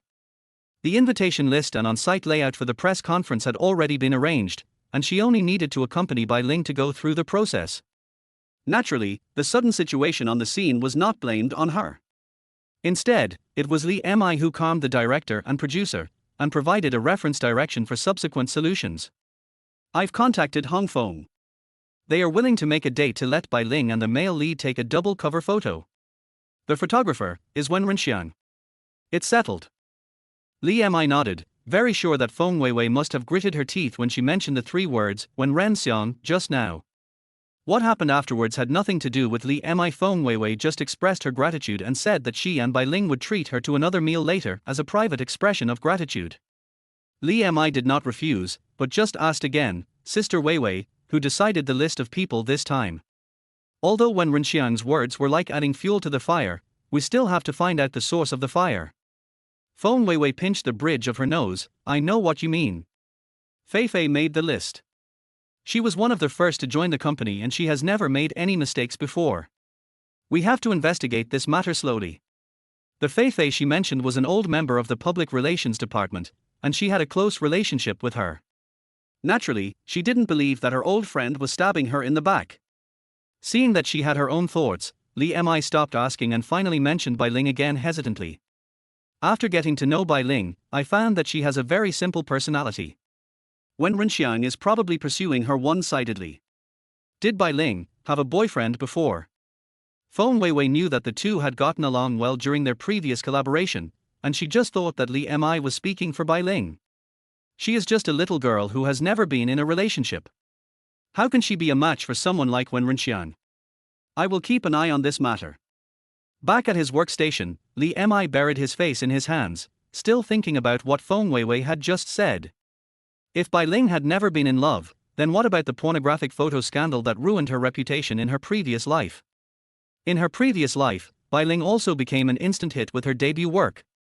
Later, she played several innocent roles in succession, and accumulated good audience appeal and reputation. When his career was booming, it was revealed that his private life was chaotic and even indecent photos were leaked. When that incident happened, Li Mi was only in elementary school. She had only heard about it because the person was an artist in her family's company, and she did not know the specific details. After that, Bai Ling terminated her contract with Demai. Feng Weiwei was implicated and resigned soon after. It was also at that time that Shenghong took over the position of director of the artist management department. Shenghong. When Li Mi thought of this, he raised his head, and it seemed that those trivial and vague memories began to connect together. By the way, if Feng Weiwei hadn't left Demai, Shenghong probably wouldn't have been promoted so quickly. The hidden beneficiary of that incident was actually him. Although there is such speculation, it remains to be verified whether Shenghong was behind this incident. If it weren't for Li Mi in this life, Bai Ling would not have shot the cover of Red Maple with a temperament similar to the deceased actress Fang Lin, and naturally she would not have had any contact with Wen Renxiang. Therefore, Li Mi could be sure that this public opinion storm did not occur at Bai Ling's press conference in the previous life. If Shenghong did what happened in the previous life on purpose, it was because he was married to Li Mi a few years later, and had produced an actor who became an award-winning actor. He was qualified to take over the position of director in the company, so he took action against Feng Weiwei. And now Bai Ling has just made her debut, so having her reputation ruined will not have much impact on Feng Weiwei as her agent, as it will just be a termination of the contract. This accident happened on the invitation list, so it must be the work of an insider. If Shenghong is the insider, what is he trying to do now? Brother Zhang, why haven't I seen Senior Sheng recently? Li Mi looked around the office and asked a colleague next to her. She was unwilling to call Shenghong brother, so it was reasonable for her to call him Senior. Brother Zhang looked up from the computer and said, He has recently joined the crew with the artist he was leading. Shenghong is really awesome this time. The artist joined Director Wang's crew and he's the second male lead. Director Wang? You mean Director Wang Yang? Seeing Brother Zhang's envious look, Li Mi guessed a name based on the recent projects he was filming and got a positive answer. Wang Yang is a well-known director in China who excels at shooting costume dramas, especially historical dramas and martial arts dramas. He has remade many classic masterpieces. Not to mention Brother Zhang, even Li Mi was stunned when he heard it, second male lead. Zhang Xinler's acting skills, well, can he get in? It's not that Li Mi hates Zhang Xinler too much. Zhang Xinler has only learned some basic street dance and relies on tuning when singing, not to mention acting. That day, Li Mi humiliated him in the acting class and never went to class again. He wondered if Shenghong paid for a private tutor for him. Hearing Li Mi directly criticize the artists of his own company, Brother Zhang laughed and did not respond. Li Mi could say such a thing, but he would not dare to do so. Li Mi was concerned about this matter and wanted to find out how Shenghong obtained the resources for Zhang Xinler. I was busy for most of the day after coming back from the press conference, and it was already dark by the time I got off work in the evening. After returning home, Li Mi felt extremely sleepy for some reason. She didn't even take off her makeup and fell headfirst into the soft bedding. Then I had a long and real dream. In the dream, Li Mi was like a camera, with a fixed perspective but no sense of existence. As the chaotic and disordered picture gradually came together, she saw a familiar yet unfamiliar face. Bai Ling, unlike the young and beautiful ones she had just seen, was wearing loose yet tight clothes, a hat with a wide brim, and sunglasses and a mask. She stood in a shadowy corner, carrying a canvas bag on her back, just one step away from stepping into the sunlight, but she stopped. Suddenly, a passerby whose face could not be seen clearly picked up his mobile phone, as if he wanted to take a picture of a flower bed on the roadside. The camera swept over Bai Ling, who, like a frightened rabbit, quickly hid in a corner where no one was seen. Li Mi couldn't help but get closer to her and saw the tears soaking through the eye mask. Bai Ling was shaking uncontrollably and was so anxious that she kept scratching the back of her hand with her nails, which soon left a series of red marks. Bai Ling. Li Mi wanted to reach out and hold Bai Ling, but she couldn't. Through her sunglasses, she saw a pair of dull eyes filled with tears. In an instant she understood that this was Bai Ling, but it was the disgraced Bai Ling from her previous life. Chapter 28 True and False Wealthy Beauty. Li Mi sat in the back seat, turning his head from time to time to look at Li Mi's expression. Xiaomi, have you been too busy recently? Why do you look so unhappy? There is always work to be done. You are still young, so don't put so much pressure on yourself. Li Mi, with dark circles under his eyes, took a while to react to Li Mi's words, and yawned before opening his mouth. It's okay, I just didn't sleep well these days. In fact, she had not had a good night's sleep since she first dreamed of Bai Ling from her previous life.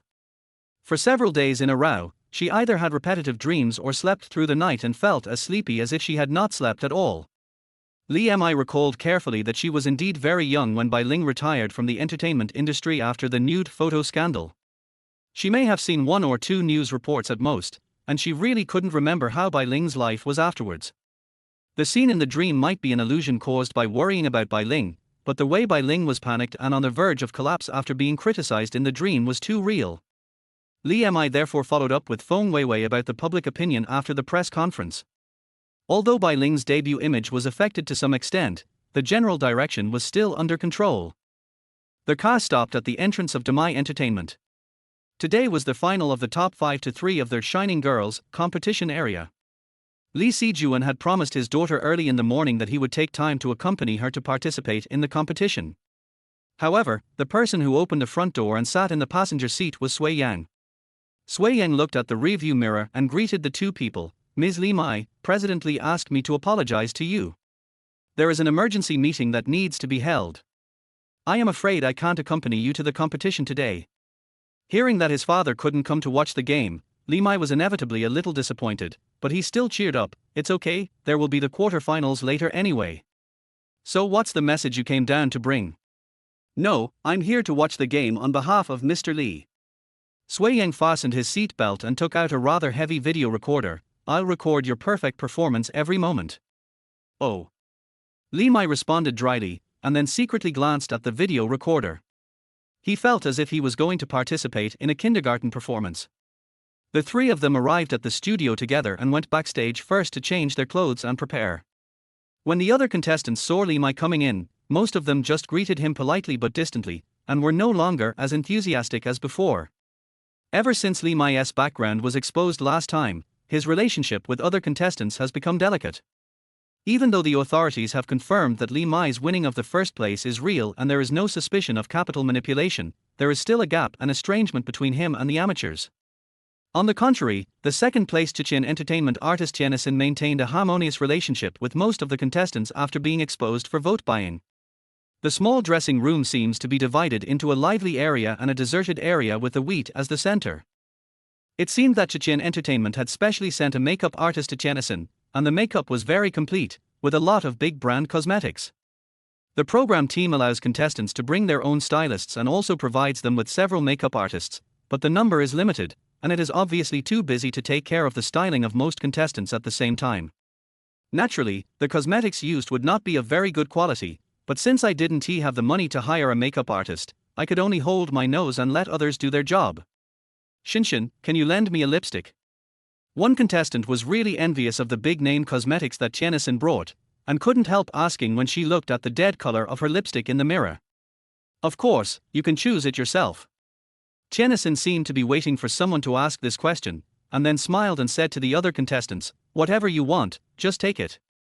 For a while, many contestants gathered around Tianison, borrowing things from others and naturally saying nice things without asking for money. The song you selected today is really good. It's hard to say who will win first place. That's right, the audience will also get tired of the aesthetics. The result is hard to predict until the end. Tianison couldn't help but smile, but she said modestly, everyone performed very well. As he said this, he looked at Li Mi with a deliberately provocative look. Li Mi was originally worried that her mother would be affected by the cold treatment, but she didn't expect that her mother, who was a soft girl at home, had a very calm aura outside. She didn't take those meaningful looks seriously at all. She was busy reviewing the song she was going to perform in a while, completely ignoring Tianison's eyes. Are we there yet? Come in. Li Mi hung up the phone and waited for a few minutes. The stylist sent by the company walked in with two assistants and a row of haute couture dresses hanging on a sliding clothesline, instantly attracting everyone's attention. These dresses are all the latest runway styles, and most of them are gorgeous and textured, which is very different from the eye-catching but rough fabrics used in pursuit of stage effects. Some knowledgeable girls have already covered their mouths and called out several big brand names. If they felt vaguely jealous of Li Mi, who came from a wealthy family, when faced with the gap, they no longer felt jealous and were left with only envy. Tianison secretly clenched her fists, but couldn't help but say, Xiaomi, the clothes you brought are really beautiful. Did you borrow them from the brand? Li Mai looked from the lyrics on the phone screen to Chenison and said lightly, I bought it. There are 2 performances today. Li Mai's eye slid across a row of clothes and she casually picked out a long dress with a train made of soft feathers. The overall style is elegant and noble, but the design of the skirt is a bit too complicated, suitable for dinner parties but not for the stage. Cut the bottom off and change it. The styling assistant held a pair of large black scissors, and under the heartbroken gaze of everyone, he quickly cut off at least 5 figures with one pair of scissors. Watching this scene of showing off wealth would somewhat affect the mood of the game. Everyone forced themselves to look away and not listen to the clicking sounds. Li Mai lowered her head again, her long hair covering the upturned corners of her mouth, and pressed the phone to send a message to Li Mi, who was standing beside her with a cold look. Xiaomi, so this is what it feels like to show off your wealth, ha ha ha ha, it feels so good. Li Mi looked at the phone expressionlessly, then replied with a string of ha ha ha ha, and then pointed out mercilessly, Boss Li said that this clothing fee will be charged to you, and will be deducted when you make money for the company. After receiving the message, Li Mi almost couldn't hold back his unshakable boss temperament and covered his chest in pain. The play in the dressing room today was carefully designed by Li Meijing. The dress had been picked out long ago and brought to the scene for cutting, because there were cameras everywhere in the dressing room, silently recording everything. Although the Li family was considered wealthy, Li Sijuan was very strict in his daughter's education. He controlled her pocket money and did not leave any limit for her to indulge in extravagance. Although the clothes Li Mi wears are not cheap, they are not luxury brands. But there is no limit to the audience's imagination about rich girls. After the last public opinion incident, Li Mi has left an image of a fair, rich and beautiful woman in everyone's mind. Instead of constantly emphasizing that she is like most people, it is better to seize this point and create an eye-catching character of a wealthy and beautiful woman. Chenison gritted her teeth and slammed the powder in her hand heavily on the table. The makeup artist frowned slightly and reminded her quietly, I brought all these things with me personally. If you want to be a sucker, don't take it out on me. After being slapped in the face by the makeup artist, Chenison didn't dare to refute and could only hold her nose and endure it. Originally, the company didn't want to assign a makeup artist to her, but she asked for one to make up the appearance, so they naturally couldn't afford to offend him. Li Mi looked in Chenison's direction with a smile on his face. After all, she was a newcomer with no experience and couldn't hold her temper in front of the camera. It seems that showing off wealth today has unexpected benefits. True or Fake Rich Beauty is also a good hot search title. Chapter 29, Regional Champions. In the crowded studio, the lights gradually dimmed, indicating that the finals of the Shining Girls competition area were about to begin. After Li Mi and Sui Ying finished their work backstage, they arrived at the audience seats and took their seats early. In addition to the two of them, Xu Hui also came to the scene to cheer for her daughter. However, because the program team would invite the contestants' relatives to speak later, she did not sit with them. Li Mi tried hard to focus her attention on the stage, but couldn't help but look towards Sui Ying beside her. No, where did you get these things? Don't you have even a little bit of shame? Sui Yang had a headband with the words, Xiaomi must win, printed on it tied on his forehead, in the color that was Li Mi's favorite, pink. In his left hand he held a thick and long pink glow stick, and in his right hand he held a video recorder that was always on. If these are just routine operations of fans, then there is no need to hang a light sign that says, Xiaomi, Mom loves you around your neck. Boss Li has instructed that I must cheer for Miss Li Mi on his behalf, and I must show my utmost enthusiasm. Sui Ying not only had no sense of shame, but also spoke seriously. These were given by fans of Miss Li Mi at the entrance. I have one more glow stick and can't take it all. Miss Li Mi, do you want to take it? The attention of many people around has been attracted by the light sign on Sui Yang's chest. Li Mi now wishes he didn't know him. After the host finished his opening remarks, the contestants came on stage one by one. Since the show started, each contestant has more or less accumulated a certain amount of popularity and fans, and the screams from the audience are one after another. The last to appear on stage was Li Mi. When the spotlight hit her glittering skirt, the screams from the audience almost blew the roof of the studio off. Hello everyone, I am Li Mi. Thank you for your support and companionship along the way. Today I also. Li Mi showed a decent and perfect smile, and said the opening words that he had prepared long ago. His eyes slid across the audience, from Xu Hui to the direction where Li Mi and Sui Ying were. Although the three were not in the same direction, they were all very close to the stage, so Li Mai had no difficulty finding them. That's why I saw the bright pink sign at first glance. Sui Yang's expression was as indifferent as when he was at work in the company, which formed a sharp contrast with his pink fluorescent outfit. Like all the fans, he waved his glow sticks vigorously and shouted Li Mai's name loudly. Beside him, Li Mi also waved another glow stick vigorously, suppressing his shame. Seeing this scene, Li Mai felt as if a warm current flowed through his heart. He couldn't help but burst out laughing, and spoke the following lines with trembling voice. I will also work hard today to bring you the most perfect performance. Thank you everyone. This irresistible smile instantly attracted the attention of the camera. Not only the fans present, but also the audience watching the live broadcast had a wonderful feeling of being healed by Li Mai's real joy. The moment I saw Li Mi smiling like that, I suddenly felt that all my shame was forgotten. In the second half, Li Mi's cheers even drowned out Sui Yang's. This game was a little different from the previous ones as it was broadcast live. The voting is also for the audience inside and outside the venue to vote for their favorite contestants in real time, and at the end of the show, the voting will be stopped and the rankings will be calculated. Even though the host was reading out the sponsors at a rapid pace, everyone felt that the time before the results were announced was like a year. Li Mi, who was personally responsible for the song selection and even stage design for the Li Mi finals, was nervous about the exciting BGM even though he was very confident in his mother's ability. All votes have been counted, and now I will announce the final results of the 4th District Finals of Shining Girls. Their host's voice was even a little broken due to excessive effort. He called out the names one by one starting from the 5th place and deliberately paused at the 2nd place. Now only the 1st and 2nd place have not been announced, so next I will read out loud the name of the 1st place winner of this finals, Li Mi. As soon as these words came out, the whole audience cheered loudly, almost drowning out their host's subsequent words. Congratulations to Chenison for winning the 2nd place. Amid cheers, Li Mi, wearing a white feather dress, held high the crystal trophy symbolizing 1st place, her eyes filled with tears. Li Mi in the audience slowly leaned back in his chair and let out a breath, only to find that his voice was a little hoarse from shouting too much. In her previous life, she had never been so excited even when the artists she managed won Best Actress or Best Actor awards. Throat lozenges. Sui Yang handed a box of throat lozenges to Li Mi under the dim light of the fluorescent stick, and his voice became much hoarser. Li Mi took the candy, peeled off the wrapper and put it in his mouth, teasing, Secretary Sui's voice is no lower than a woman's. He yelled so loudly that I was sweating all over my forehead. I will definitely ask President Li to give you a raise when I get back. Sui Yang smiled and wiped the sweat off his face with a tissue. Nothing can compare to your enthusiasm, Miss Li Mi. And it's not just because of work. Miss Li Mi's singing really deserves the loudest cheers. By the time the recording of the competition was finished, it was already late at night, and there were still many media waiting to interview the top 3 of the competition. Only the top 3 teams in each division can continue to participate in the quarterly finals.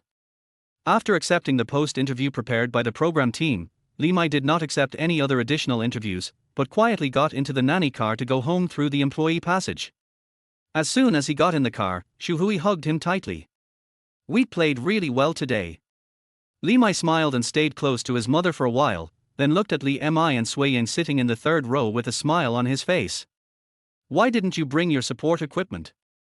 Upon hearing this, Sui Yang and Li Mi suddenly pulled out pink glow sticks from under their seats at the same time and shouted out Li Mi's fans' cheering words in unison.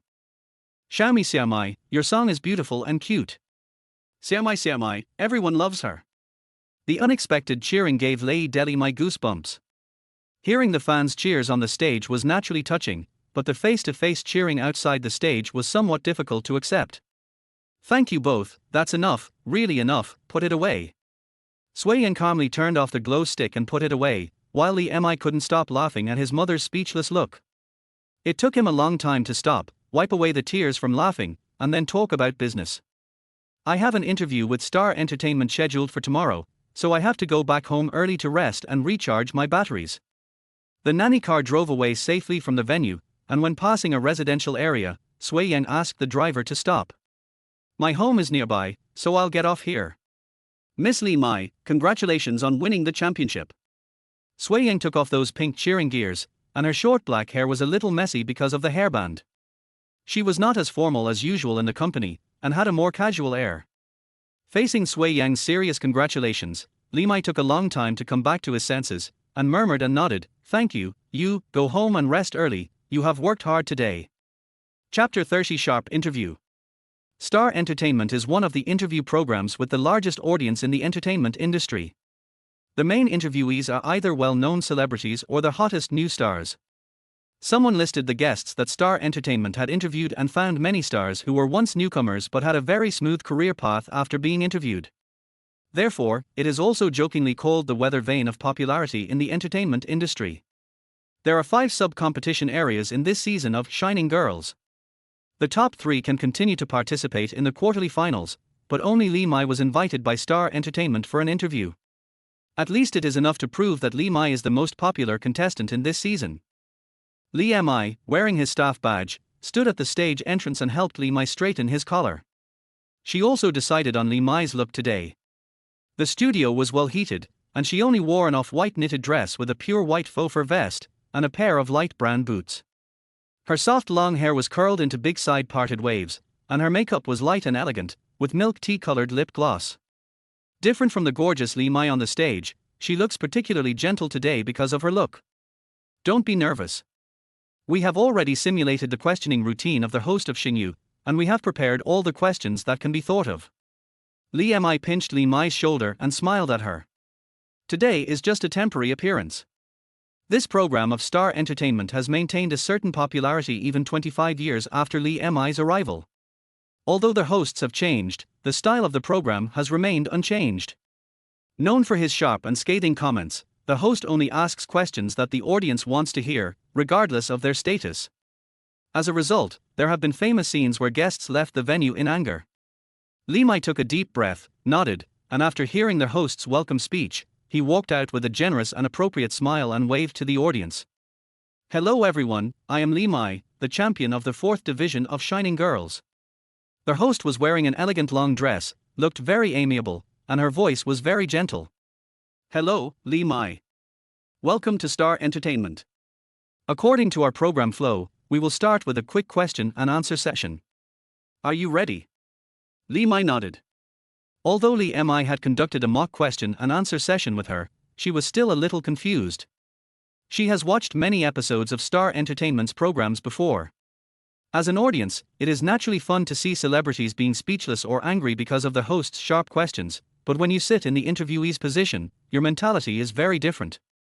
As expected, the seemingly gentle host's first question was like a sharp spear. It was revealed that Tianison had a company behind her that was pumping votes, but she still didn't beat you to get first place. Do you think it's because Tianison's ability is too weak or because the company behind her is not as strong as your father's to my entertainment? Upon hearing this question, the audience was in an uproar. Some of Li Mi's fans were worried about her and complained in a low voice that the host's words were too deceptive. Either you pull down your teammates in the same zone, or you admit that you are also taking advantage of the big tree. Both answers are bad. You have to know that in the subsequent quarterly finals, the champions, runners-up and third-place winners of each sub-region will form a team to compete in the preliminary round. If you criticize Tianison now, I don't know how much criticism she will receive in future cooperation. Li Mi's brows relaxed when he heard this question, and he answered without any pause, "The audience is the only judge of the contestant's performance. I think I should thank the audience for their strong support." After saying that, he stretched out his hands to the audience, raised them above his head and made a heart shape with his hands. "Shami is the best. We will always support you." There was also a warm response from the audience, which immediately diverted the host's question. Because the questions and answers are quick, the host cannot hold onto the topic and can only start the next round of attack. During the recording of the finals, you brought your own stylist and many brand-name clothes backstage, and claimed that you bought them at your own expense. How can you have such a high spending power as a college student, or are you actually borrowing from the brands? This question directly refers to Li Mi's most hotly debated image as a wealthy and beautiful woman. I think everyone knows that my father is the well-known entrepreneur Li Sijuan. In fact, I first learned to count by counting money. Li Mi paused at the right time and made a money-counting action that everyone knows, which caused laughter in the audience. Since junior high school, I have been managing my own pocket money and learning how to make money. The host immediately caught onto a point and asked, "You mean, you bought those clothes with your own money? How did you save so much? Li Mai raised his index finger in front of his mouth and shushed their host. It's a commercial secret. I can't comment. This statement blocked their host's possibility of asking further questions. Even the audience could understand that although the original capital was provided by his parents, there was nothing wrong with making money through his own way to buy big brands. As for the method of making money, it was of course a personal secret. Li Mai was able to answer a series of questions calmly, and even his demeanor became more and more relaxed, as if he was sitting on the sofa in his own living room. Their host felt as if his career was challenged as an impromptu question suddenly interrupted his original questioning plan. Li Mai, you are dressed like a lady today. I really like this vest. What brand is it? This seemingly casual question hides a mystery. This one is from a niche designer brand. The designer promotes environmental protection concepts and uses artificial fur, which coincides with Demai Entertainment's public welfare propaganda. Li Mai touched the fur on their vest and praised the host for his good taste. When asked this question, the host had already prepared to satirize Li Mai for previously promoting the protection of stray animals but supporting animal fur products. Unexpectedly, he openly admitted that he was wearing artificial fur. The host felt like he was punching cotton, and the subsequent interview was almost dominated by Li Mai. For the sake of the show's ratings, she had to cooperate with Li Mai to make the interview more interesting. The result was that the recording of this episode of Star Entertainment was unusually peaceful, and the interviewees were not asked about any pain points. In addition, Li Mi also specifically told Li Mai that although he had to avoid the traps designed by the host, some minor flaws that were harmless could be admitted. This will not only increase the viewing interest of the show, but also make Li Mi's character more down-to-earth. Simply flaunting the image of a rich and beautiful woman may give people a sense of superiority and freshness at first, but over time it will inevitably make people feel that you are being pretentious. Keeping the small bad habits that ordinary people have, such as greed for money, love to sleep in, love to eat snacks and therefore worry about controlling the body, can narrow the distance between you and the public. After the recording of the program was completed, the host sighed first, then smiled and shook hands with Li Mai. You, even though you just debuted, are the most difficult guest I have ever interviewed. Li Mai smiled modestly, thanking the other party for his non-existent mercy. Chapter 31 years ago. She said she would be my manager, but now she's leaving me to hang out with some other guy. Li Mai exaggeratedly made a tearful expression, his fingers trembling, and he almost pointed at Li Mi and called her a scumbag. Li Mi, who was packing his luggage, took the time to roll his eyes at Li Mai and said seriously, "You can't get any roles with your acting skills. It's a good thing you're a singer, otherwise I wouldn't be able to make you famous no matter how capable I am." This is of course a joke, and it actually only applies to the current entertainment industry. In another 20 years, having a good-looking face but not having acting skills will no longer be the criterion for judging an actor. Stinky Shatmy. Li Mai was upset by what Li Mi said and could not continue to act out the sad scene, so he turned around and tickled Li Mi. Li Mi had nowhere to hide, and was tickled so hard that he couldn't stop laughing. He finally grabbed Li Mi's arm and said, "Okay, stop making trouble. I haven't packed my luggage yet. Besides, do I want to abandon you? You said that you would finish your studies before the quarterly finals and not participate in any announcements." As soon as Shining Girls ended, Li Mi received many notices and invitations for commercial performances. There were even some brokerage companies that sent her signing invitations. Although they knew she was the daughter of Demai Entertainment was not specialized in the music field after all. As Li Mi's agent, Li Mi helped her to decline these invitations one by one, so as not to delay Li Mi's graduation in half a year. Both Li Mi and Li Sijuan support Li Mi's decision to complete his studies before entering the entertainment industry. Li Mi naturally knew that it was his own choice, but he still didn't quite understand Li Mi's choice. "The only artist you have signed a formal contract with is Jian Mingxi. Our company has many film and television projects. Why do you want to take him to the film and television city to play a supporting role?" Li Mi was packing her luggage at this time, preparing to accompany Jian Mingxi to the film and television city for a few months after the new year. It's not that he took on the role of the male lead or the second male lead, but that he took Jian Mingxi to play supporting roles to hone his acting skills. Faced with this question, Li Mi just smiled and said casually, "No good thing is too late, sharpening the knife does not delay the chopping of wood." The real reason is extremely heavy, and only she knows it. Even Jian Mingxi herself does not understand it. After packing his luggage, Li Mi put on a thick coat and went out. Walking on the street, I saw many red lanterns hung on the streets. Tomorrow is New Year's Eve, and there are still many people going out to buy things. The excitement didn't fade away until they reached Demi's artist apartment. Although the signed artists will have apartment accommodation provided by the company in the early stages, most of them choose to go home to reunite with their families during the Chinese New Year. Therefore, there were very few people left in the apartment. When Li Mi walked to the floor where Jian Mingxi lived, he happened to see Jian Mingxi and Jian Mingyu pasting Spring Festival couplets. Generally, Spring Festival couplets are made of red paper, but the ones the brother and sister used were green paper, which was obviously Jian Mingyu's choice. The words should have been written by Jian Mingxi.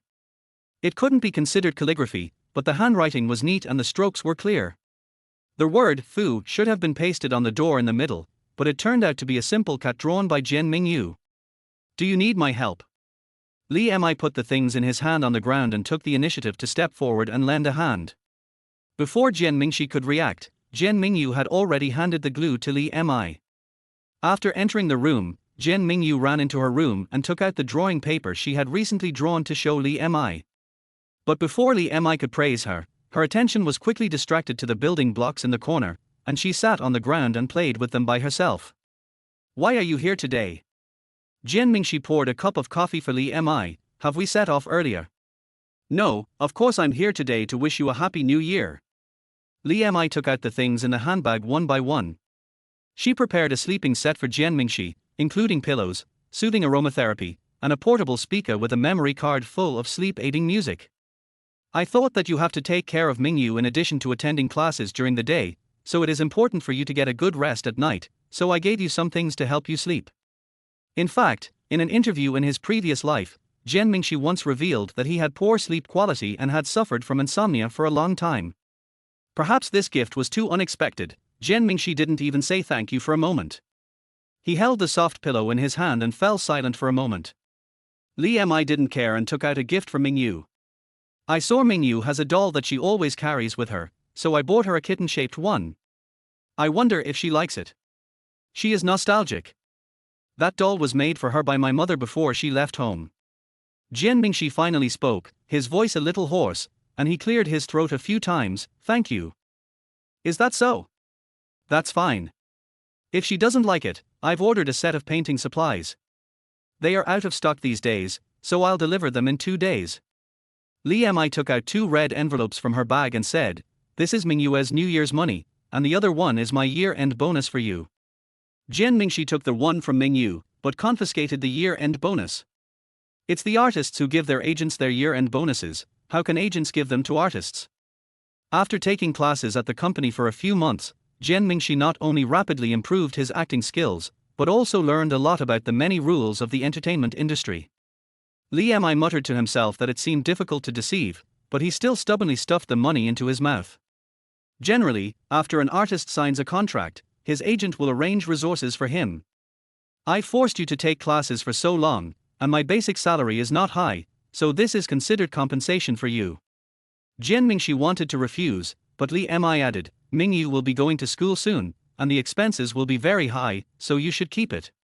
Okay, then wait until you get a job for me, and I'll give you a year-end bonus later. Jian Mingxi didn't say anything polite after all, and smiled at Li Mi. I know you don't want me to work so quickly because it's for my own good.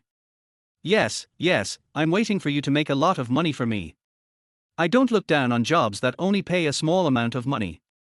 Li Mi said a joke, but looking at Jian Mingxi's pure smile, he felt a lot of emotion in his heart. She did not explain too much about Jian Mingxi's arrangements and plans. The artists who took classes at the same time as Jian Mingxi have now more or less started to take on jobs of all sizes. Those with good resources, like Zhang Xinle, were able to directly play the second male lead in a TV series directed by a well-known director. Those with poor resources could also appear on variety shows to become familiar faces. Only Jian Mingxi stayed in the classroom all the time, patiently learning all kinds of knowledge like a sponge.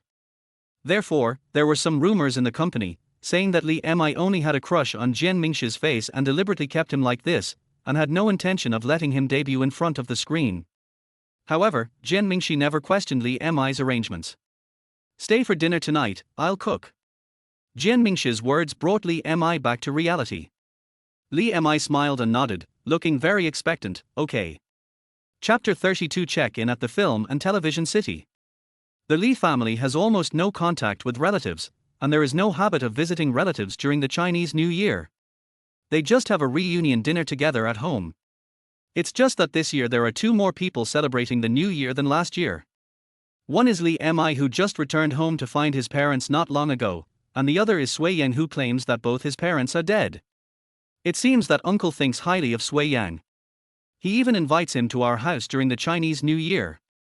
Li Mi ate fruit and looked curiously at Sui Yang, who was helping in the kitchen.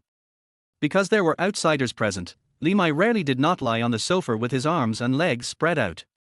He did not take it seriously at the time. Dad is just like that, he protects his shortcomings. And Sui Yang is indeed very capable at work.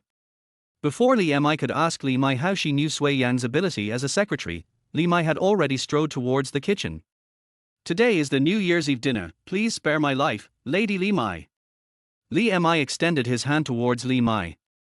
He really didn't want to eat any strange dishes tonight. Li Mi turned around angrily and pinched Li Mi. I'm here to help, not to cook. Xu Hui watched the two sisters fighting and quarreling, laughing so hard that she couldn't stop. She didn't try to stop the fight and looked like she was just enjoying the show. After a while, Li Sijuan walked in from outside, holding a postcard in his hand with a complicated expression.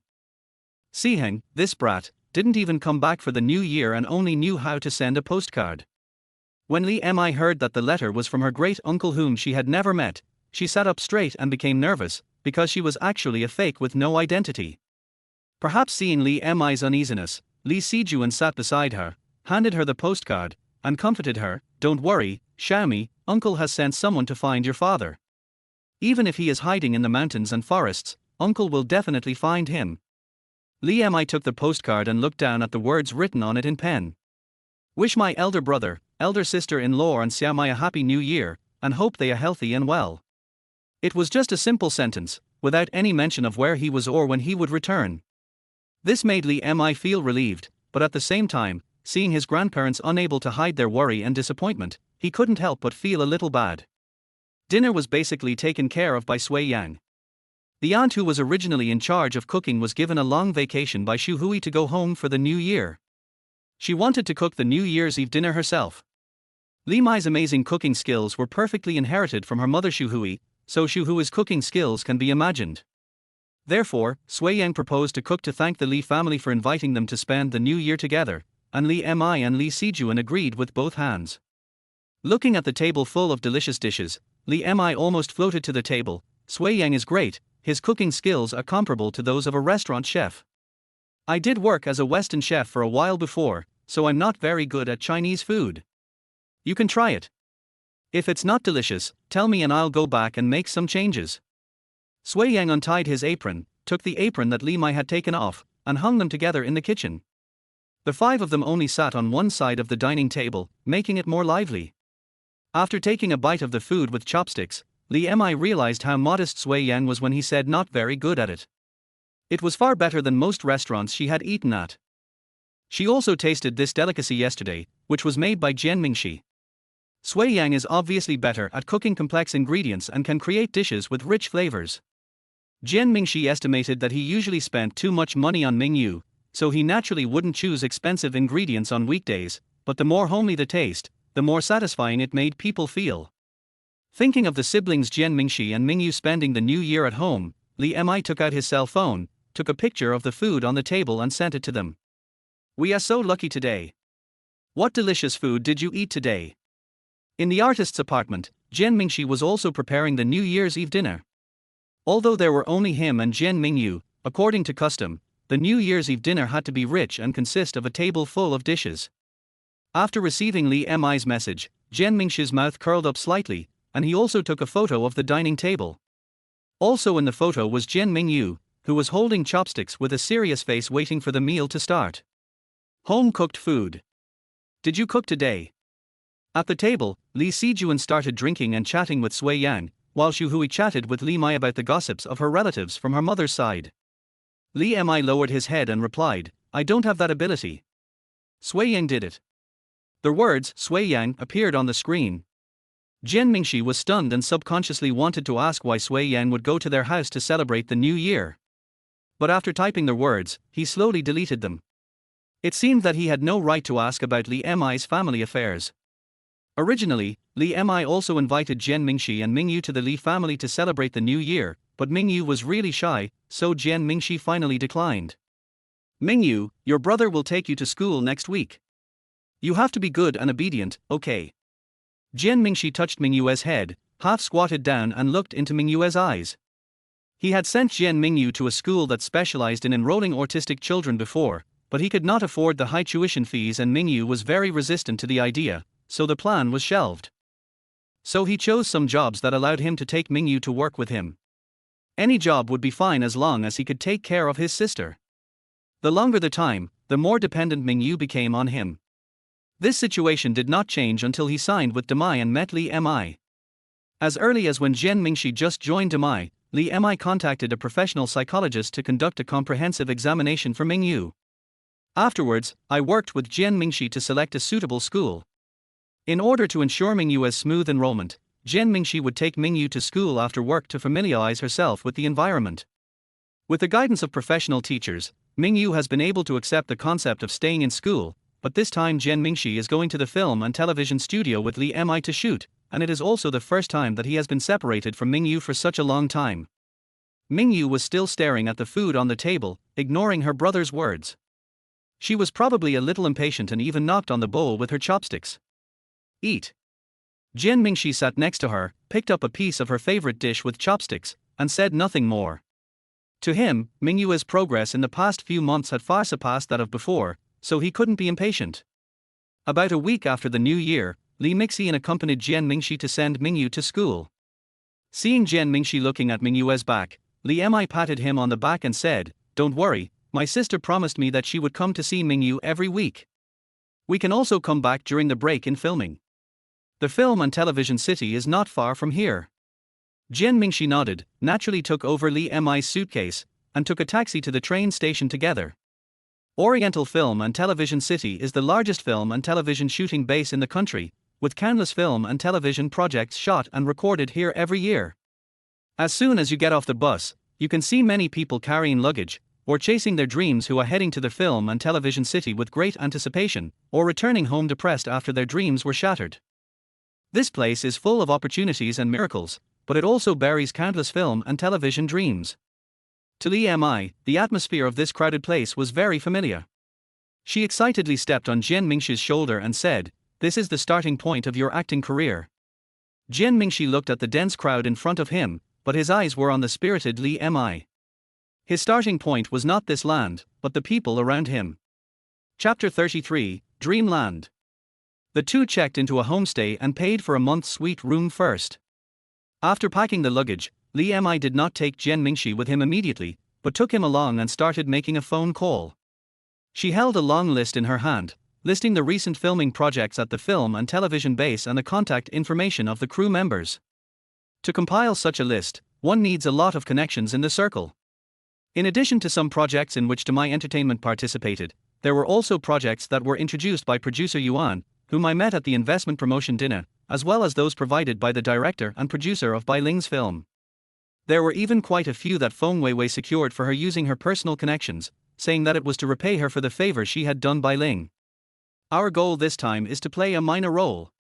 Li Mi tapped the paper in his hand with the tip of his pen and decided the purpose of this operation. But no matter how big or small the role is, I want you to write a brief biography of the character, even if it's a background board without lines or a corpse, you have to write it. In response to Li Mi's request, Jian Mingxi obeyed unconditionally as always and nodded seriously. After talking to Jian Mingxi, Li Mi began to contact the crews on the list. She had informed in advance that they only needed some small roles, and the assistant director in charge of casting mostly asked her to report directly with the others without even an audition session. Li Mi had planned everything out for a month according to the shooting progress of different crews, and there would be 2 crews to go to tomorrow. Today, I'll take you for a walk. There are a lot of people coming and going here, and there are a lot of restaurants that look inconspicuous but have great food. Their appearance was quite eye-catching in the film and television base filled with extras, so they wrapped themselves up thicker, put on scarves, hats and masks, and blended in with the crowd. However, the search for delicious food was not smooth. Li Mi and Jian Mingxi went to several streets but found nothing. Although the base seems to have a large population, its infrastructure is not perfect and few businesses have been introduced. After all, it has not been established too long ago. The gap after more than 20 years is too big. Li Mi muttered softly, completely forgetting that the current Oriental film and television city was not the one she was familiar with. Are you hungry? There is a noodle shop over there. Jian Mingxi was tall and had a good sight. He saw an open shop and considerately did not ask Li Mi why he couldn't find any of the so-called many restaurants. Li Mi was already starving after shopping around, so he didn't bother to pick and choose, and the two of them went into the noodle shop together. Please come in, what would you like to eat? The waitress was a young girl wearing a clean apron, with a warm smile on her face and a thick northwestern accent. After ordering the food, the two sat in the back. As the temperature in the room was higher, they untied their scarves and put them aside. The noodles will be ready soon. Let's drink some noodle soup to warm ourselves up first. The waitress brought 2 bowls of steaming noodle soup. She looked up and saw the 2 outstanding faces and was startled. You are the protagonists of which crew? No, we are newcomers here to play supporting roles. Li Mi is used to socializing with others, so he replied with a smile. The waitress obviously didn't believe it. She looked at them a few more times and really couldn't remember what works they had. She just smiled and praised them. You are good looking, you will definitely be able to audition for many plays. The store was not too busy at the time, so the noodles prepared in the kitchen were served out. The cook was a kind-looking man. He listened to their conversation and said, Wife, you are pretty too. You will definitely pass the audition tomorrow. You two are a couple, you're such a perfect match. Li Mi felt that the chef looked familiar and guessed that this restaurant would still be there after more than 20 years. The refreshing and chewy taste of the noodles clearly proves this point.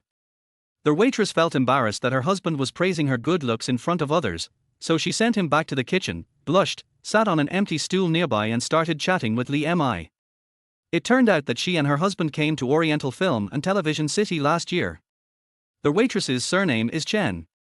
She has loved watching TV dramas since she was a child and has a dream of becoming an actress when she grows up. Her family did not support her and said she was delusional. Only her husband supported her and even left his hometown to come to the film and television base with her. Judging from her appearance alone, Chen Xiaomei's looks are indeed not outstanding. She has single eyelids, wide-set eyes, a round face and a round nose. She also has no professional acting experience, so it is difficult for her to get roles. On the contrary, her husband, in order to support their livelihood, started out as a kitchen helper and now opened a small noodle restaurant, and his business has been doing well. When Chen Xiaomei was not acting, she helped her husband by waiting tables and collecting cash. Although she could not see a bright future as an actor, she could make a living. Li Mi could hear that Chen Xiaomei was envious of her and Jian Mingxi for calling themselves newcomers. In a film and television studio where there are far more extras than crew members, having a good-looking face, although it doesn't mean you can get anywhere without any obstacles, is at least a stepping stone. But she is only a little envious. Chen Xiaomei is not dissatisfied with the current situation. Instead, she is full of confidence and still has a passion for performing. He also told Li Mi and Jian Mingxi a lot of insider rules of the film and television city and was very enthusiastic. After finishing their noodles, Li Mi and Jian Mingxi walked aimlessly in the crowded crowd. There are many small restaurants nearby. Many people sit on the doorstep with a box lunch in hand and eat with big mouthfuls, their eyes always bright. As long as there is a call for extras, countless people will rush over immediately. Li Mi finally remembered what the noodle shop looked like more than 20 years later. Business was still booming, but Chen Xiaomei later stayed in the noodle shop as a waiter and cashier. We never heard from her again. She was just like everyone else on the street, enthusiastically running towards the group leader who was recruiting extras every time. I always feel that although this place looks crowded and messy, it is the most dreamy place. Li Mi's voice was wrapped in a thick scarf and had a heavy nasal tone. Jian Mingxi walked on the side that was shielded from the wind, and followed her gaze towards the crowd. Whether she will become a professional actor or not, she will not regret it. These words seemed abrupt, but they were actually spoken by Chen Xiaomei, who had just parted ways with her. Li Mi recalled Chen Xiaomei, who was busy in the store and smiling 20 years later. The emotions that had just enveloped her heart also dissipated, and she finally smiled a little. Yes, choose your dream and try hard, she will be happy. After returning to the BB in the evening, the two washed up and rested early. Before entering the bedroom, Li Mi looked at Jian Mingxi, who was still blowing her hair, and said after a while, "You don't have to take tomorrow's performance too seriously." "No, I mean, it's just acting, understand?" Jian Mingxi turned off the hairdryer. She obviously didn't quite understand what Li Mi said. She just thought she was afraid that she was nervous because it was her first time acting, so she smiled and comforted her. "Don't worry, I will try my best." Back in the bedroom, Li Mi threw herself on the bed in a big letter shape, sighed, covered her eyes with her arms, and murmured to herself, "I know you will work hard, but I'm also afraid that you will work too hard." In his previous life, Jian Mingxi was praised by fans as a natural actor who could immerse himself in any type of role as if he were himself. But it is also because of this that he keeps switching between different roles, gradually losing himself, and finally, due to self-cognitive disorder, unable to distinguish between the play and reality, he jumps off a tall building. The reason why Li Mi brought Jian Mingxi to the film and television city to play a supporting role was to train his ability to quickly enter and exit the role. I won't let you make the same mistake again. Chapter 34, First Acting. The first drama that Jian Mingxi participated in was a project of Demai Entertainment, a currently very popular Republican-era melodrama. Li Mi brought Jian Mingxi to the crew early in the morning. The assistant director in charge of casting also knew that an agent and an artist from the company would be coming today. He thought they were here to use their company's resources, so he became uneasy as soon as they met. "You said you brought him here just to play a supporting role." The assistant director was not tall, and he had to tilt his head slightly to see Jian Mingxi's face clearly. Even from a deadly angle of looking up, you can clearly see that he is a handsome man rarely seen in the entertainment industry. "Did you make a mistake?" Actually, our heroine's emotional drama is quite complicated, so adding a fourth male character is fine. Li Mi declined the assistant director's kindness and reiterated her request, "Just a minor role, a street vendor, a villain, anything is fine." Under the assistant director's disappointed gaze, Li Mi took Jian Mingxi to change clothes and get ready. There happened to be a scene that required gangsters to perform as extras. They wore wide Chinese-style gowns and very baggy pants. If ordinary people put them on, they would definitely show the gangster's rudeness to the fullest. But when Jian Mingxi wore it, his sleeves and pants were too short, and he even had a kind of otherworldly Chinese temperament. He didn't look like someone who was going to bully the common people, but like a heroic young man who could beat 10 people with one punch. "Sit down and I'll put on makeup for you." Li Mi held Jian Mingxi's shoulders and took out the makeup bag she brought with her. Without even blinking, she picked up the darkest foundation and applied it to Jian Mingxi's face. It's not enough to just paint the eyebrows black. The eyebrows should be painted thicker and connected in the middle. Draw the eyeliner downwards, as much as possible to make the eyes look smaller. Finally, stick a mole at the corner of the mouth, the kind with hair. Hiss, even if you put on makeup like this, I still feel so disgusting that you deserve a beating. Li Mi admired his masterpiece and was very satisfied. The assistant director was numb to the way Li Mi had tortured such a handsome guy.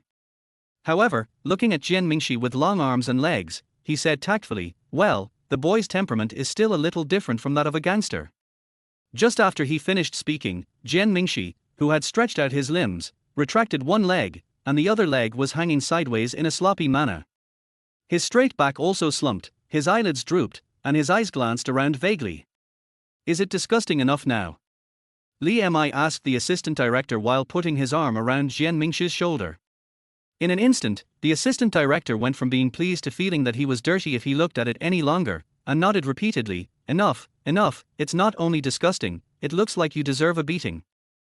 Basically, no extras wear makeup. They just put on their clothes and stand in front of the camera in a group. Not to mention the lines for the character of Jian Mingxi, there are no close-up shots. He is stuck in the crowd, and because he deliberately slumps his shoulders, even his tall stature does not stand out. Cut, next game. It was done in one shot very quickly. The assistant director took out 20 yuan and handed it to Jian Mingxi. He held his hand reluctantly and said, "Would you like to consider the fourth male lead? If it doesn't work, the third male lead will also work." Li Mi smiled and pulled Jian Mingxi's arm free. Mingxi is still training and learning. We will definitely work together again if we have the chance in the future. Okay, it's settled. I'll wait for your schedule. Upon hearing this, the assistant director finally withdrew his hand, waved reluctantly, and watched the two leave. The second scene is of a melon vendor. His clothes are similar, a white sweatshirt and a big straw hat, and he doesn't even need to put on makeup. I also received misunderstanding and attempts to retain him from the assistant director. The shooting time for both scenes was actually very short, but it was already dark by the time we returned to the BB. This is because the scenes of extras have to be coordinated with the scenes of the main characters, and often one has to wait for half a day on the crew for a single shot, and it is not certain whether the shot will be used in the end. You do your homework. I'll go cut the watermelon. Li took the watermelon she bought from the second crew and went into the kitchen to cut it. The watermelon grown in the greenhouse in winter tasted average, but it was still juicy enough. Carrying the melon out, Jen Mingxi was already holding a pen and carefully writing biographies of today's two characters. Originally, Li prepared a notebook, but he had never used it and didn't know how to type, so he finally chose to write. Looking at Jen Mingxi, who was wearing a loose sweater, with slightly wet hair ends, and writing seriously with his head down, Li didn't know why he felt a sense of satisfaction as a teacher.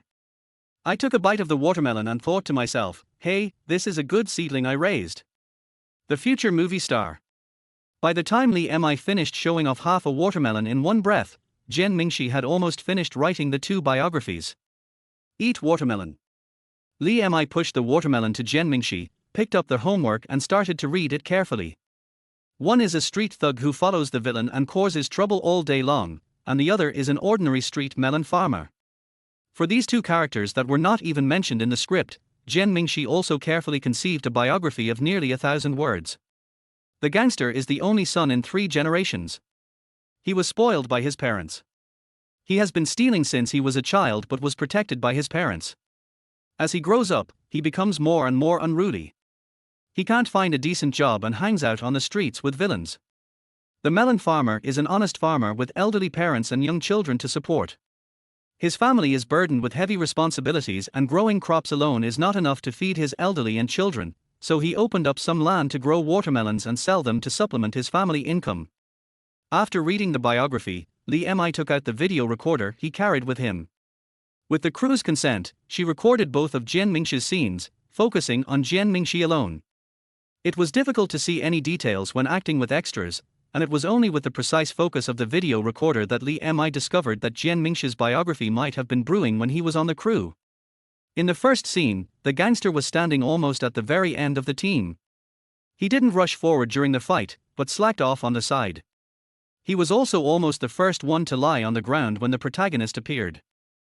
Just a few simple actions and expressions create an image of a timid and cowardly person. In the second scene, the wide straw hat covered most of his face, leaving only his mouth and chin exposed. He sat on a bench, looking up at passers-by from time to time, and kept fiddling with the melons on the stall, putting the best-looking ones outside. Jen Mingxi finished eating the watermelon and saw that Li was silent for a long time after watching the video. He asked in a low voice, "Did I not act well today?" "No," Li raised his head, feeling both relieved and regretful. "You performed very well."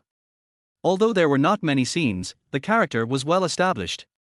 After getting Li's affirmation, Jen Mingxi smiled faintly, "I'm glad I didn't disappoint you." "Mingxi, when you stand in front of the camera, do you believe that your character is alive?" Li suddenly asked.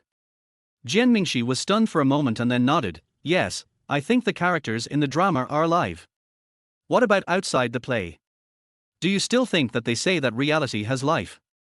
Without waiting for Jen Mingxi to answer, Li took the notebook with the biography and continued, "A gangster may be caused by his original family, or it may be due to his life experience, or even his innate genes that determine his antisocial personality. A melon farmer may do it to make a living, or he may help others farm, or he may just temporarily watch the stall when the stall owner is busy."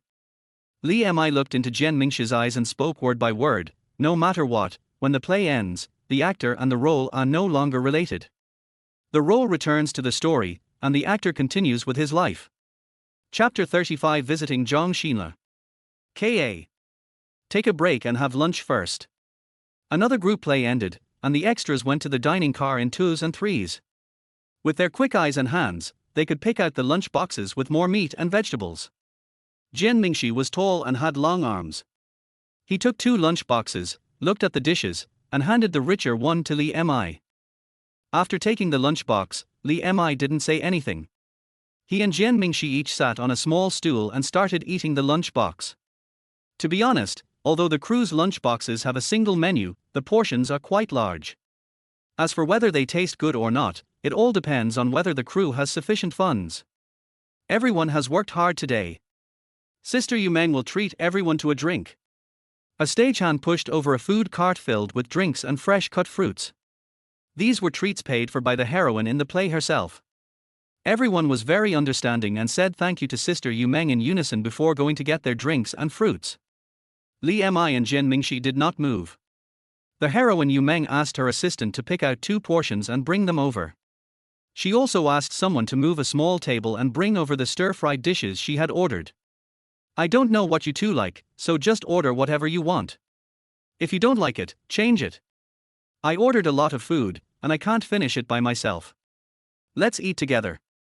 He was speaking to 2 people, but his eyes were mainly on Jian Mingxi. The crew they are both in now is a Republican drama invested by Demai. The female lead Yu Meng is also a popular second-tier actress. She is particularly good at sad dramas and her signature skill is to make her cry in 1 second. Different from her image of a pretty girl in the play, she is outgoing and even a bit aggressive outside the play. She also asked the assistant director to find Jian Mingxi more than once, asking him if he would like to play the 3rd or 4th male lead opposite her. After being rejected, Yu Meng was a little embarrassed at first, but after the assistant director secretly reminded her of Li Mi's identity, she smiled as if nothing had happened and chatted with the 2 of them every day. Thank you, Sister Yu Meng. Li Mi is young, so it's not a disadvantage for her to be called sister. Yu Meng didn't dare to accept her calling her sister. She looked at her with a smile. I'm not much older than you, there's no need to be so polite, just call me Yu Meng. 8 years older is not considered young, right? Li Mi complained silently in his heart, and nodded obediently. No matter what topic Yu Meng chatted about, Li Mi could always join in. On the contrary, Jian Mingxi just kept eating without saying a word and only helped Li Mi insert the straw. Seeing this, Yu Meng changed the subject and said, I guess we won't be filming this afternoon, so we can finish work early. After she finished speaking, she paused for a few seconds deliberately. The 2 people in front of her, one concentrated on drinking their drinks while the other concentrated on eating, and no one responded. Finally, the assistant was reminded by her sharp eyes and pretended to be curious. Sister Yu Meng, is there anything special today? Li Mi looked at the master and servant singing in unison, and sighed in his heart that as an actress's assistant, he had some acting skills. It's director Wang Yang. He was shooting on location before. He just brought the crew back to the film and television city yesterday. Today our director is going to visit the set. Yu Meng emphasized the 4 words, Director Wang Yang. Come to think of it, I haven't seen Director Wang for a while. I plan to go with the director this afternoon. Xiao Li and Xiao Jian, do you want to go to Director Wang's crew to observe? It seems that he has been laying the groundwork for so long because he wants to show off his good relationship with the famous director. Yu Meng raised her chin slightly, waiting for the 2 men to beg her. You have to know that director Wang Yang is a famous director in China, and there are countless actors who want to meet him. She doesn't believe that a fledgling agent and actor in front of her would not be tempted. Li Mi slowly put down the drink and wiped her mouth, as if she just remembered something. Oh, yes, I forgot to tell you. Our company happens to have a male actor filming with director Wang Yang, and the company has long wanted to send us to visit him. Mingxi, have you finished eating? We have to go and order some gifts for the visit first. I'm done eating. Jian Mingxi put down the lunchbox and picked up the garbage and threw it away. Then Sister Yu Meng, see you in the afternoon. Li Mi smiled and waved goodbye to Yu Meng. After the 2 left, the stiff smile on Yu Meng's face drooped. Sister Yu Meng, why don't you go touch up your makeup? Aren't we going to meet director Wang Yang soon? The assistant looked at Yu Meng's face and said cautiously. Yu Meng only played a small role in a drama directed by Wang Yang when she first debuted. After so many years of playing the same type of roles, her aura had long been worn out, and there was no second collaboration. Just then the director came over and told me that we were going to finish work early that afternoon. Yu Meng smiled again and called the director. You are going to visit Director Wang's crew this afternoon, right? Why don't I go with you? No, Director Wang hates being disturbed while filming. If I hadn't worked as an assistant director with Director Wang for a period of time before, I wouldn't have had the opportunity to go and see him again. The director refused without even thinking. Then he said to Yu Meng in a gentle voice, "You've been busy these past few days. Take today as a day off and have a good rest." Watching the director happily running away, Yu Meng could only slam the table in hatred. She stopped eating the stir-fried dishes and turned back to the nanny car. Li Mi and Jian Mingxi actually went to the fruit store and the cake shop to order gifts for visiting the set, usually just some food and drinks to express their gratitude to the crew for taking care of the actors. She went to visit Zhang Xinla on set, but Li Mi had specially applied for a budget from the company. She hadn't seen Shenghong much recently, and she was curious about how Shenghong got Zhang Xinla into Director Wang's crew. For this purpose, Li Mi specially dressed up Jian Mingxi. After all, it was also an opportunity to show his face in front of the famous director. She took off the dark makeup of the extras in the crew, put on a long light grey tweed coat, used hairspray to make her hair look airy, and didn't even put on makeup on her face. She wore a pair of lensless metal frame glasses, and her ascetic temperament was ready to emerge. So handsome. Li Mi praised his family without hesitation, and changed into a more formal outfit. Let's go and take advantage of other people's traffic. Although Director Wang's crew was also located in the film and television city, they generously reserved a large area for filming, which was somewhat away from the main urban area of the film and television city. The two of them took the food delivery truck all their way to the crew. After about half an hour, they finally saw the busy figures of the crew. Li Mi first got out of the car and found the crew members to explain his identity and purpose. Generally, film crews welcome visits from the leading actors team. After all, the conditions for filming outside are not very good, and everyone would like to have some good food and drink as long as it does not interfere with filming. However, when the assistant director heard that it was someone from Zhang Xinla's company, his expression was a little strange. He was not enthusiastic, but rather looked down on others. "We are currently filming a big scene. You guys wait outside for a while." With just one sentence, Li Mi was left hanging. Li Mi touched his chin. Demai Entertainment was a new company and had never had any cooperation with Director Wang. This was Zhang Xinla's first time.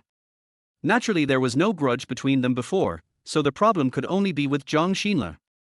She was not in a hurry, knowing that Director Wang hated being disturbed when he was filming, so she and the staff unloaded the gift first, and then she and Jian Mingxi waited slowly together. Who knew that the wait would last 2 hours? There was not even a stool in the wilderness. Li Mi changed several postures until his feet were almost numb from standing before he saw the assistant director who had arrived late. Without any words of sympathy, he just said, "Come over with your things."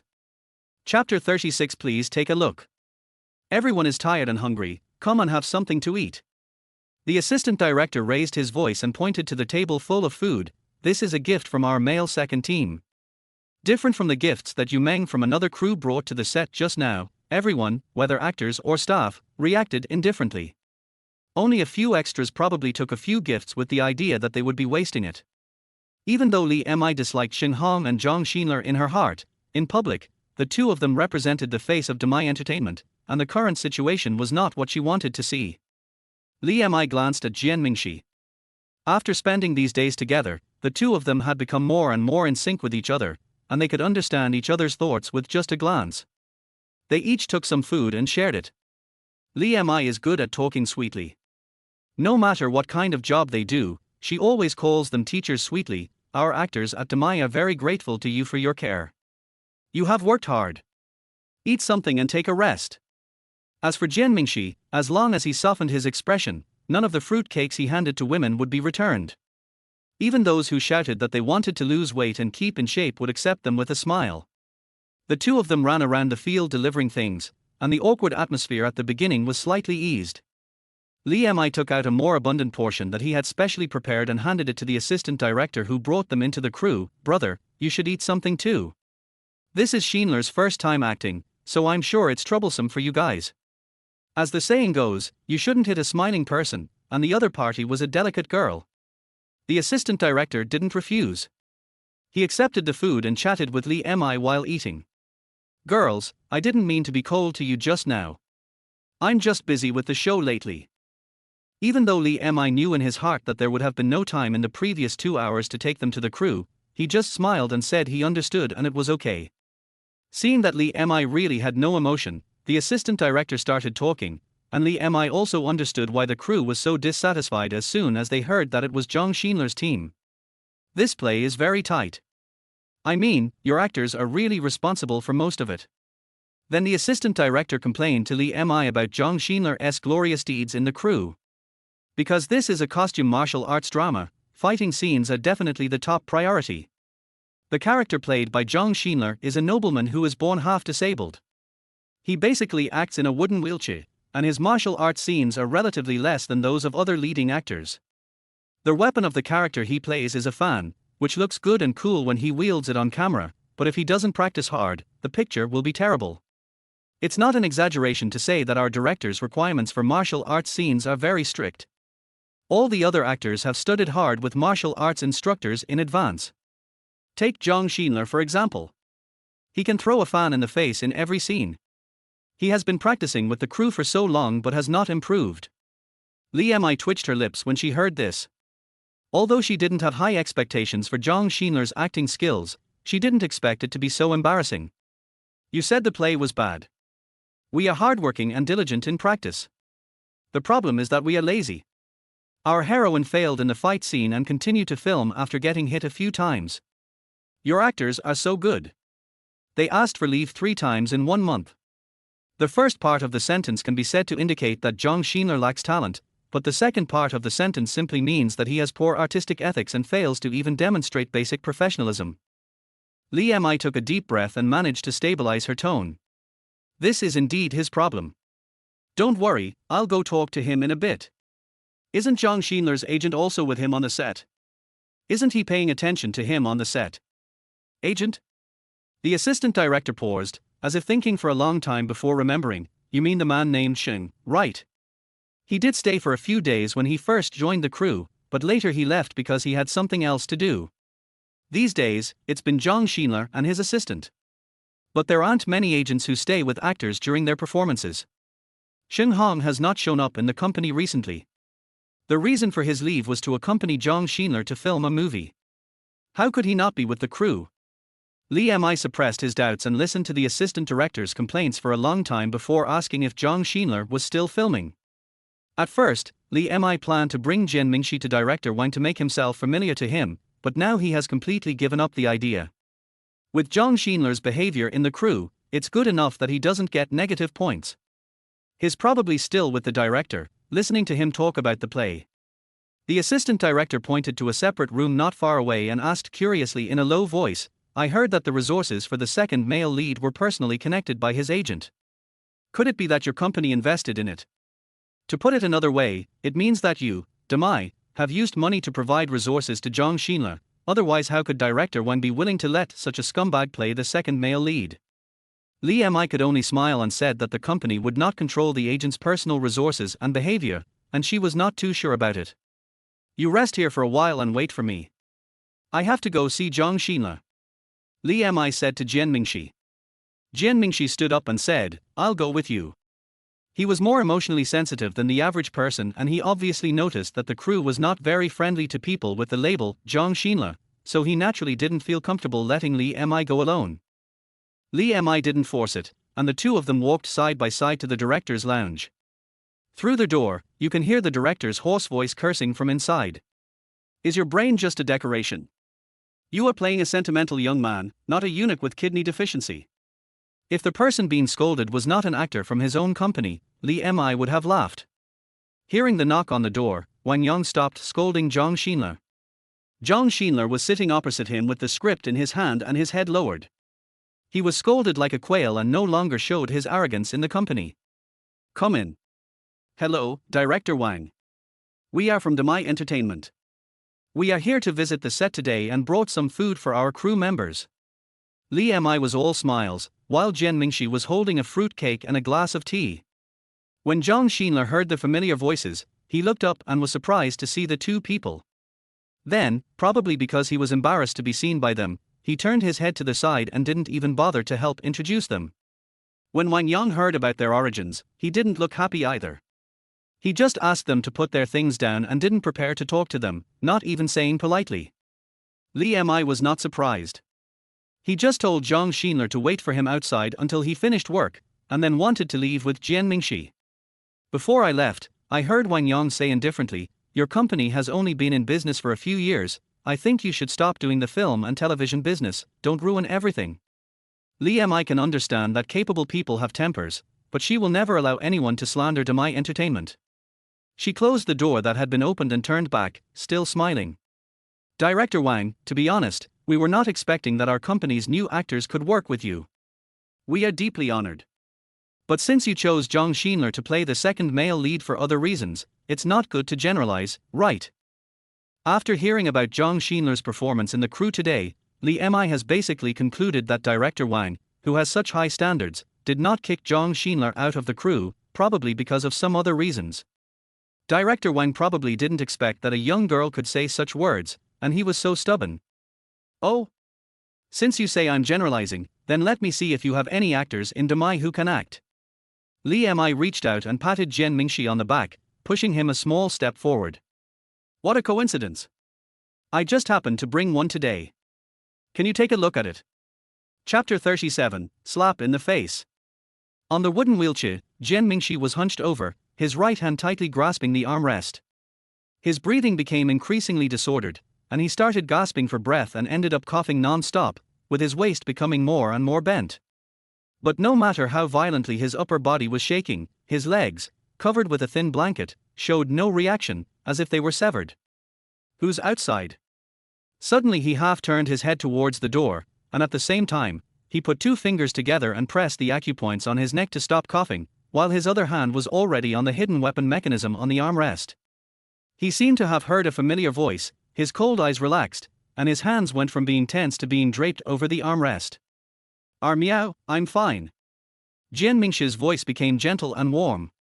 Even though he couldn't see through the door, he looked deeply in the direction of the door. "I've gone to bed. We can talk about it tomorrow. You should also go to bed early." After a while, his brows slightly furrowed, and he lowered his eyes to look at his numb legs. Although he looked sad, his tone was relaxed. "The Lantern Festival in Wanhua City is world famous, but unfortunately I have something important to do tomorrow and I can't spare the time. I feel relieved that you can enjoy the lanterns with Master Su." After saying this, a few minutes later, he slowly withdrew his gaze from the door, leaned back on the backrest, and unsealed the acupuncture points. The pain came again, and he was still suffocated by the feeling of suffocation, but he no longer had the struggle he had before, and felt more numb. "Okay." Director Wang's voice brought the crew back to silence, and also made Jian Mingxi, who was performing in front of the camera, slowly stop breathing. Although his breathing was still a little uneven, his eyes were much clearer. Just now, Jian Mingxi played the role of the second male lead played by Zhang Xinler. The second male lead, who grew up as a childhood sweetheart of the female lead, comes from a wealthy family and is extremely talented. However, he suffered a misfortune when he was young. His relatives were killed and he himself was left disabled, often suffering from illnesses that are incurable. This scene takes place when he is ill. The heroine comes at night and invites him to watch the lanterns the next day, and the hero goes with them. Although he loves the heroine, he does not want to ruin her life with his sick body. Instead, he acts as an elder brother and promotes the relationship between the heroine and the hero. It can be said that this scene is where the second male lead is crazy about winning the audience's favor. Li Mi has also watched this drama, which is a very classic martial arts drama from the early years. However, the second male lead is not played by Zhang Xinler, but by an elegant-looking actor. Also because of this drama, the actor was awarded the title of the best second male lead in ancient costume dramas and earned the tears of female audiences. Wang Yang originally wanted to vent his anger on Li Mi and Jian Mingxi, but he didn't expect to be actually shocked by this unknown actor. There are not many lines in this scene, and the difficulty lies in acting out the second male lead's forbearance and restraint. The illness scenes were also extremely difficult to act out. If you have not experienced the real feeling of suffocation, it would be hard to act out the discomfort convincingly. For example, Zhang Xinler was stuck in this scene today, like a goose with its neck pinched, he could only shake his head and scream. However, such a difficult scene was performed very well by Jian Mingxi. He only read the script for more than 10 minutes, and he didn't even have his hair done. He just wore a layer of ancient costume. Even though he had a modern short haircut and no actress to act opposite him, his performance just now was enough to make everyone in the crew deeply immersed in it. Several female staff members even wiped away tears. "What's your name?" Wang Yang asked as he looked at Jian Mingxi, who walked behind the camera. Jian Mingxi took off his coat and handed it to the staff, looked back at Wang Yang, and introduced himself. "Demai Entertainment actor, Jian Mingxi." He deliberately mentioned the 4 words, Demai Entertainment, because he knew how much Li Mi cared about Demai Entertainment, which was why he confronted director Wang. Wang Yang did not comment on Jian Mingxi's performance, but stood up and bowed slightly to Li Mi. "I used the wrong words just now. Your company has good actors." Although he didn't say the 3 words, sorry, the meaning of admitting his mistake was obvious. This scene made the other crew members drop their jaws. Director Wang Yang, who has the final say on the crew and whom actors in the entertainment industry line up to work with, actually admitted his mistake to the 2 newcomers. Li Mi also put away his previous sternness and showed his signature smile again. "We at Demai didn't have the opportunity to work with director Wang before, so it's normal that director Wang doesn't understand. I hope that Demai will have the honor of letting our actors get the opportunity to audition for your play in the future. For you Limi, favors are something that are too easily forgotten, and a promise made in front of everyone carries more weight." She said this to firstly create an opportunity to work with director Wang's crew, and secondly, to mention the audition opportunity, indicating that there would not be another situation like Zhang Xinler who had to take other paths. Wang Yang looked at Li Mi's calm appearance, his face darkened, and he took 2 steps forward. Jian Mingxi stood next to Li Mi without thinking. The next second, Wang Yang burst into laughter and even said a few good words. "Young people nowadays are really bold and have bad tempers. People with tempers are not mediocre. Okay, if there are still actors like this in your Demai, you can come and participate in the auditions later."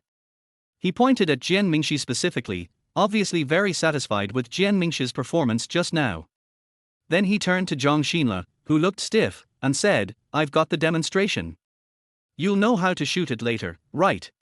Zhang Xinler's nails dug deep into his palms, but he forced a flattering smile on his face and nodded rapidly. "Got it, thank you Director Wang for your advice."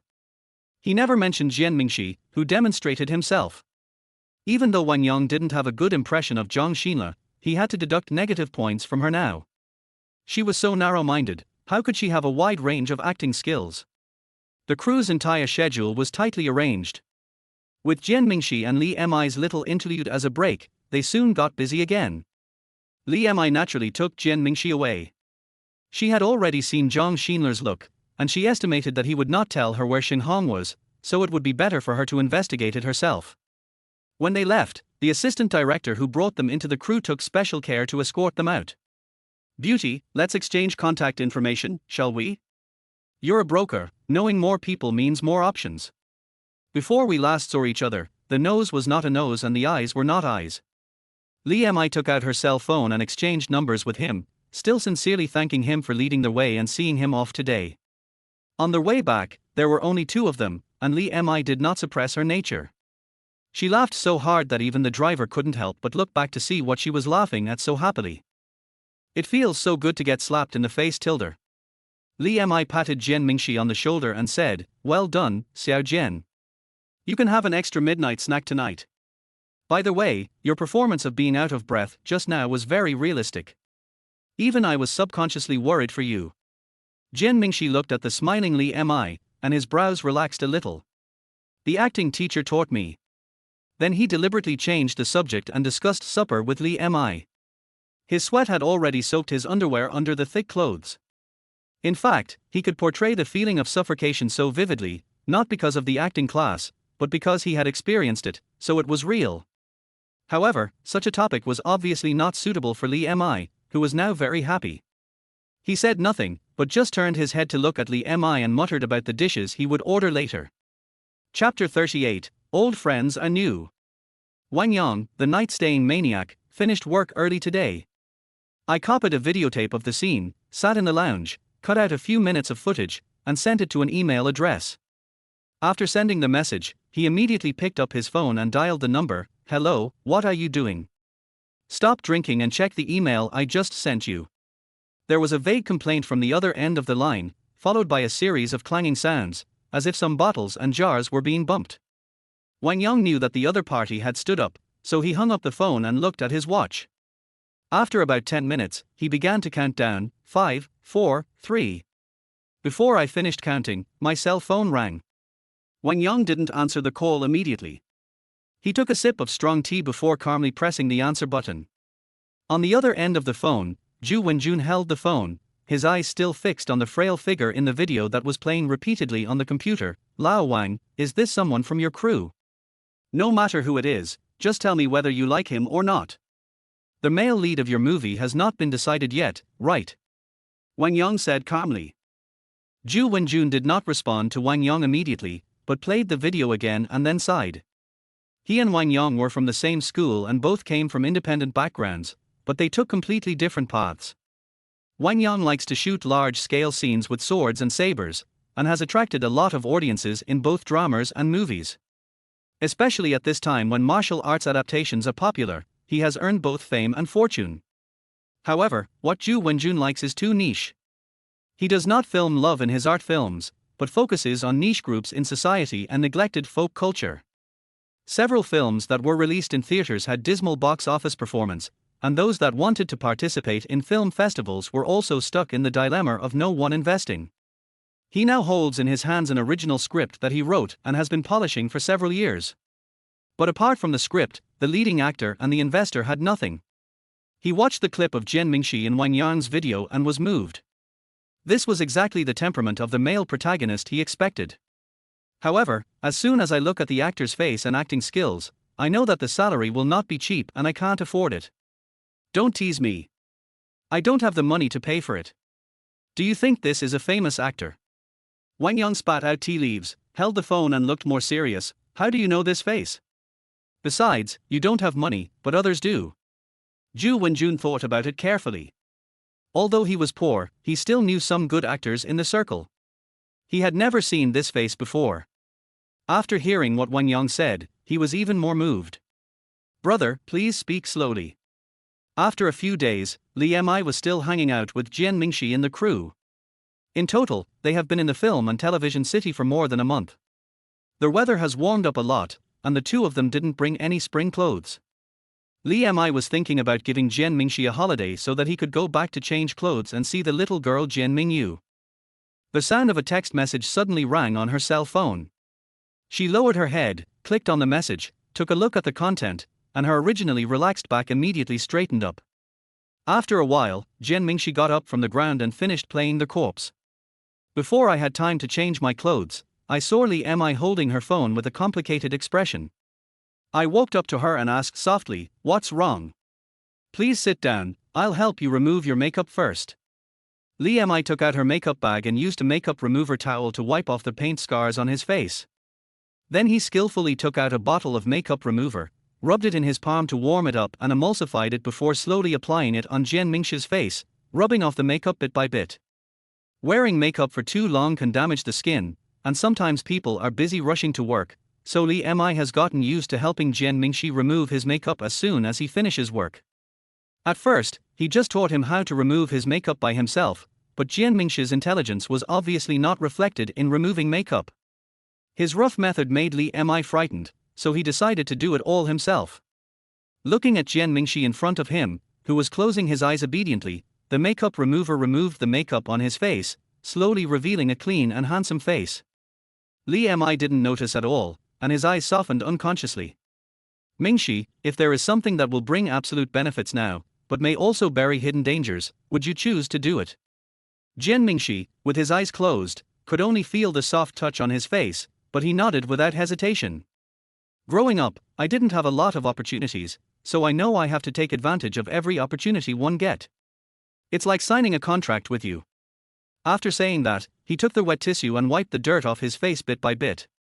His eyes were slightly red and he opened his eyes and looked at Li Mi. Besides, you said hidden dangers are only possibilities. If we know what the hidden dangers are, we can naturally avoid them in advance, right?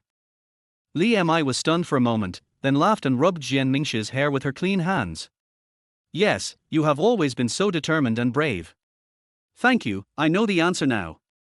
After work, Li Mi did not take Jian Mingxi to the next scene, but booked tickets, packed his luggage and returned to the company. On their way, Li Mi replied a text message. "Hello, Mr. Zhu. Mingxi and I are on our way back now. I hope to meet you tomorrow to discuss the film." Only after sending the text message did Li Mi breathe a sigh of relief. She had not expected that in this life, Jian Mingxi would be signed by herself, and without Shenghong, the movie that made him famous overnight still came to her. Zhu Wenjun's text message was very simple. He said that he had a script and wanted Jian Mingxi to play the male lead, but he lacked investment and hoped to cooperate with Demai Entertainment. The text message also mentioned that he was introduced by director Wang Yang, probably because he was afraid that this message would be ignored. Thinking about the cautious look of the famous feature film director who swept major international film festivals and won numerous Best Director awards, Li Mi had an indescribable sense of confusion. It was no less than the day I was reborn when I discovered in a convenience store that the future Grand Slam actor Jian Mingxi was actually just an ordinary clerk. The film that established Zhu Wenjun's future status in the film industry is called Mute. It tells the story of a young man from a small place who wandered for half his life because of his congenital muteness. In his previous life, Jian Mingxi played the male lead in this movie. He attracted a lot of attention when he debuted, and has since produced many excellent works in the film and television field. I collaborated with Zhu Wenjun 3 times. The last time, he fell from a building before the filming was completed. Both fans and the media were waiting for Zhu Wenjun to edit that half of the movie to see Jian Mingxi's final moments. However, Zhu Wenjun did not choose to release the film publicly, but instead sealed it and posted a message saying that he was sorry to Jian Mingxi. Li Mi later read many reports and found out that the movie shot by Jian Mingxi was an autobiographical script written by Zhu Wenjun based on Jian Mingxi's experience. The high intensity of the previous filming had tortured him so much that in the end he could not distinguish himself from his reflection in the movie. Li Mi hopes that Jian Mingxi can reproduce or even surpass the glory of his previous life, but she is more afraid that Jian Mingxi will repeat the same mistakes and die young.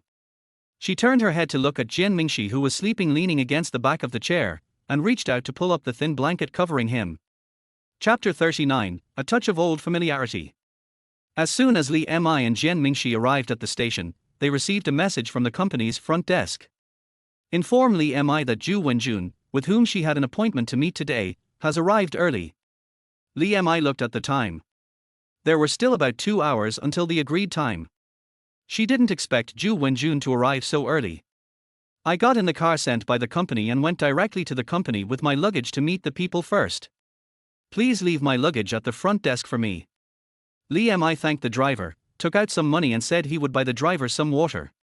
The driver, who was on a work trip, naturally agreed. You will be fine later. In the elevator, Li Mi turned around and wanted to remind Jian Mingxi. Seeing Jian Mingxi looking a little tired from filming and catching the bus, he suddenly changed the subject. Nothing, just chatting today. Jian Mingxi didn't ask much, but he keenly felt Li Mi's nervousness. It wasn't obvious, but it was enough to prove that Li Mi valued this unknown director. Pushing open the door of the conference room, Zhu Wenjun, who was originally sitting, stood up. His medium-long hair was naturally curly and was barely tied back with a rubber band, revealing a face that looked as if he hadn't eaten for 3 days. The first impression of this future feature film director is that he is thin, and the baggy and ill-fitting suit seems to be pressing down on him. The second impression is that he is unhealthy, with purple dark circles under his eyes and a red rosacea caused by alcoholism. Li Mi reluctantly recalled Zhu Wenjun, whom he had met distantly at a film festival in his previous life. Apart from the fact that he was dressed more respectably and was younger than in his previous life, there didn't seem to be much difference between them. Hello, I'm Zhu Wenjun. Subconsciously, Zhu Wenjun avoided Li Mi's gaze, lowered his head slightly, stretched out his hand awkwardly, and was so nervous that he even stuttered. Hello, I'm Li Mi, the agent of Demai Entertainment, and this is Jian Mingxi, a new actor signed by our company. Li Mi smiled and shook hands with Zhu Wenjun, followed by Jian Mingxi, and then they each took a seat. Noticing Zhu Wenjun's obvious social anxiety, Li Mi did not sit opposite him, but sat next to him at a distance so that they could talk without having to face each other. Zhu Wenjun felt much more relaxed because of this small action. He took out a stack of manuscript paper from his worn briefcase and handed it over. This is the script I mentioned in the text message. You can take a look at it first. After taking the script, Li Mi was a little surprised. It was completely handwritten. It must have taken quite a while to write it, as the manuscript paper had turned a little yellow. Li Mi spread the script on the table and slowly read it with Jian Mingxi. Li Mi has watched the movie Mute more than once, and has already memoized the plot. However, there are still some differences between the movie and the original manuscript, but she still enjoys watching it. This was the first time that Jian Mingxi saw a script. As a supporting actor in a film and television city, he hardly even had a line, let alone a script, so he read it very carefully. After reading all the content, Li Mingxian asked in surprise, "You gave me the entire script?" "Yes." Zhu Wenjun nodded, and rubbed the corner of his clothes anxiously. "Are you dissatisfied with the content?" "No, you misunderstood. This is a good script with exciting and profound content." Li Mi smiled and shook his head. "It's just that according to the rules, we haven't cooperated yet. You only need to give us 1/3 of the content to browse. This rule is naturally intended to protect the creators and prevent the possibility of leaking the script content." Hearing Li Mi's praise, Zhu Wenjun finally smiled a little. "You were introduced by my senior brother, there's no problem."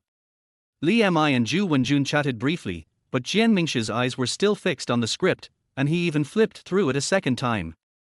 "Mingxi, what do you think?" Li Mi had to speak up and interrupt Jian Mingxi's concentration. Jian Mingxi raised his head, with a look of curiosity that Li Mi had never seen before. He asked Zhu Wenjun directly, "He wasn't born mute, right?"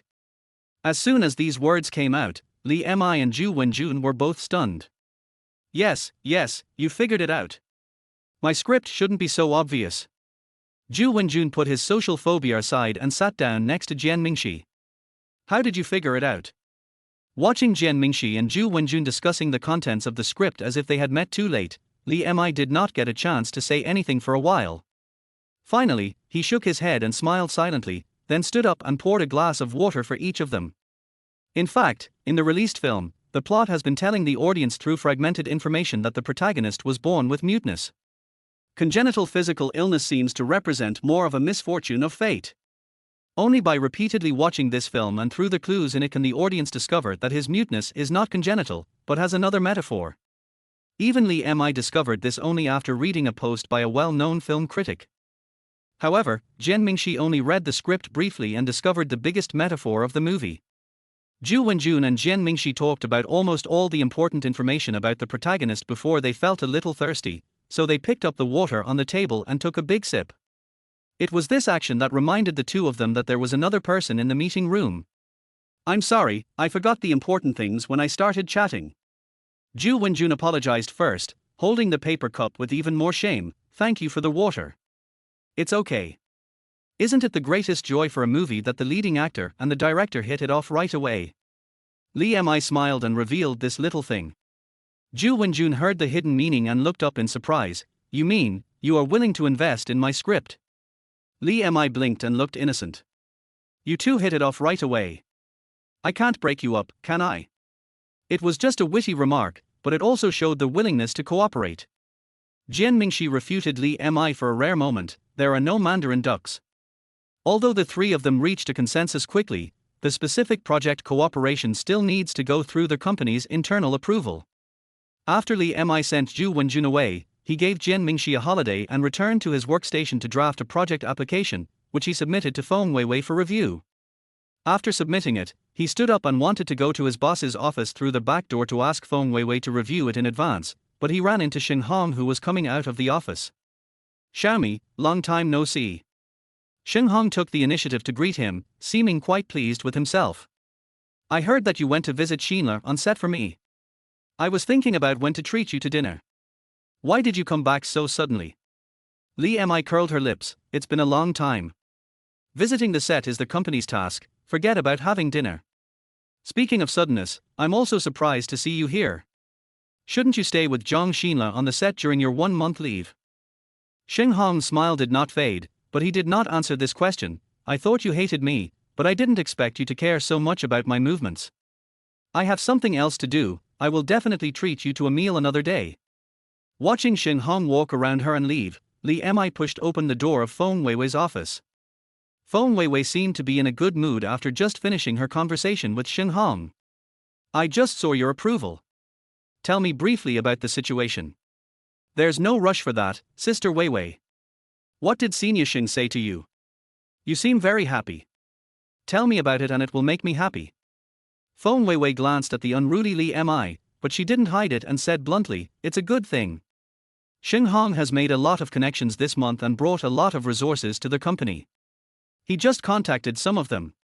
There are also some in the film and television industry. Maybe you can use them. The weasel pays a New Year's greeting to the chicken, but has no good intention. This proverb suddenly popped up in Li Mi's mind. Chapter 40, One Wave After Another. In the entertainment industry 20 years later, the word resource seems to have changed from a neutral word to a derogatory word. If a star can often participate in good projects, he will be given the title of resource-rich person, especially a new artist. But for Limmy, the meaning of resources is simple. Whether it is money or connections, it all comes down to mutual benefit. I went to the crew and heard from the assistant director that Senior Shenghong did not stay in the crew to accompany Zhang Xinle. It turned out that he went to develop resources for the company. Li Mi mentioned it calmly and glanced at the list on Feng Weiwei's computer. Movies, TV, music, local TV stations, etc., it all looks so grand. Regardless of the value of the fields these people are in, how did Shenghong get in touch with so many people in the circle in just over a month? According to Li Mi's understanding of Shenghong, he was able to reach the final position in his previous life entirely because of the stage provided by Demai Entertainment. Although she could not deny that Shenghong himself had enough ambition and strength, numerous personal connections could be accumulated over time, but could not be achieved overnight through subjective initiative. Oh, I forgot to tell you. Director Wang Yong promised me personally that our company can send actors to audition for his future plays. This sentence made Feng Weiwei ignore everything Shenghong provided, and her eyes lit up with surprise. Are you kidding? Did Director Wang Yong really agree to it himself? Li Mi nodded with a smile. Why would I deceive my superiors? It's absolutely genuine. The scriptwriter and director of the project I just applied for is Director Wang Yong's junior brother. Director Wang was the one who made the connection. Li Mi understood that the reason why Feng Weiwei was so excited was because of her main artist Yu Lang. Yu Lang is also considered a first-line male actor with good acting skills and reputation, but his popularity has not been as high as before in recent years, and he has missed the Best Actor award several times. He is in urgent need of a masterpiece by a famous director to consolidate his position, and after Wang Yong finishes filming this TV series, he plans to shoot a big-budget movie. After Li Mi explained the whole story, Feng Weiwei should have said that she was too rash. If Wang Yong was not a director who valued talent, he would not have fallen for Li Mi's provocation. But giving Yu Langder the opportunity to audition was enough for Feng Weiwei to ignore these details, and he passed the review very quickly. Because it involves company investment, the investment in filming the movie is not small, and it still needs to pass Li Sijuan's final review. Li Mi is naturally not worried about this, because her grandfather is her biggest trump card resource. After handling some trivial matters in the company, Li Mi knocked on Sui Yang's door with a printed list. Sui Yang's office is not big, and there is only a glass door between him and Li Sijuan, which makes it convenient for him to assist Li Sijuan in his work. The furnishings are very simple. Assistant Sui, could you please help me check this list? Sui Yang took the several pages of photocopied paper handed to him by Li Mi, glanced at them, and nodded slightly. What do you want to check? First, the relationship between these people. Second, their relationship with Shenghong. Li Mi said concisely. As Li Sijuan's secretary, Sui Yan Wuyi was highly valued and praised by him, and managed the complicated affairs left by the previous secretary in an orderly manner. That's why Li Mi heard from Li Sijuan that he could ask Sui Yang for help with any matters within the company. Okay, I'll give you the results within 3 days. Sui Yang put the papers in a folder and put a sticky note on it to indicate the time. His finger paused on the word Shenghong, and he asked a question as if casually. Shenghong had a scandal with Miss Li Mi before, right? When talking about the evil fate between her mother and her scumbag father, Li Mi felt angry, but when she thought about the fact that Shenghong seemed to be busy with other things recently and had no time to harass her mother, she breathed a sigh of relief for a while. It's all a rumor, so of course it's false. My sister has nothing to do with him. After saying that, Li Mi looked Sui Yang up and down and smiled thoughtfully. Sui Yang looked innocent. What's wrong? How could I forget about you? Don't you always handle my sister's affairs for Mr. Li? Li Mi patted Sui Yang's shoulder. Shenghong has bad intentions towards my sister. If you see him pestering my sister, you must stop him. Do you understand? Sui Yang was an excellent and responsible secretary. He was extremely obedient not only to Li Sijuan, but also to all the Li family members. He nodded good-temperedly without asking any more questions. After Li Mi left with satisfaction, he lowered his eyes to stare at the word Shenghong on the note and made a heavy mark on it with a black pen. Having put one more thing off his mind, Li Mi went home and immediately fell into the soft big bed. After working non-stop with Jian Mingxi on the crew, she was exhausted and soon fell into a dream. Just as she was dozing off, her cell phone started to ring, and it seemed particularly urgent. It just stopped ringing and started ringing again. Hey, what's wrong? Feng Weiwei's rare out-of-control voice on the phone made Li Mi sober up instantly. After hearing what the other party said, he opened his eyes wide instantly and couldn't be more sober. I'll be at the office right away. Chapter 41, Different Choices. When Li Mi pushed open the door, the first thing he saw was Bai Ling sitting on the sofa, hugging him tightly. Feng Weiwei was busy with her phone, holding it sideways while sending messages to people on the computer. Stay with her. Feng Weiwei mouthed something to Li Mi, then looked at Bai Ling, and then strode out holding her phone. Noticing that the sofa beside her was sinking slightly, Bai Ling subconsciously curled herself up even tighter. It's me, Li Mi. Li Mi spoke first, then slowly put his arm around Bai Ling's shoulders, using the softest tone to relax her tense nerves little by little. Don't worry, with me and Sister Weiwei, and the company backing you up, the problem will be solved soon. After hearing this consolation, and considering that Li Mi had helped her a lot twice before, Bai Ling had full trust in Li Mi deep in her heart. She suddenly threw herself into Li Mi's arms and burst into tears. She grabbed Li Mi's clothes tightly with her hands and couldn't utter a word. After Bai Ling vented her emotions and fell asleep from exhaustion, Li Mi tiptoed outside. What's the situation now? Feng Weiwei pulled out a few tissues to wipe the tears off Li Mi's clothes. Her voice was a little hoarse when she spoke. The photos were exposed on almost all platforms. Fortunately, the movie has passed the release period and will not affect the box office.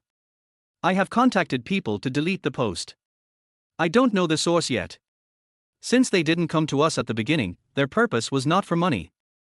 On their way here, I looked at the photos that were circulated. The pixels are not high, and the school uniform can still be seen. It should be a photo from a long time ago. Li Mi thought of the photos that were all over the internet and Bai Ling who was crying, and felt angry in his heart. Did Bai Ling tell me where it came from? I said. Feng Weiwei coughed, took out a pack of cigarettes from the drawer, and put one in her mouth without lighting it. Before, Li Mi had never seen Feng Weiwei smoking, and didn't know she had such a habit.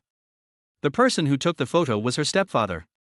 It happened when she was in junior high school. Her mother was unemployed and didn't want to divorce the man because of it, so she chose to keep it a secret and sent Bai Ling to boarding school, not allowing her to go home during holidays. After saying this, Feng Weiwei's voice was trembling. She dropped out of high school and never returned home. She wandered around the big city alone until she signed a contract with me. That beast was going to destroy her. If it's that person, he probably only wants money. If he exposes it in such a high-profile manner, he will also be at risk of legal sanctions. Li Mi already has a name in mind, but now there is no evidence. There must be someone else behind this. The most urgent thing is Bai Ling's own choice. Either stand up and use legal weapons to defend her rights, or quit the circle to avoid further damage from public opinion. Feng Weiwei nodded. Although she also felt sorry for the young death of the artist she had just promoted, she cared more about Bai Ling's feelings. Although Li Mi mentioned two choices, judging from her past life, Bai Ling most likely chose the latter. During the time he spent with Bai Ling, Li Mi also realized that although Bai Ling seemed innocent, she was actually sensitive and fragile. She probably couldn't bear the pain of having her old wounds opened again. The door of the lounge was open from the inside, and Bai Ling walked out with swollen eyes.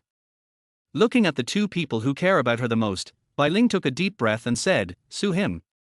This statement was beyond the two's expectation. Feng Weiwei was the first to react. She immediately stood up and threw the unsmoked cigarette into the trash can. Okay, I'll contact the legal department right away. Li Mi, you stay with her for me. Feng Weiwei almost trotted away in her high heels. Bai Ling forced a smile at Li Mi. Do you think I'm very brave this time? I'm not like myself anymore. You have always been brave, and we will all support you. Li Mi stepped forward and held Bai Ling's hand, as if wanting to make her feel her strength. Bai Ling rested her forehead on Li Mi's shoulder, her voice still nasal. Yesterday, when Ren proposed to me, I don't want him to misunderstand my past. Li Mi stayed with Bai Ling for the whole day. During this period, when Renxiang, who was attending a fashion week abroad, called Bai Ling, but Bai Ling didn't want to answer the call, so Li Mi had to reply with a few simple sentences for her. When Renxiang didn't say much on the phone, please tell her that I will be back home soon. When night fell, when Renxiang knocked on the door of the apartment. Do you want to see him, or should I ask him to leave first? Li Mi looked at Bai Ling. Although when Renxiang was one of the sources of Bai Ling's courage this time, she was very hesitant at this moment. Ling, please open the door. I have something to say to you face to face. When Renxiang's voice came vaguely through the door, and it even sounded a pleading tone. Finally, Bai Ling opened the door. Wait a minute, let me talk first. After closing the door, Bai Ling spoke first to stop when Renxiang from speaking. She lowered her head, grabbed the corner of her clothes, and said everything in her heart in one breath. I like you, but I don't know if you like me because of me. I haven't agreed to date you, not because of career, but because I'm not sure about your feelings, and I'm afraid that you will know my past. Now that you know everything, if you want to take back my proposal, I can pretend that nothing happened. I came back just to repeat what I said. When Renxiang held Bai Ling's hand and knelt on one knee, I love you, will you marry me? Big tears fell from Bai Ling's eyes. She had cried too many times today, but only this time, she cried with a real smile. Looking at the two people hugging each other happily in front of him, Li Mi had to fake cough to show his presence. Although I know you must be extremely excited right now, isn't it our top priority to solve the current problem first? Bai Ling's ears turned red when she heard this. She immediately withdrew her arms around when Renxiang and sat next to Li Mi. When Renxiang didn't blush, but his expression became much more serious. I support all of our Ling's choices. If you need my help, just let me know. Sister Weiwei sent a message. Because this incident happened too long ago, it's very difficult to collect evidence and file a case. But we can also identify the source of the photo and sue that scumbag for defamation, exposing the person to the public first. Li Mi shook his phone. It would be best if we could control that person's position first to prevent him from escaping. Bai Ling frowned. I haven't had any contact with my family since high school. I heard from my relatives that they moved away together. I don't know where they went. Leave this matter to me. Li Mi's tone was very firm, and he was also very glad that he did not ignore the dream about Bai Ling. Chapter 42: A Misunderstanding. Sui Yang simply put the luggage on the desk in order and made a simple handover with another assistant of Li Sijuan. If you have any questions, please feel free to call me. The rest can be dealt with when I come back. The assistant nodded and said, By the way, Secretary Sui, the plane ticket has been picked up. I will arrive at the plane at 3:30 this afternoon. The assistant handed the plane ticket to Sui Yang. The destination on it was a small coastal city, which was as famous for its developed tourism industry as it was for its chaotic public security situation. As soon as the assistant left, someone knocked on the half-open door again. Are you going there in person? Li Mi saw that the office door was open and knocked on it politely. Looking at Sui Yang, who had changed into casual clothes, he still felt a little uncomfortable. Yes, Mr. Li also takes this matter very seriously. I have lived in Bincheng for a period of time and am very familiar with the situation there. Sui Yang put on a black jacket and took out a piece of paper with an address of a certain place in Bincheng from the drawer and handed it to Li Mi. You asked me to check the people Bai Ling had contact with before her debut a month ago, just for today. As early as a month ago, before Li Mi and Jian Mingxi went to the film and television base, he had secretly entrusted Sui Yang to help find out Bai Ling's background. In Li Mi's memories of his previous life, he only had a vague impression of Bai Ling's experience. But in the recurring dreams, I saw a lot of information that I didn't know whether it was true or false. The indecent photo of Bai Ling that is now spreading all over the internet was something that Li Mi, who was only in elementary school in his previous life, had never seen. However, that photo appeared in his dream more than once. What Li Mi remembered most clearly was the school uniform placed aside. This proved that Bai Ling's so-called chaotic private life was most likely due to the hurt she suffered during her student days. That was why she asked Sui Yang to check the people Bai Ling had contact with before her debut. The first to be affected are naturally relatives.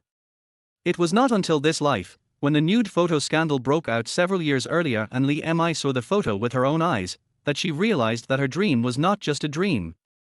Sui Yang's abilities also far exceeded his expectations. 3 months ago, Bai Ling's stepfather suddenly left the city where he had lived for many years and went to Binchang without informing any relatives or friends, including his wife, Bai Ling's mother. Sui Yang was able to easily track his stepfather's whereabouts, even down to the specific neighborhood and house number where he currently lived. Of course, I don't have the ability to predict the future, I'm just a little worried about Bai Ling. Li Mi looked embarrassed. Sorry, the specific reason is related to Bai Ling's privacy, I can't disclose it. But this time I really thank you.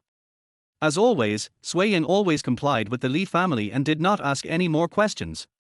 I understand. Don't worry, he won't have the chance to disappear before the summons. Carrying his suitcase, Sui Yang took the elevator downstairs. As soon as he opened the car door, he was called. Sui Yang, are you going on a business trip?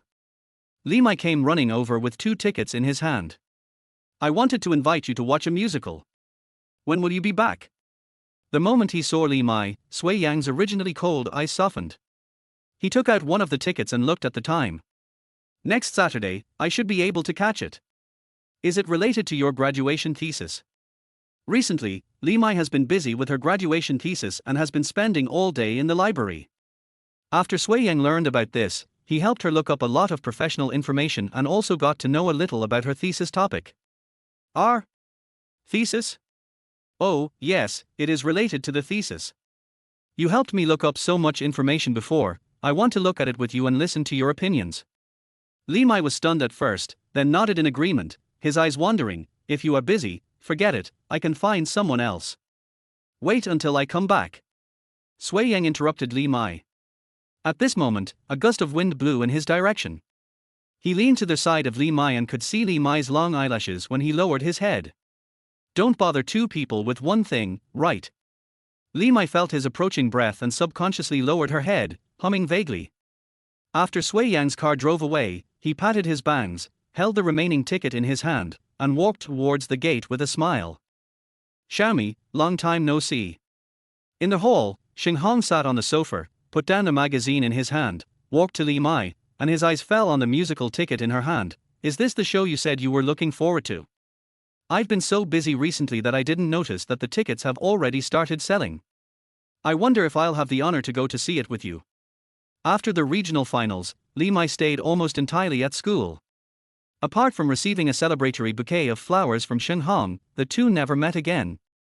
For some reason, Shenghong, who was still gentle and friendly in front of her, made Li Mi feel a little strange. She noticed that Shenghong's dress seemed to have changed a lot. In the final, she bought a haute couture dress with her own money.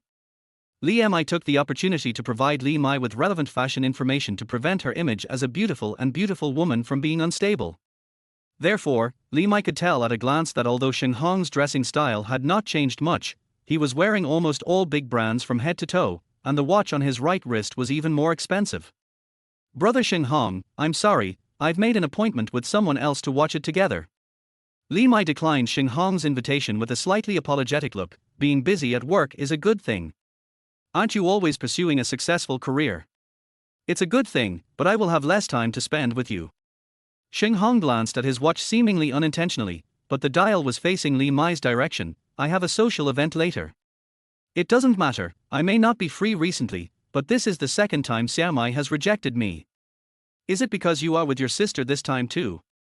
No, it's with someone else. Li Mi smiled and took a half step back to increase the distance between them. Then I'll go up first and won't waste your time. Just as they walked to the elevator, the door opened and Li Mi bumped into each other. Li Mi was still wondering if today was a suitable day for a chance encounter. Before she could go up to her sister and get close to her, her sister poked her on the forehead with a finger. Were you talking to Shenghong just now? Li Mi looked at Shenghong, who was still lingering in the hall, and his anger was rising. It just happened to touch me, Xiaomi, you hurt me. Li Mai knew that they had a bad relationship, so he explained and pushed Li Mi's hand away aggrievedly. Li Mi thought of the message she had just received from Sui Yang, and then looked at her mother, who was in her prime and completely different from her mother who had died of illness in her previous life. She rarely spoke out her true feelings. Sister, can you please stop liking him? He is not a good person. How do you know I have someone I like? Li Mi was shocked, and didn't he hide his inner thoughts?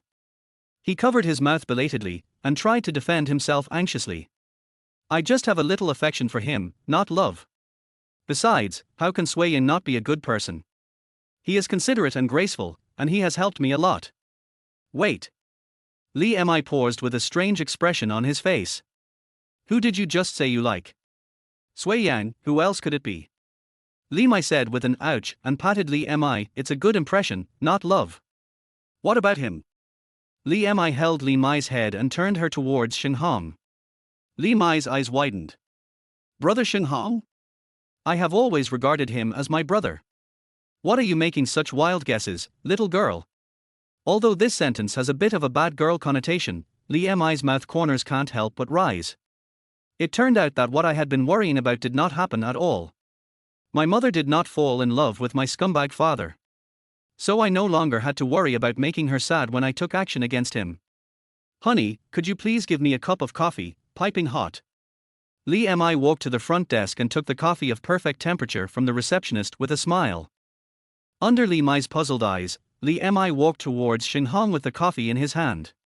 When he was only a few steps away, he suddenly stumbled, and the scalding coffee spilled accurately on Shenghong, with most of it spilling on the expensive watch. Shenghong didn't even care about his scalded hands, but took off his watch immediately and kept shaking off the coffee juice. I'm sorry, Senior Shenghong, I slipped. Li Mi's voice was straight, without any apology. Your watch is not cheap, is it? How much is it? I'll compensate you. Li Mi, you. Shenghong raised his head, rarely suppressing his anger. At the same time, he saw Li Mi walking towards him and forced out the next sentence, it's okay. Be careful when you walk next time and don't sprain your ankle. Xiaomi, did you sprain it? Let me take a look. Li Mi first grabbed Li Mi's wrist, then said, Brother Shenghong, are you okay? There is a medical kit at the front desk. I'll help you deal with it first. This time, Li Mi was no longer disturbed when he saw Li Mi personally helping Shenghong treat the burns on his hands. He just felt happy to vent Bai Ling's anger. The phone in her pocket, which was still on, displayed the latest message sent to her by Sui Yang. The list of names you asked me to check, as well as Shenghong's dealings with them, have yielded some results. One of the messages was marked in red. One of the media outlets that first exposed the photos of the Bai Ling incident was listed on the list. This media outlet was also one of the so-called resources that Shenghong had contacted recently. Chapter 43, Actively Entering a Dream. A reception room of more than 100 square meters is divided into two parts. On one side is a long table with 5 fixed microphones on it. There were about 20 seats placed at a distance opposite the long table, and staff were placing identity cards. Reporters carrying cameras and long guns came in one after another. Although there were not many people, each of them was a representative of a media outlet of considerable size. Until Bai Ling, wearing a shirt and white straight pants, appeared from the side, and all the cameras were instantly focused on her. Bai Ling didn't put on any makeup. The fatigue of the past few days left a faint layer of dark circles under her eyes, but her eyes were firm and bright. In addition to her, Feng Weiwei and Li Mi, as well as the director of DMI's Public Relations Department and a lawyer from the legal department also accompanied her on stage and sat down. Hello everyone, I am the person involved in the recent so-called pornographic photo scandal, new actress Bai Ling. I invited all media friends here today to hold a press conference to show my and my company's sincere attitude towards this incident. The speech was spread out on the table. After reading the opening remarks, Bai Ling raised her head and looked at the crowd in front of her with different expressions. Her voice trembled slightly, her eyes were slightly red, and she spoke each word clearly. I, Bai Ling, hereby solemnly declare that all the information on the internet about my chaotic private life is false. The photo has no trace of modification and is real. It represents the fact that I was molested by my stepfather Ren Kawa when I was in junior high school. I have applied to the Public Security Department through my lawyer to open a case for investigation. The progress will also be announced through official agencies. I will no longer make any response in my personal name. Thank you. After saying that, Bai Ling stood up and bowed deeply to all the media present. The media, who had prepared many questions, tacitly did not raise their hands to speak at this moment. After Li Mi accompanied Bai Ling away, Feng Weiwei, Demai's public relations director and lawyer, began to respond to various questions from reporters. Unlike 20 years later, celebrity artists usually have their studios make statements on social media. Nowadays, because the internet is not as developed as it is now, some major events will still choose to hold press conferences offline. After leaving the press conference, Li Mi accompanied Bai Ling into the nanny car, and when Renxiang was driving, he led the two of them, bypassing the uninvited reporters who were blocking outside the hall, and drove towards the city center. I will accompany Ling to do psychological counseling. Miss Li can go first if you have anything to do. After getting off the car, when Renxiang carefully helped Bai Ling put on a mask and a hat, and bowed slightly to Li Mi, thank you for helping Bai Ling so much. In the future, as long as there is a need, when Renxiang, will do my best. Li Mi deliberately clicked his tongue and jokingly said, I've known Bai Ling longer than you have. If anyone wants to thank you, it should be me. You guys go up first. I just happen to have something to do nearby. After when Renxiang took Bai Ling upstairs, Li Mi followed him into the same elevator, but it stopped at another floor. The decoration of the entire floor is very uniform, with elegant and soft colors chosen. A faint scent of incense can be smelled in the air, which makes people relax. Hello, do you have an appointment? The receptionist stood up and asked Li Mi. Yes, I have made an appointment with teacher Lin Jinghua for psychological counseling. Li Mi gave his cell phone number and followed the receptionist into a very well-sealed room. Psychologist Lin Jinghua is about 30 years old. She is well maintained, with only slight signs of aging at the corners of her eyes. Her smile is very friendly. Teacher Lin, I need you to help me enter a deep sleep and stay awake in my dreams. In his previous life, Li Mi had accompanied artists to this psychological counseling room many times, especially actors, who often needed psychological counseling and treatment because they had to immerse themselves in their roles during acting. Therefore, she was very familiar with this process and stated her needs directly. Have you ever had a similar hypnosis experience before? Lin Jinghua looked at the young-looking Li Mi and asked the usual questions. Generally, people who have similar requests want to awaken forgotten deep memories. After getting a negative answer from Li Mi, Lin Jinghua patiently explained to her, the body's self-protection mechanism may make you forget some of your memories in order to maintain your good psychological and emotional state. If you force it to wake you up, it may cause adverse psychological reactions. Are you sure you want to do this? Yes, this matter is very important, thank you for your help. Li Mi nodded affirmatively, then lay down on the comfortable recliner. After Lin Jinghua briefly assessed Li Mi's mental state, he stopped asking questions and lit the cloud-shaped incense, his voice as soft as smoke. Now please imagine that you are lying on the softest bed, as if you are on a cloud. The words, the breath, the regular sounds all together sent Limmy to sleep. A vague voice was heard in the white fog, as if a young girl was calling for help. The voice was getting closer, and the words were becoming clearer, filled with panic. Uncle Ren, what are you doing? Don't, let me go, please let me go. The young Bai Ling was thrown roughly onto the bed and kept retreating backwards. Standing in front of her was a middle-aged man with an untidy beard and a fierce look on his face.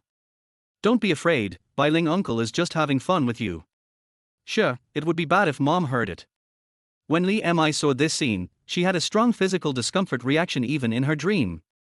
She wanted to stop Bai Ling from being violated, but she had no entity and could only watch.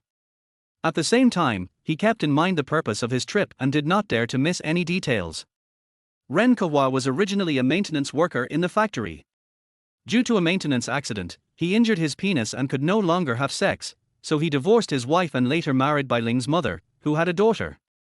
He was ridiculed behind his back as a modern father-in-law, and his mind became more and more twisted and perverted, and he even had evil thoughts about his stepdaughter. Watching Ren Kahua take out an old VCR, Li Mi forced himself to mimize its appearance. At the same time, because of the god's perspective, she also saw that Bai Ling's mother was crying silently outside the door with her mouth covered, but she did not dare to rush in to protect her daughter. Bai Ling told Li Mi and Feng Weiwei that she asked her mother for help afterwards. Her mother told Bai Ling that she was unable to support her after losing her stepfather. But what Bai Ling didn't know was that her mother had the opportunity to stop all this from happening, but cowardly chose to turn a blind eye. After the dream ended, Li Mi felt like he was on a roller coaster. He suddenly opened his eyes and felt dizzy. He pushed away Lin Jinghua's hand that was supporting him, rushed to the bathroom as fast as he could, and vomited all over the place. Your adverse reaction is too serious. We need to contact your family. Lin Jinghua was also shocked. She helped Li Mi smooth his back with one hand and handed him Li Mi's cell phone with the other hand. Li Mi raised his pale face, opened the address book with trembling fingers, swiped past his mother and others, and finally clicked on the future movie actor who was noted. Hey, Jian Mingxi, can you come pick me up? Chapter 44 Pat on the Head. Jian Mingxi was reading a script at home when he received a call from Li Mi. The filming project of Mute has passed Li Sijuan's review, but there are still many preparatory projects in the early stages, and currently only he has been confirmed as the male lead. Li Mi specially gave him a short vacation so that he could familiarize himself with the script at home and spend time with Jian Mingyu. Having not seen her brother for a long time, Jian Mingyu, although still not talking, has become much more clingy and follows her brother almost every step of the way. Seeing Jian Mingxi hang up the phone and immediately get up and walk out, Jian Mingyu grabbed the corner of Jian Mingxi's clothes and refused to let go. Mingyu, my brother has something urgent to do right now. Can you wait for him at home? Jian Mingxi was extremely anxious, but he could only squat down and patiently explain to Jian Mingyu. However, Jian Mingyu could not understand the urgency he mentioned and refused to let go. Jian Mingxi sighed and picked her up. Then you and your brother go to find sister Li Mi, okay? Only when she heard Li Mi's name did Jian Mingyu react and nodded as if she understood. The brother and sister drove to their destination as quickly as possible. Looking at the elevator still parked on the upper floors without moving, Jian Mingxi held Jian Mingyu and turned towards the stairs. Hello, do you have an appointment? The receptionist heard the noise, looked up and saw a handsome man holding a child with sweat all over his forehead. Thinking something had happened to the child, she stood up quickly. Sir, why don't you give me the child first so I can have a drink of water and rest for a while? Thank you, but no, where is Li Mi? Jian Mingxi declined the receptionist's kindness. Just as he asked the question, he saw Lin Jinghua pushing open the door and walking in. You are Miss Li's relative, right? Please follow me. Although he had not spent a long time with Li Mi, Jian Mingxi felt as if he had known Li Mi for a long time. He had seen the disheveled Li Mi, rushing into the convenience store with a cold look. He had seen the high-spirited Li Mi, helping him out with an imposing manner. He had seen the gentle Li Mi, painting with Mingyu. But I have never seen Li Mi as pale as paper, so weak that there is not even a trace of blood. When he first opened his mouth, Jian Mingxi didn't even hear his own voice. He coughed heavily before speaking again. Let's go to the hospital. As he said that, he took out his cell phone to dial 120, but Li Mi reached out and grabbed the corner of his clothes. No, just take a rest. Just stay with me for a while.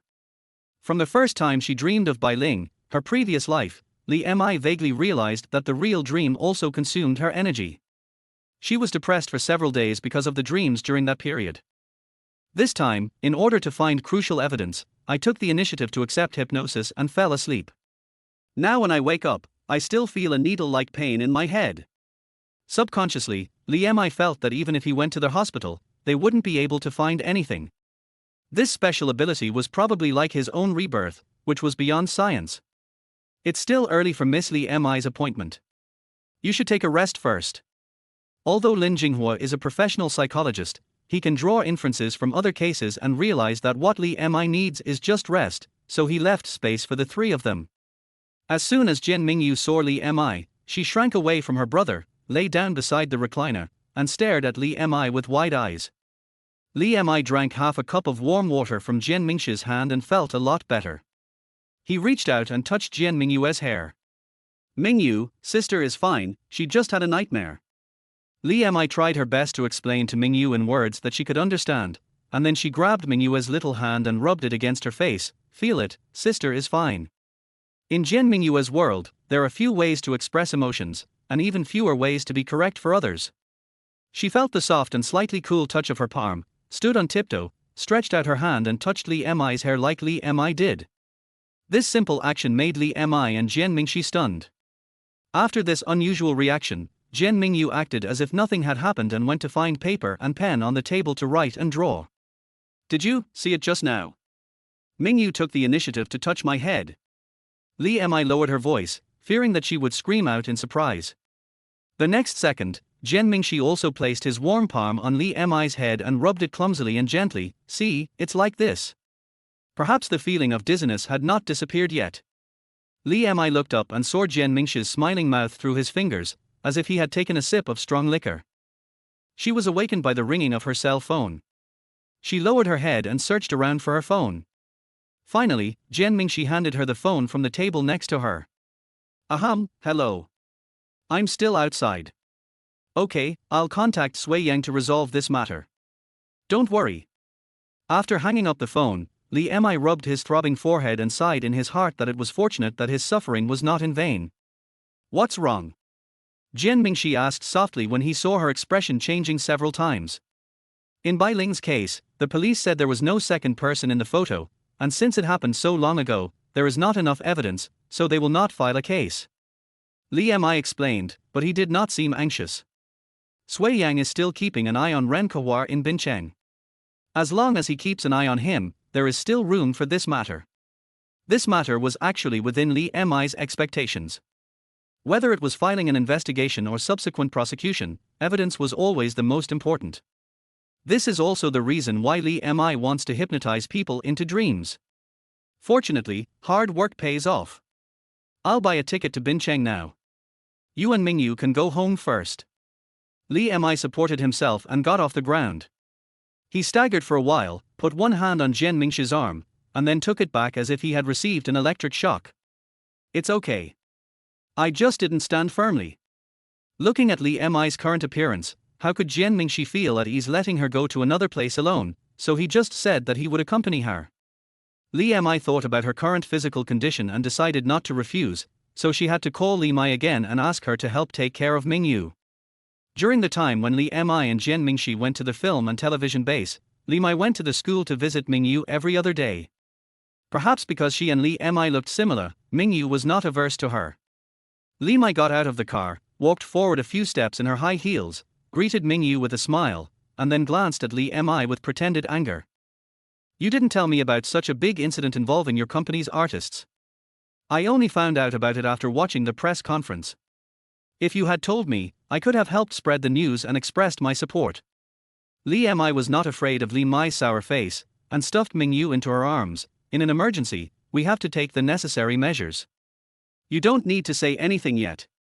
What this matter needs now is an official statement.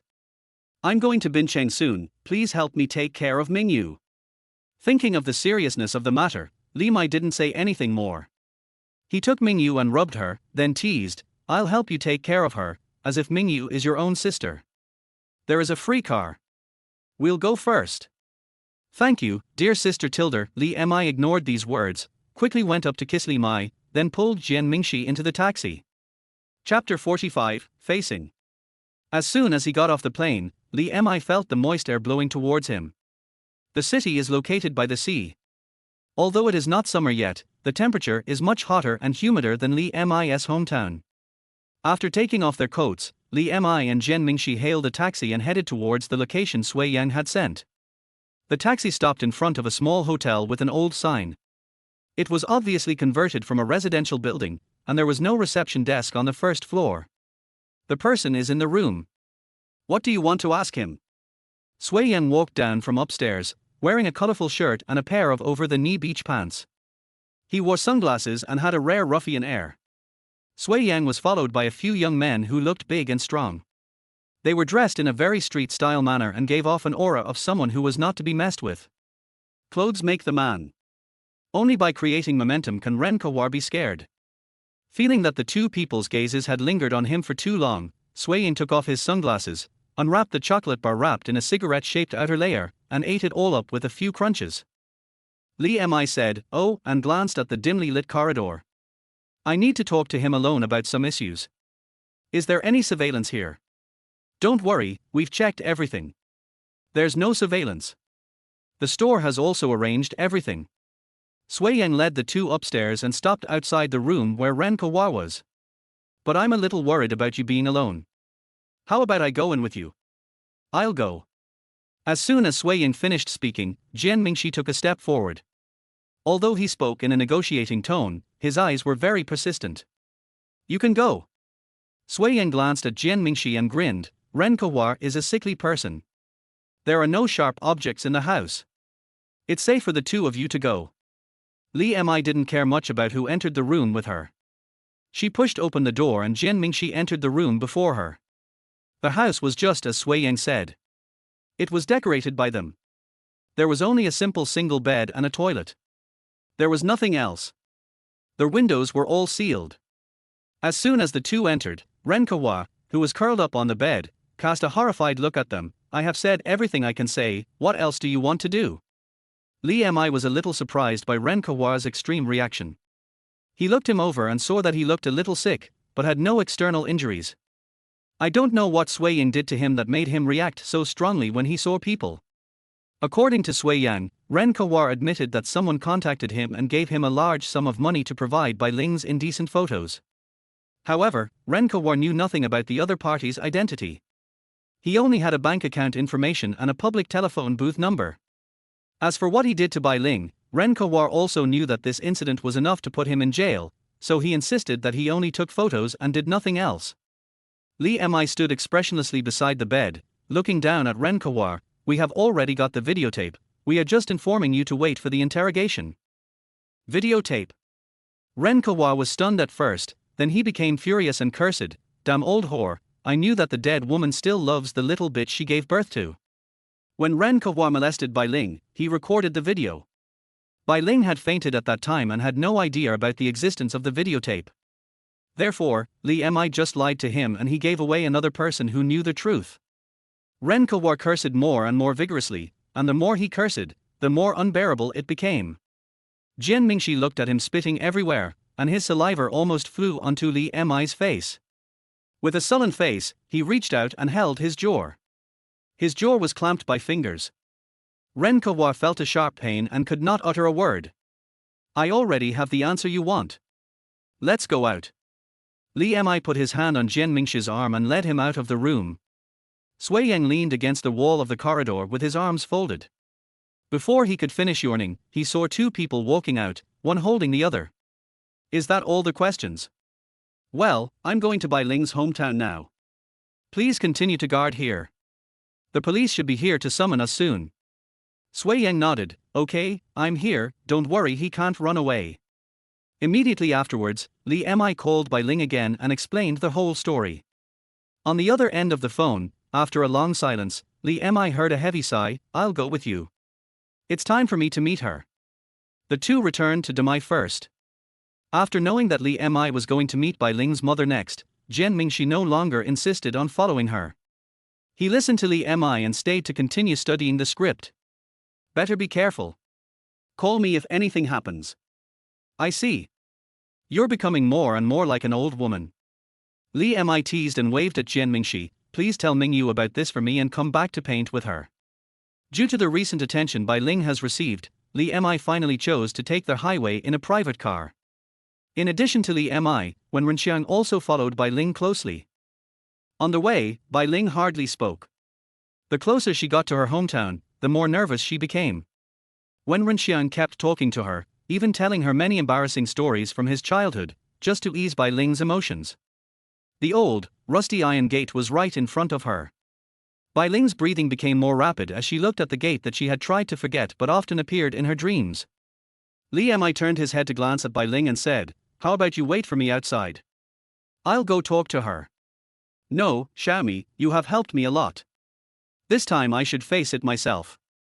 Bai Ling took a deep breath and knocked on the door.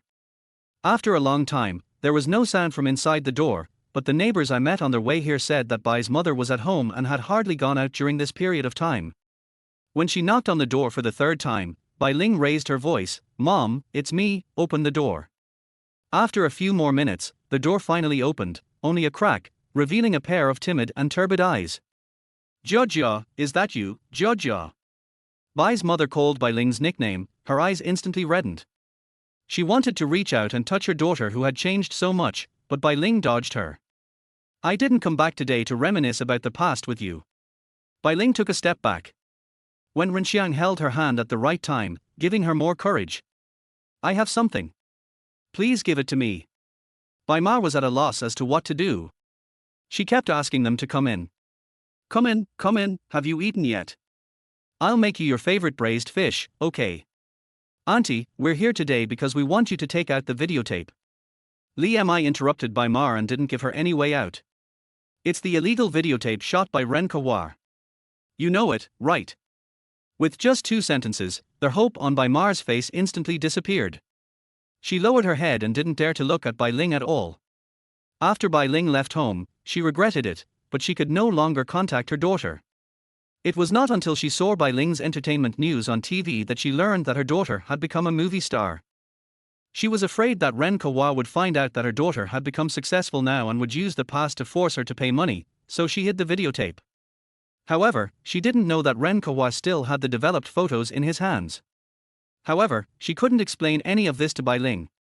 The person who heard her daughter's cries and screams as she was molested by a vicious man through a door but remained indifferent was also this woman who called herself a mother. Chapter 46, Eliminating the Traitor.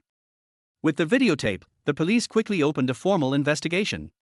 With Bai Ma as a witness, the interrogation process was very fast, but it would take some time to enter the judicial process. Due to the public opinion brought about by the victim Bai Ling's public influence, the police published the interrogation results in detail and cleared Bai Ling's name. DMI did not let off any of the unscrupulous media that claimed Bai Ling had a chaotic private life and spread rumors with those photos, and took them all to court. To the public, Bai Ling's nude photo scandal has finally come to an end. But Demai Entertainment's internal problems remain unresolved. All department directors, go to the conference room immediately for a meeting. Li Mi from the agency department will also attend. An internal email brought together the directors of various departments of Demai Entertainment. Li Sijuan sat in the middle, and next to him sat Sui Yang, who was staring at his laptop and taking notes of the meeting. Back at Demai Entertainment, Sui Yang returned to his ascetic look in a suit and tie, and Bin Cheng's bandit-like appearance seemed like an illusion. I don't know what method he used to locate Ren Kawar, and he extorted a lot of information from him before the case was filed. After being taken away by the police, no matter how much Ren Kawar claimed that he was illegally imprisoned, he could not produce any evidence. There was not even a scratch on his body, and there was no evidence of being violently coerced.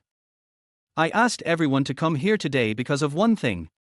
Li Sijuan's voice was low, and he lowered his brows and glanced at everyone present. All of them are the backbone of Demai Entertainment.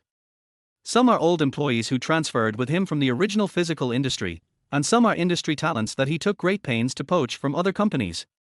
Li Sijuan values talent, but he values loyalty even more. He trusts newcomers and always keeps suitable positions for old employees who have worked with him even if they are not as talented as others. This is what makes Demai united.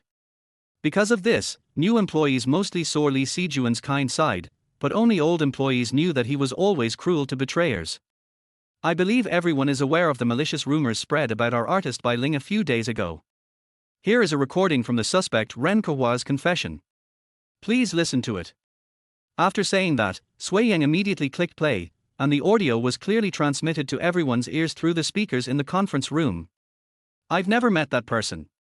She always called me from a pay phone, but she transferred a few sums of money to me. The recording was paused, and Sui Yang enlarged a screenshot of the bank account and the information tracing through screen projection. The source of each piece of information is clearly marked, and in the end it is also very obvious who all the information points to. When the director of the public relations department saw the information on the screen, his face was shocked and he stood up immediately. Boss Li, I really have no idea about this matter. I will ask Wan Feifei to ask for clarification right away. The person who had large financial transactions with Ren Kawar and was the one who launched public opinion suppression against Bai Ling was none other than Wan Feifei, the deputy director of the public relations department. Not just this time, the last time Bai Ling attended the film press conference, a reporter who asked malicious questions sneaked in, and the list was also made by her. No need, you have no idea about this matter. I have already figured it out. Li Sijuan gestured for the director of the public relations department to sit down and continued his explanation. Guan Feifei has been temporarily detained for violating trade secrets. The Ministry of Justice can just follow up on the legal process. I said something when I selected you all, and I'm afraid you've forgotten it, so I'll mention it again today. After a slight pause, Li Sijuan's eyes were like swords. What Demai needs is a loyal and talented fellow traveler. If we have different paths, we should part ways amicably. If we have different hearts, the law will not tolerate any mercy. After the meeting, Li Sijuan asked Li Mi to stay alone, while the other directors were eager to return to their workstations and work like crazy to show their loyalty.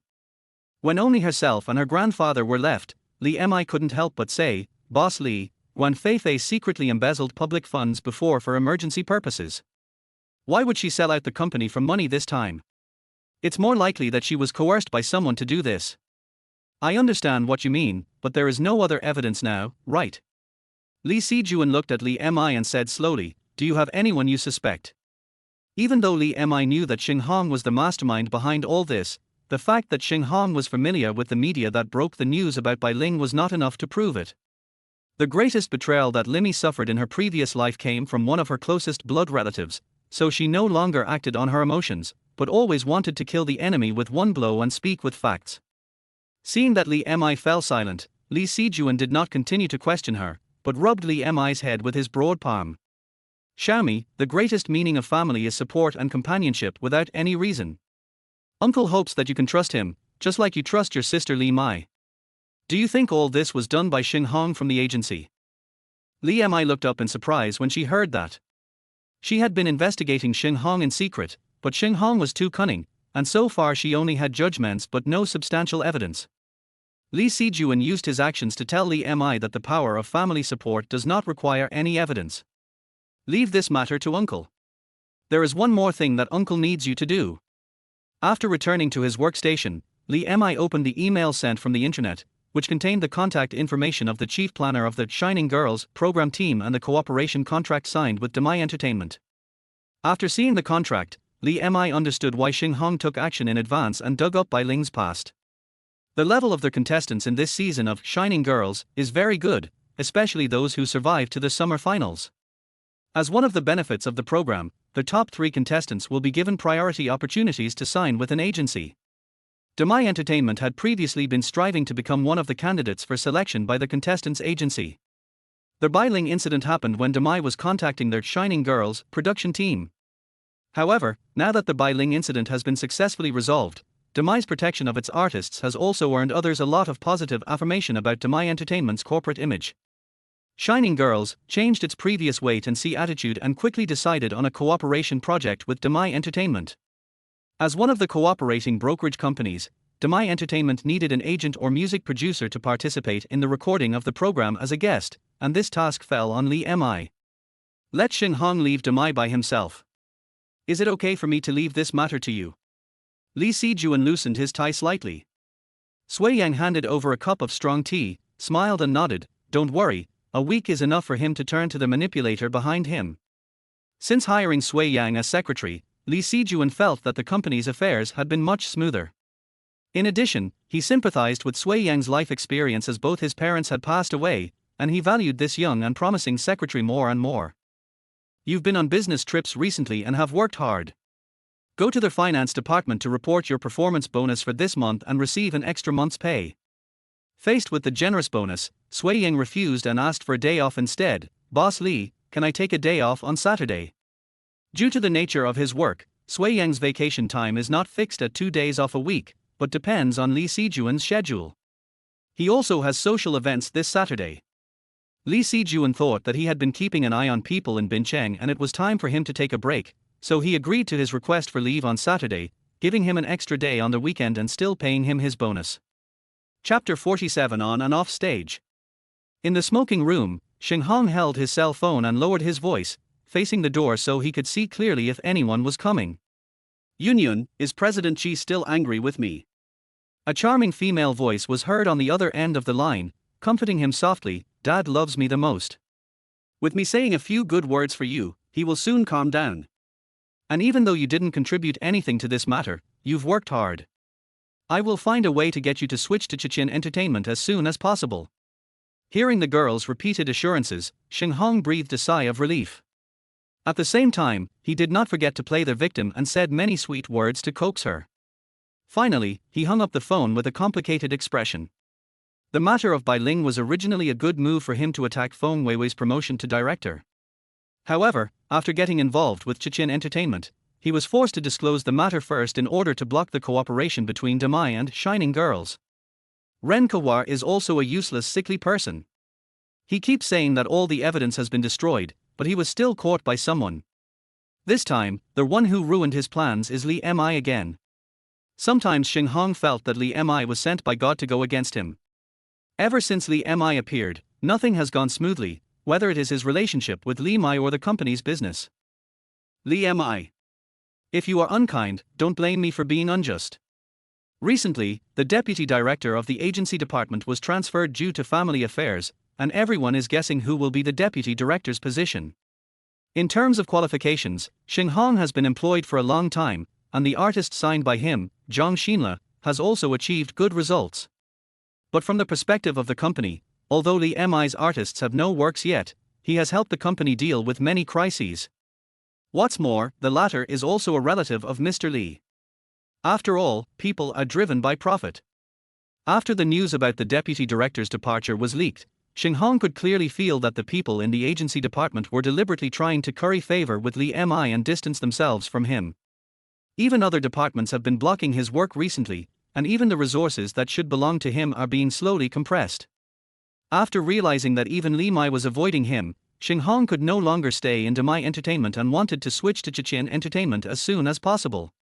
Before leaving, he naturally had to repay Li Mi for all the changes he had brought to him. Today is Saturday, and there are few people in the company except for the departments on shift. The agency department happens to have a team-building activity, so it is even more empty. Shenghong, who used the excuse of having to work overtime, put out his cigarette and returned to his workstation. His position was close to Li Mi, so it was convenient for him to avoid surveillance. After a while, he found a resume on Li Mi's desk. It records the personal information of a music school student who just graduated, and is accompanied by the student's own musical works. Li Mi wrote on it how much he valued this person and had already arranged an interview time. As an agent, Shenghong naturally has the ability to judge the quality of original works. He found that this person is indeed a rare creative talent. He wrote down the contact information above and called him directly. Wei, this is Gao, right? I'm the agent of Demai Entertainment. The interview time we agreed on has been changed. Are you free today? Okay, I'll send you the address. See you later. As soon as Shenghong left the company, Sui Yang walked out slowly and called Li Mi. He has already got what you prepared. What trap did you set for him? I have seen the resume and he is indeed a good candidate, right? Li Mi was still at home at this time. She turned on the speaker and placed her phone on the table. She was holding a makeup brush in her hand and putting makeup on Li Mi. As for the resume, the work is good, but the person is not a good person. You will know after a while. Please keep an eye on him. I will give you a big gift later. After talking for a while, she hung up the phone and finally put lipstick on Li Mi. It's done, see for yourself. Li Mi opened his eyes, looked at himself in the mirror, and was dazed for a moment. Except when required for performances, Li Mi rarely wears makeup, just a little light makeup at most. Today, Li Mi gave her a different makeup from the heavy one she wore on stage, and the color was also lighter, but the overall look was able to maximize her beauty. Xiaomi, you have such skills that you can even compare with professional makeup artists. What girl doesn't love beauty? Besides, Li Mi is going to watch a musical with Sui Yang today, so she dressed up carefully. Li Mi was very modest. It's not about good craftsmanship, it's mainly about the beauty of the business. Go change your clothes. The current makeup trends are still at the level of smoky eyes, full eyeliner, and thick lip gloss, but what Li Mi remembers are the experience tutorials of major beauty bloggers after the explosion of the internet 20 years later.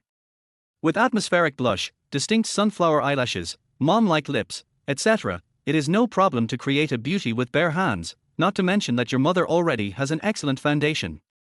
Have a good date, sis. Li Mi smiled and sent Li Mi out of the house. The word date made Li Mi blush, but she did not deny it.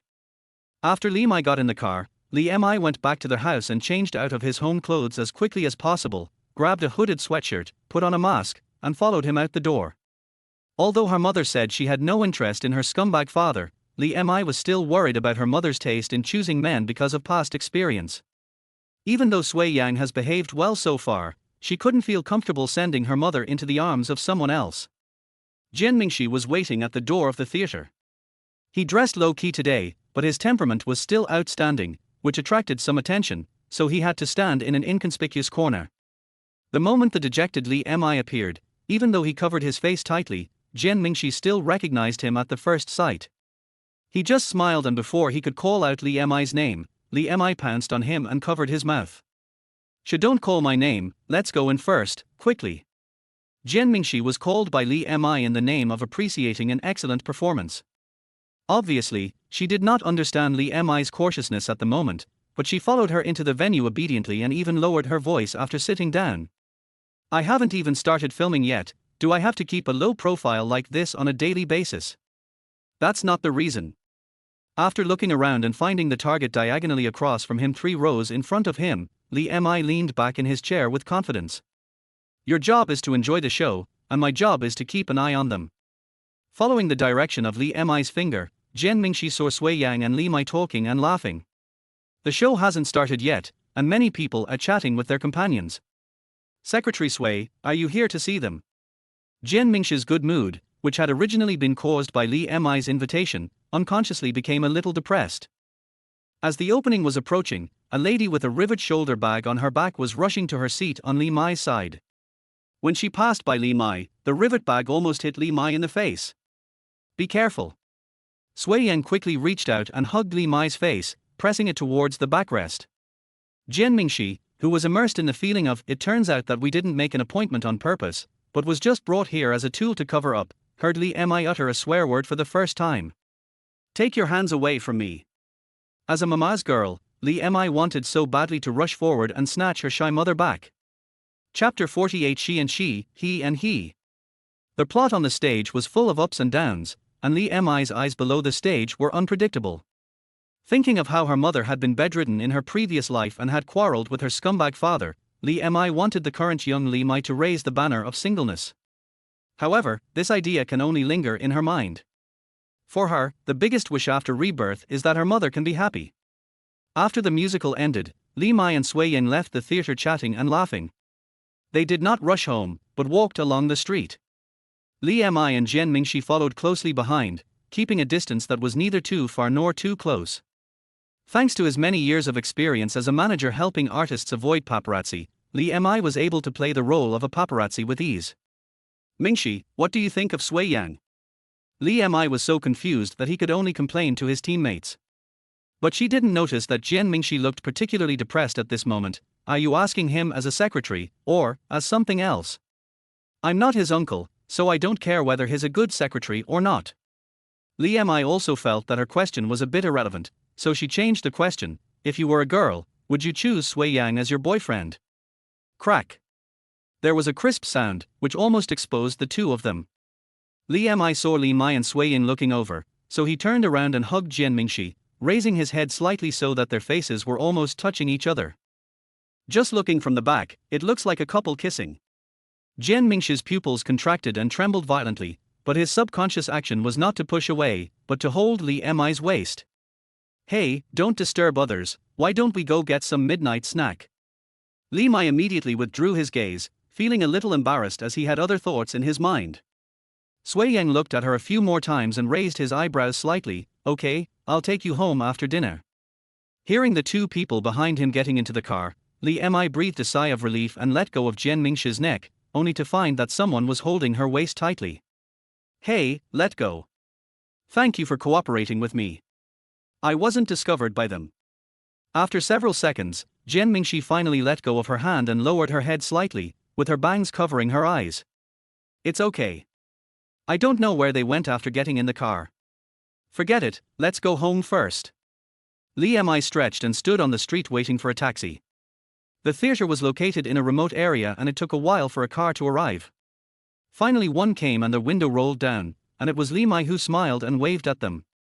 It's not easy to wait for the bus here, let's go back together. Li Mi was stunned for a moment, then he naturally opened the back door and let Jian Mingxi sit in the passenger seat again. What a coincidence.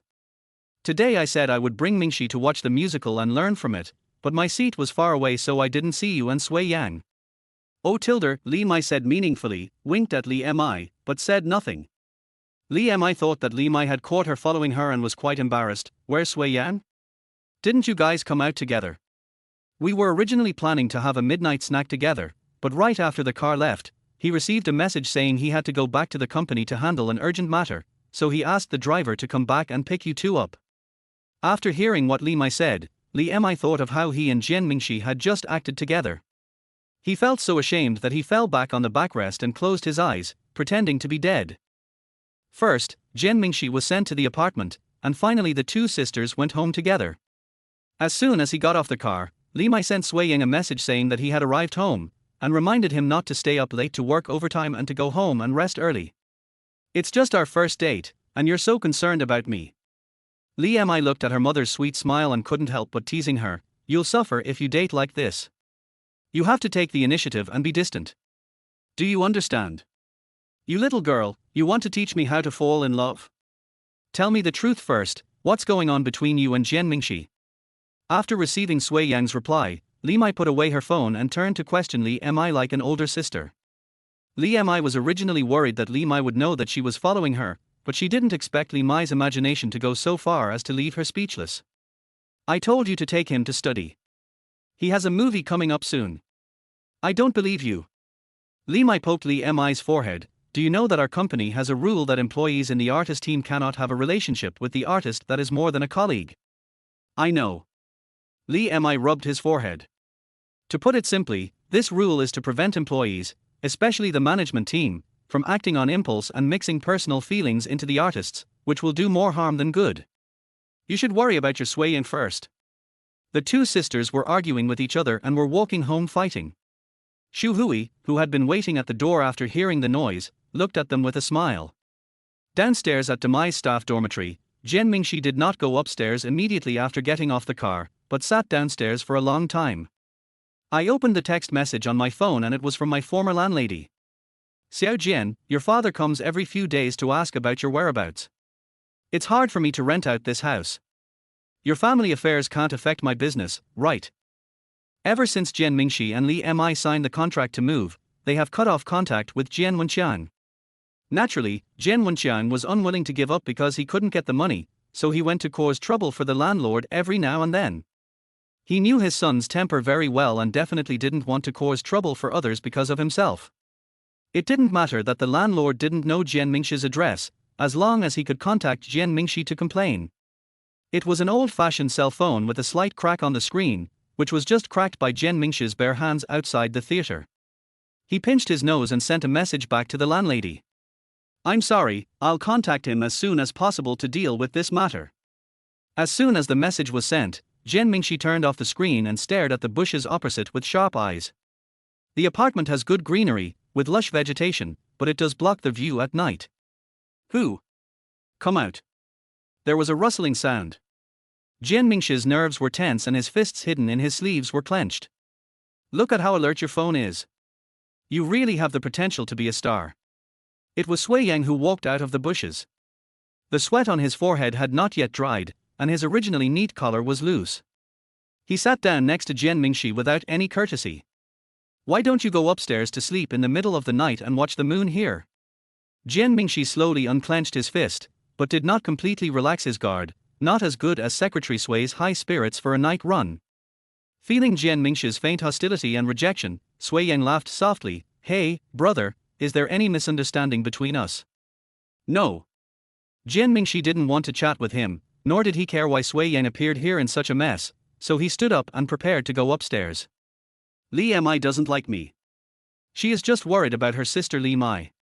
Sui Yang's light words made Jian Mingxi pause, and memories of Li Mi flashed through his mind quickly. Suddenly I realized that both Shenghong and Sui Yang had a close relationship with Li Mi, which was why they attracted Li Mi's attention. Seeing Jian Mingxi turn around, Sui Yang complained in his heart that Jian Mingxi had a stupid head, but he said weakly, since I gave you some advice, why don't you let me stay for one night? Jian Mingxi took a good look at the embarrassed Sui Yang in the moonlight, His eyes fell on his obviously scratched hands, and frowned slightly. Did you fight with someone? Chapter 49 New Goal. For an agent, a signed artist is a work that represents his or her professional ability. Today, Demai Entertainment's artists are still focused on the film and television industry. Feng Weiwei, director of the agency department, has under her command a well-known actor named Yu Lang, and a new actress named Bai Ling, who has just become famous for her literary and artistic love movies. The deputy director, who is rumored to be transferred, has a popular young actor and a veteran actor with whom he has worked for a long time under him.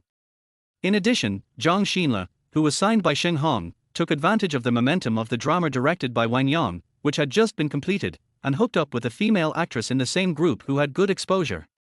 They stirred up a scandal together and have become somewhat famous recently. They are just waiting for the new drama to be broadcast. Then there is Jian Mingxi, who was signed by Li Mi and has just joined the crew to start filming the movie Dumb. In addition to these people, other agents have signed some actors to varying degrees, but there is still no spark among artists in the music field. Therefore, Shenghong, who signed a singer-songwriter, attracted the attention of Demai's agency department.